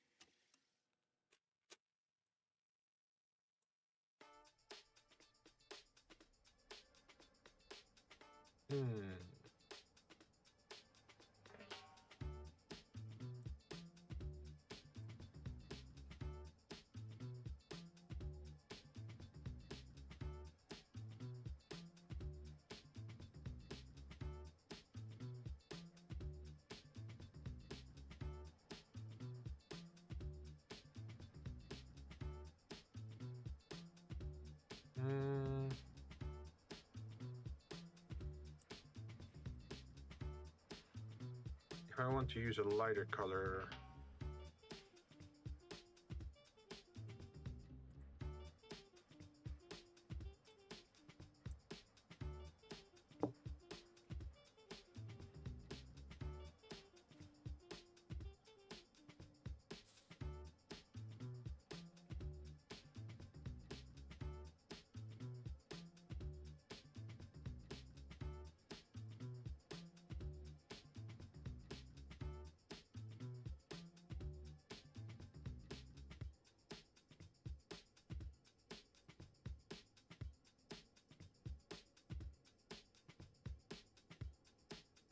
oh,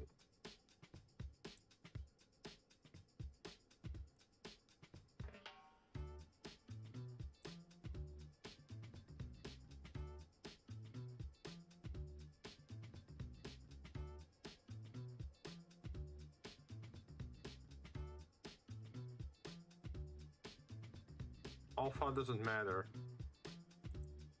What about this one? Also doesn't matter.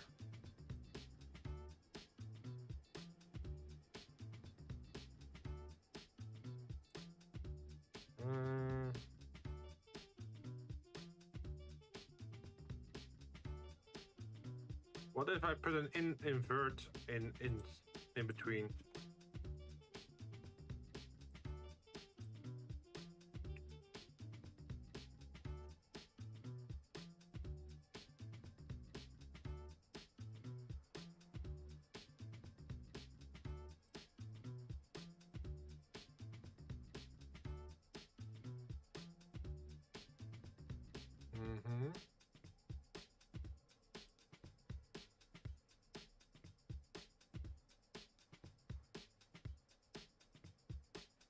So what if we go back to this one?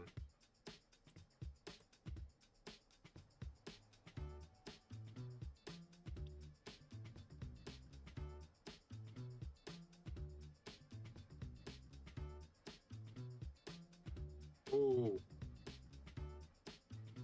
this looks very close to what we want.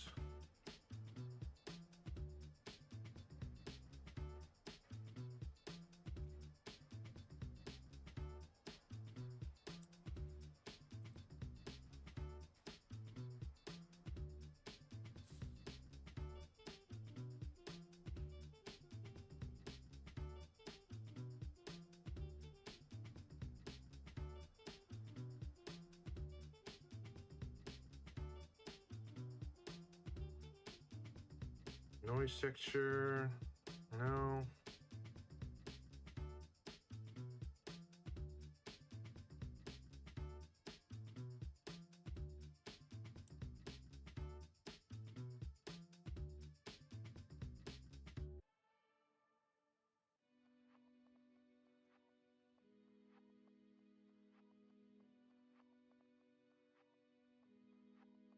I think 9 is still the best one.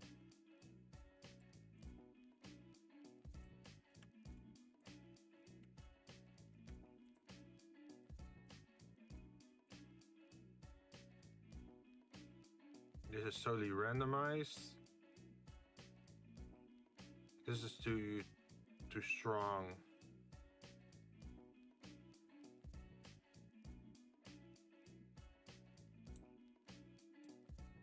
Skill. The weird thing is you sometimes still see these very big lines in there. But from a distance, it doesn't look too bad.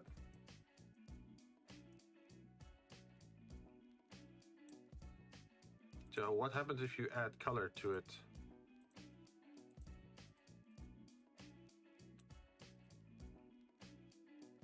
Oh, you just lose all detail, huh?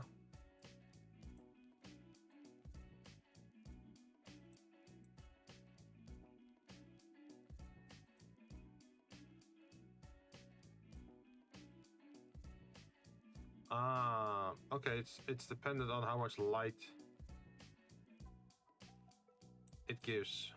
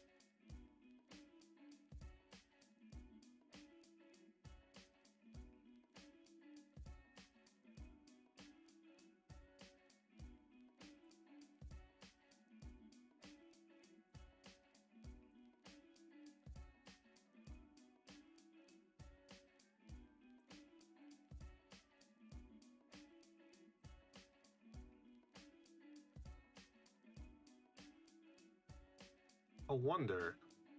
Let's save first before we mess around with something we haven't done before. What happens if I do displace?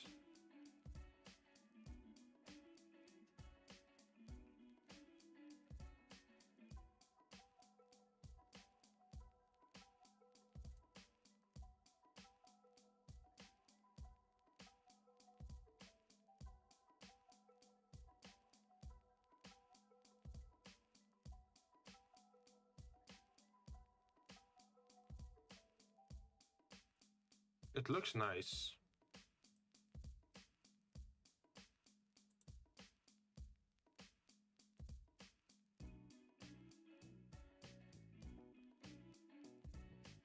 But we still have to add something to it, I think.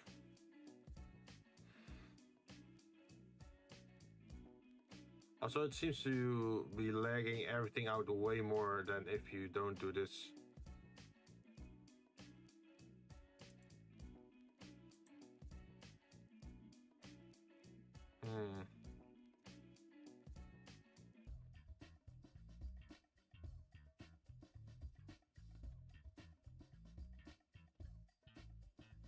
I think I'm feeling a little bit without inspiration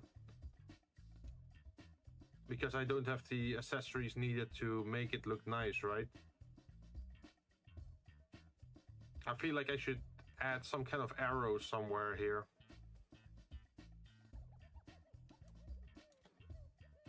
Oh, wait. Let's try something.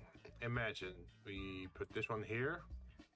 And then we put this one over here. And then we add an object. Mesh. The shape should be simple, just a plane of 1 centimeter. And then we add a modifier for mirror. And then we go into edit mode.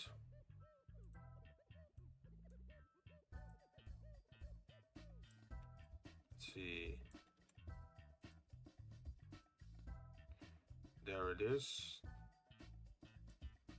And then we grab this one and we move it in this direction. Oh wait, it also does it in the other one. Well, Jinn, have a nice day, night. Love the stream so far. See you later. All right, see you later, man. I'm just gonna do one last thing and then I'm gonna end stream as well. We have been streaming for, what is it? 4 hours. So that's, I think, more than enough, right?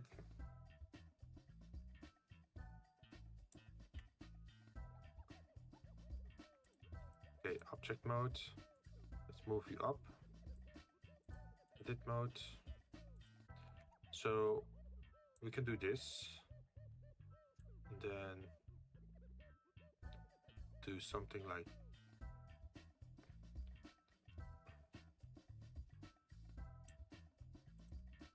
that. And but now it's just flat. And that's not good. So we should extrude this thing.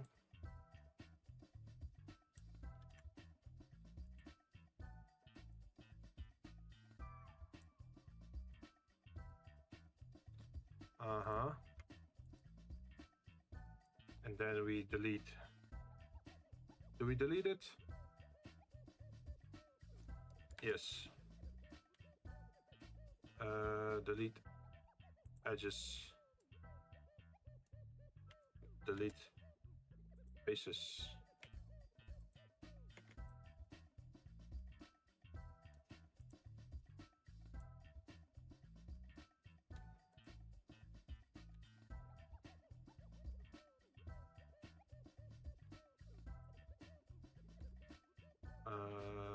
Delete vertex. So now we grab this thing.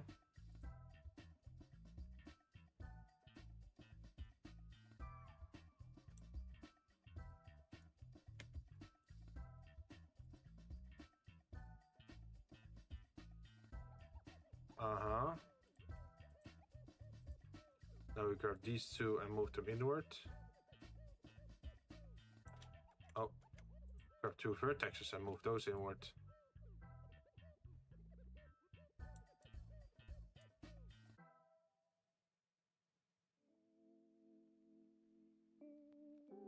It seems to be working way better.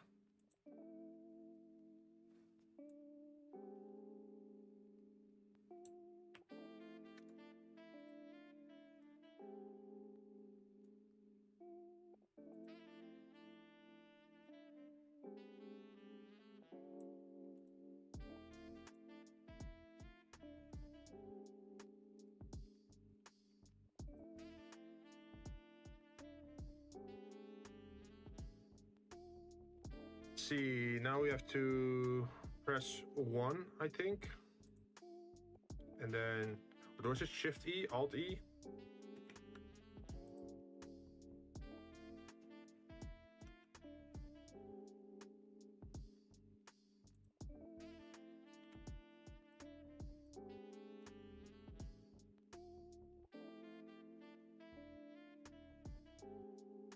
Then I guess we have to do the same thing over here.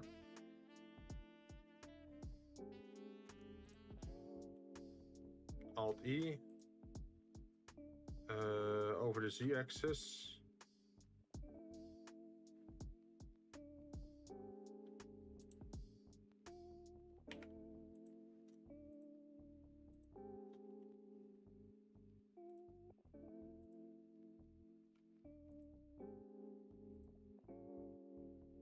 And then snap it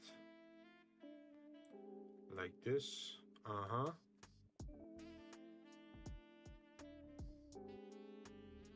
But we're not done yet.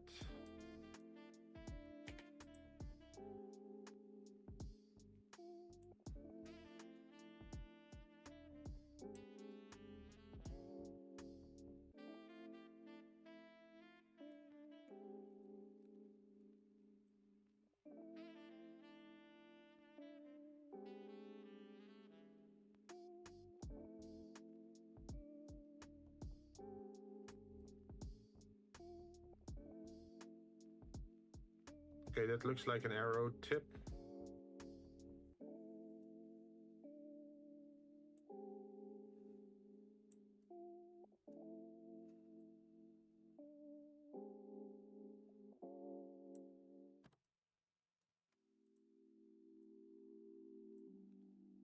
Oops.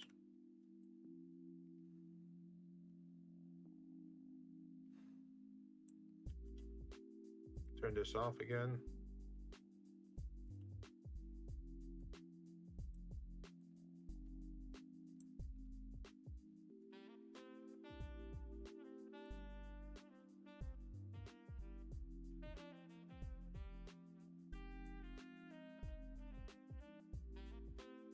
Can I bevel this?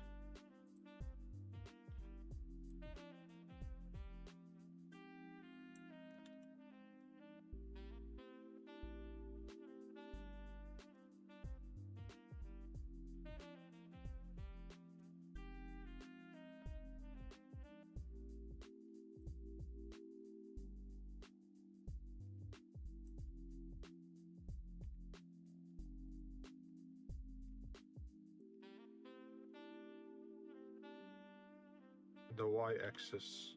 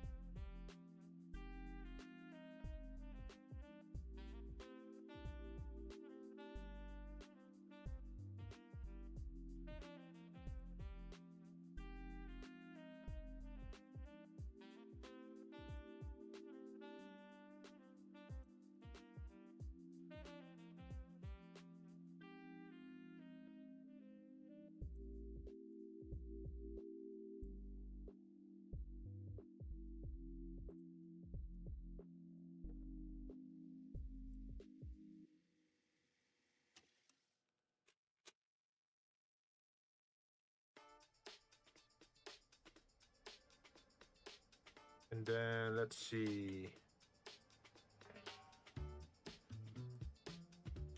Can we subdivide this? And then grab this to extrude.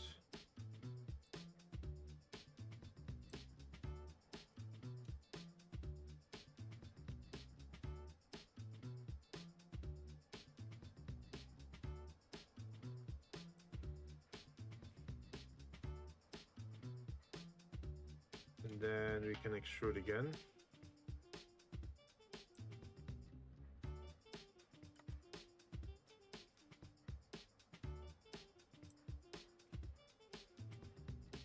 And then we can extrude in this direction.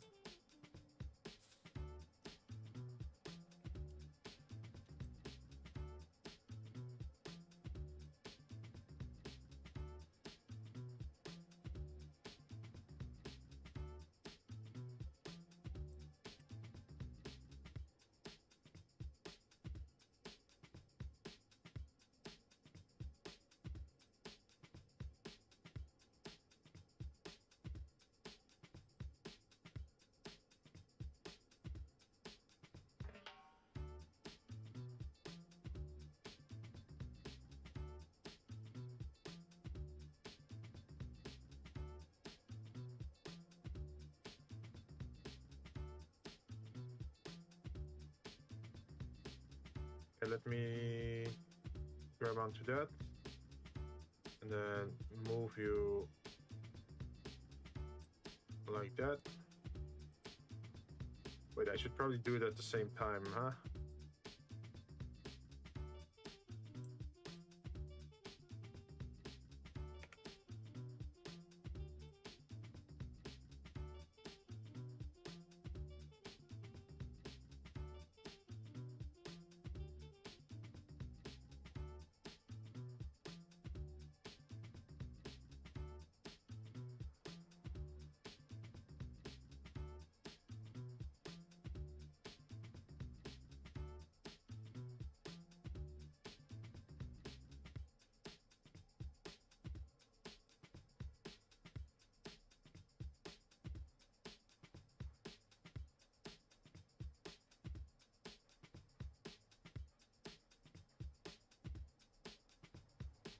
I have to probably zoom in a little bit more to get a better view.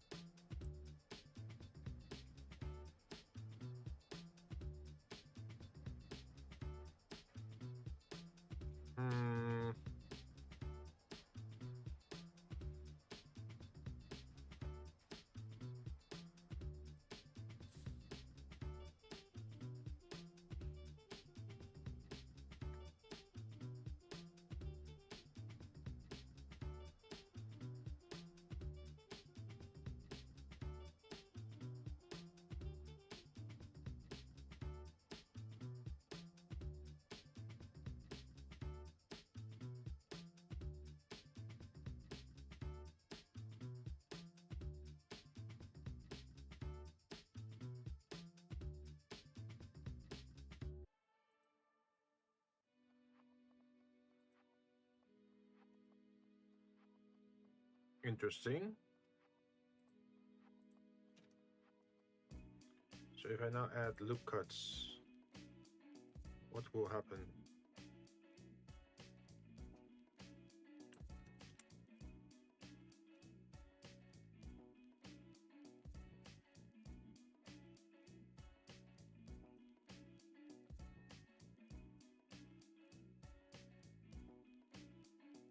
Okay, the back is certainly a mess.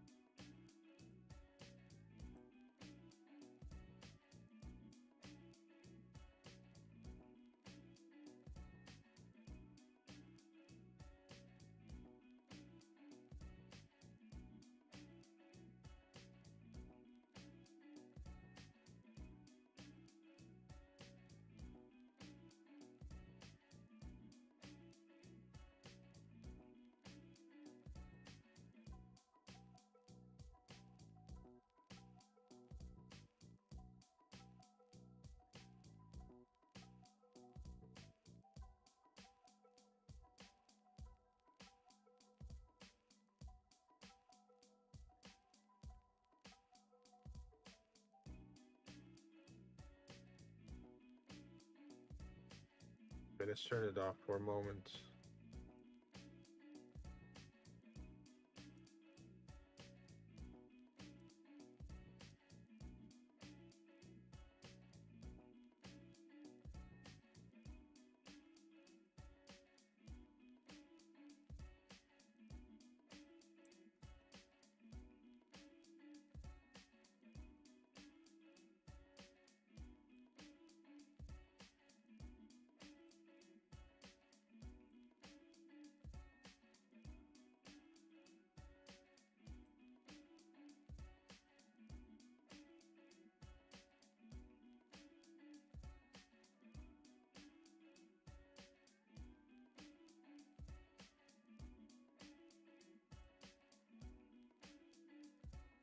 Why is there still a piece connected like that?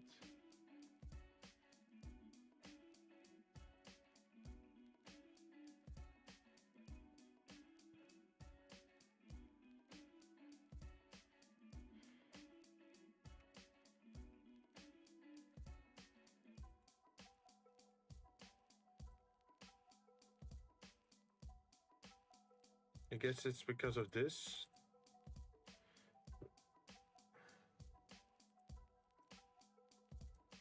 Oh yeah, that definitely shouldn't exist.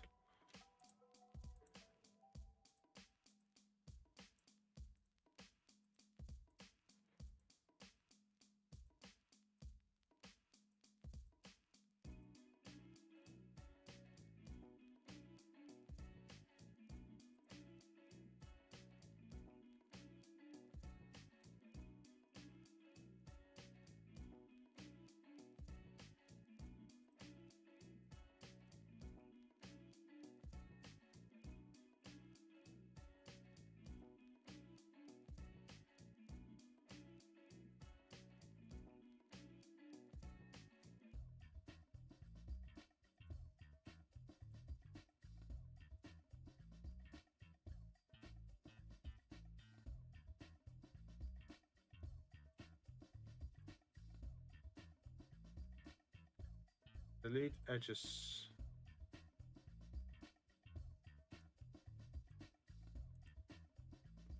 Delete edges. Delete edges. Okay, let's turn it on again. What are we getting?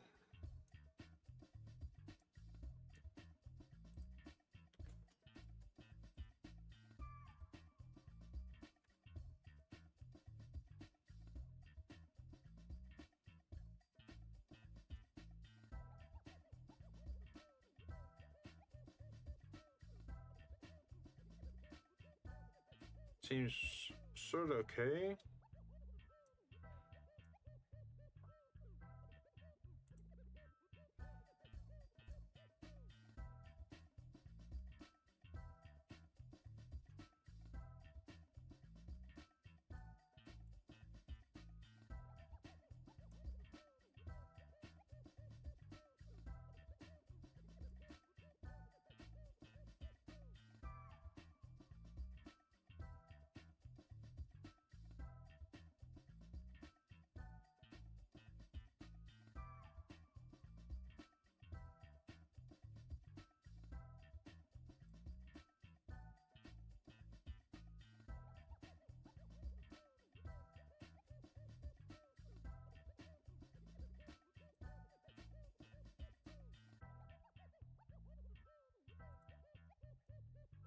Oh, at least we have an arrow shape.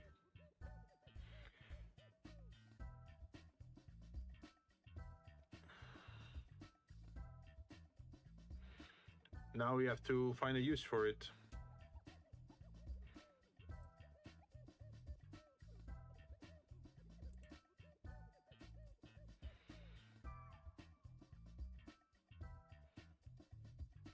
Material. Also, let's turn off the displacement because that's lagging us out, the displacement.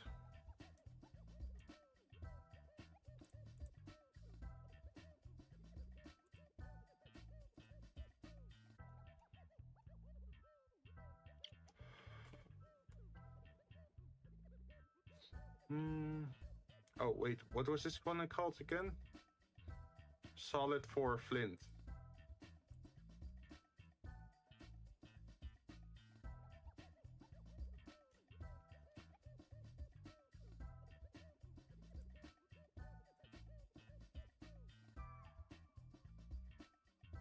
Yeah, that can look cool.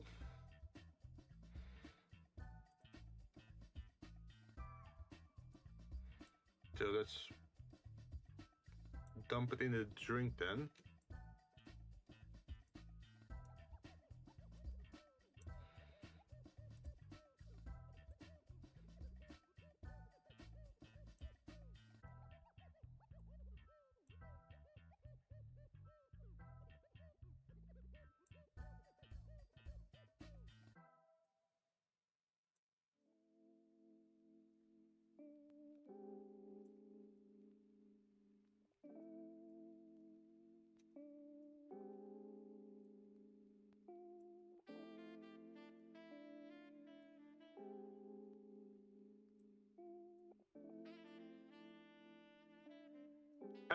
Imagine if it went just straight through the glass.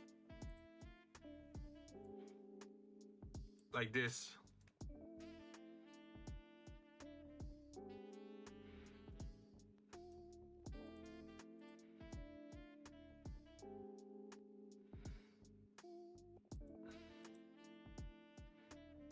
I mean,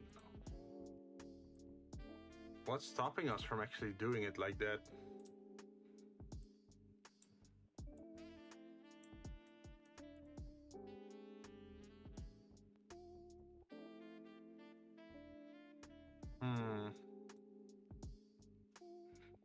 It would be a pain to clean this this glass though.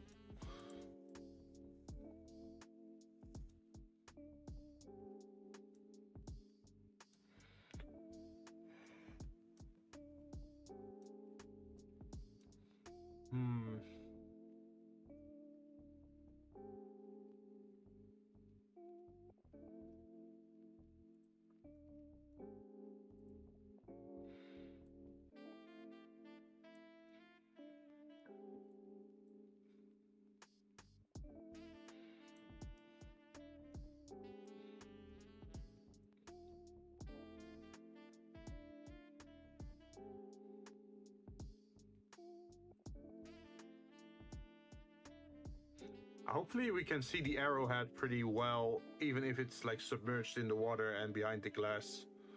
Like at the moment you can't really see it that well, but maybe if we go to shading, let's see, is it transparent? Is that on?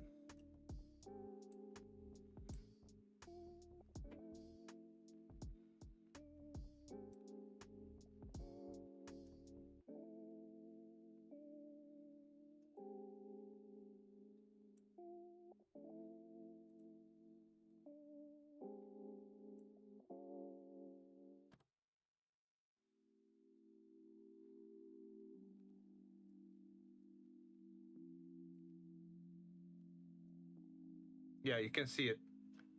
Yeah, it's transparent now.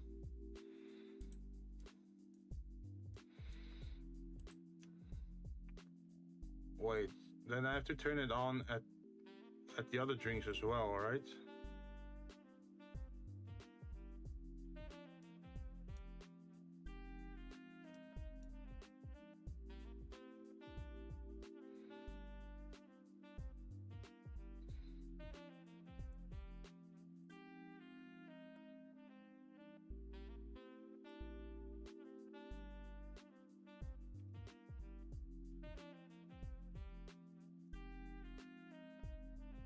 Yeah, now you can see it's a little bit transparent here.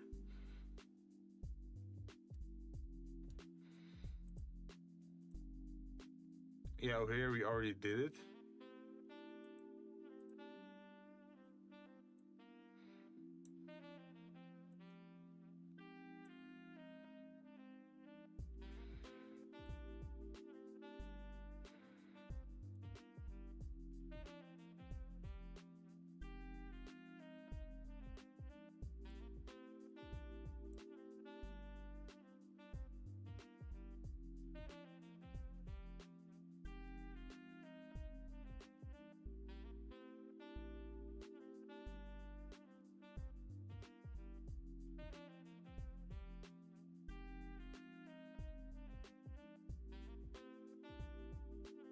Okay.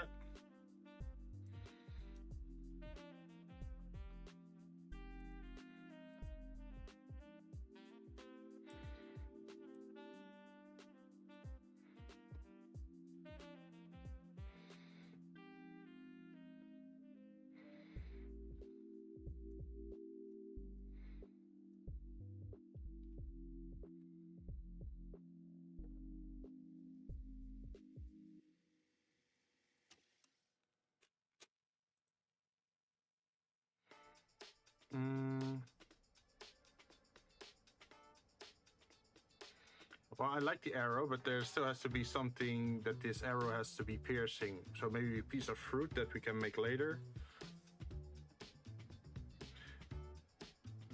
Maybe, yeah, a block of fruit. Let's see, which fruit would it be? Peach.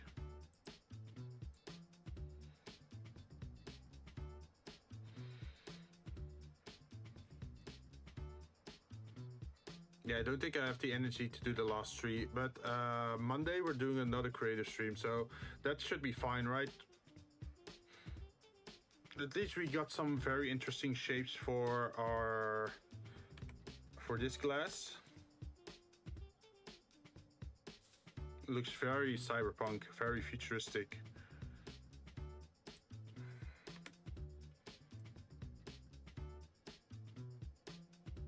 I'm not sure how I feel about this thing though.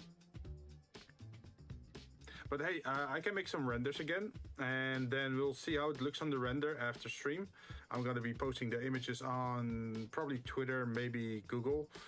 And that's gonna be it for today. We'll be back on Monday with another creative stream, and then afterwards we're gonna play, I'm not sure what on Tuesday yet, but on Thursday we're gonna play Armored Core. I think I might take a break from Starfield for a bit. There is the Honkai Star Rail thing we could do. There's the, what is it? The infestation stuff or the swarm stuff. That could be interesting. Or we could just start a new game maybe. Besides that, is there anything else? Saturday, next week Saturday, I'll probably take a weekend off just to focus on my own private stuff. Maybe visit some family because I haven't visited in a while. I feel that's also important, right? Keep in touch with your family, especially if they live somewhat farther away, right? But yeah, that's pretty much it for today. I'll be posting my schedule tomorrow, and let's see. Yeah, I'm not forgetting anything. So yeah, thank you very much for everyone who dropped by. Thank you very much. I think there was like a peak, I think 1 hour into the stream where there was suddenly a lot of people. I really like that. Thank you very much for visiting. It's nice to be able to talk and show stuff to a live audience. So hopefully I'll see you guys again another time. But for today, I am out. Thank you very much for watching, and I'll be back another time. Bye-bye.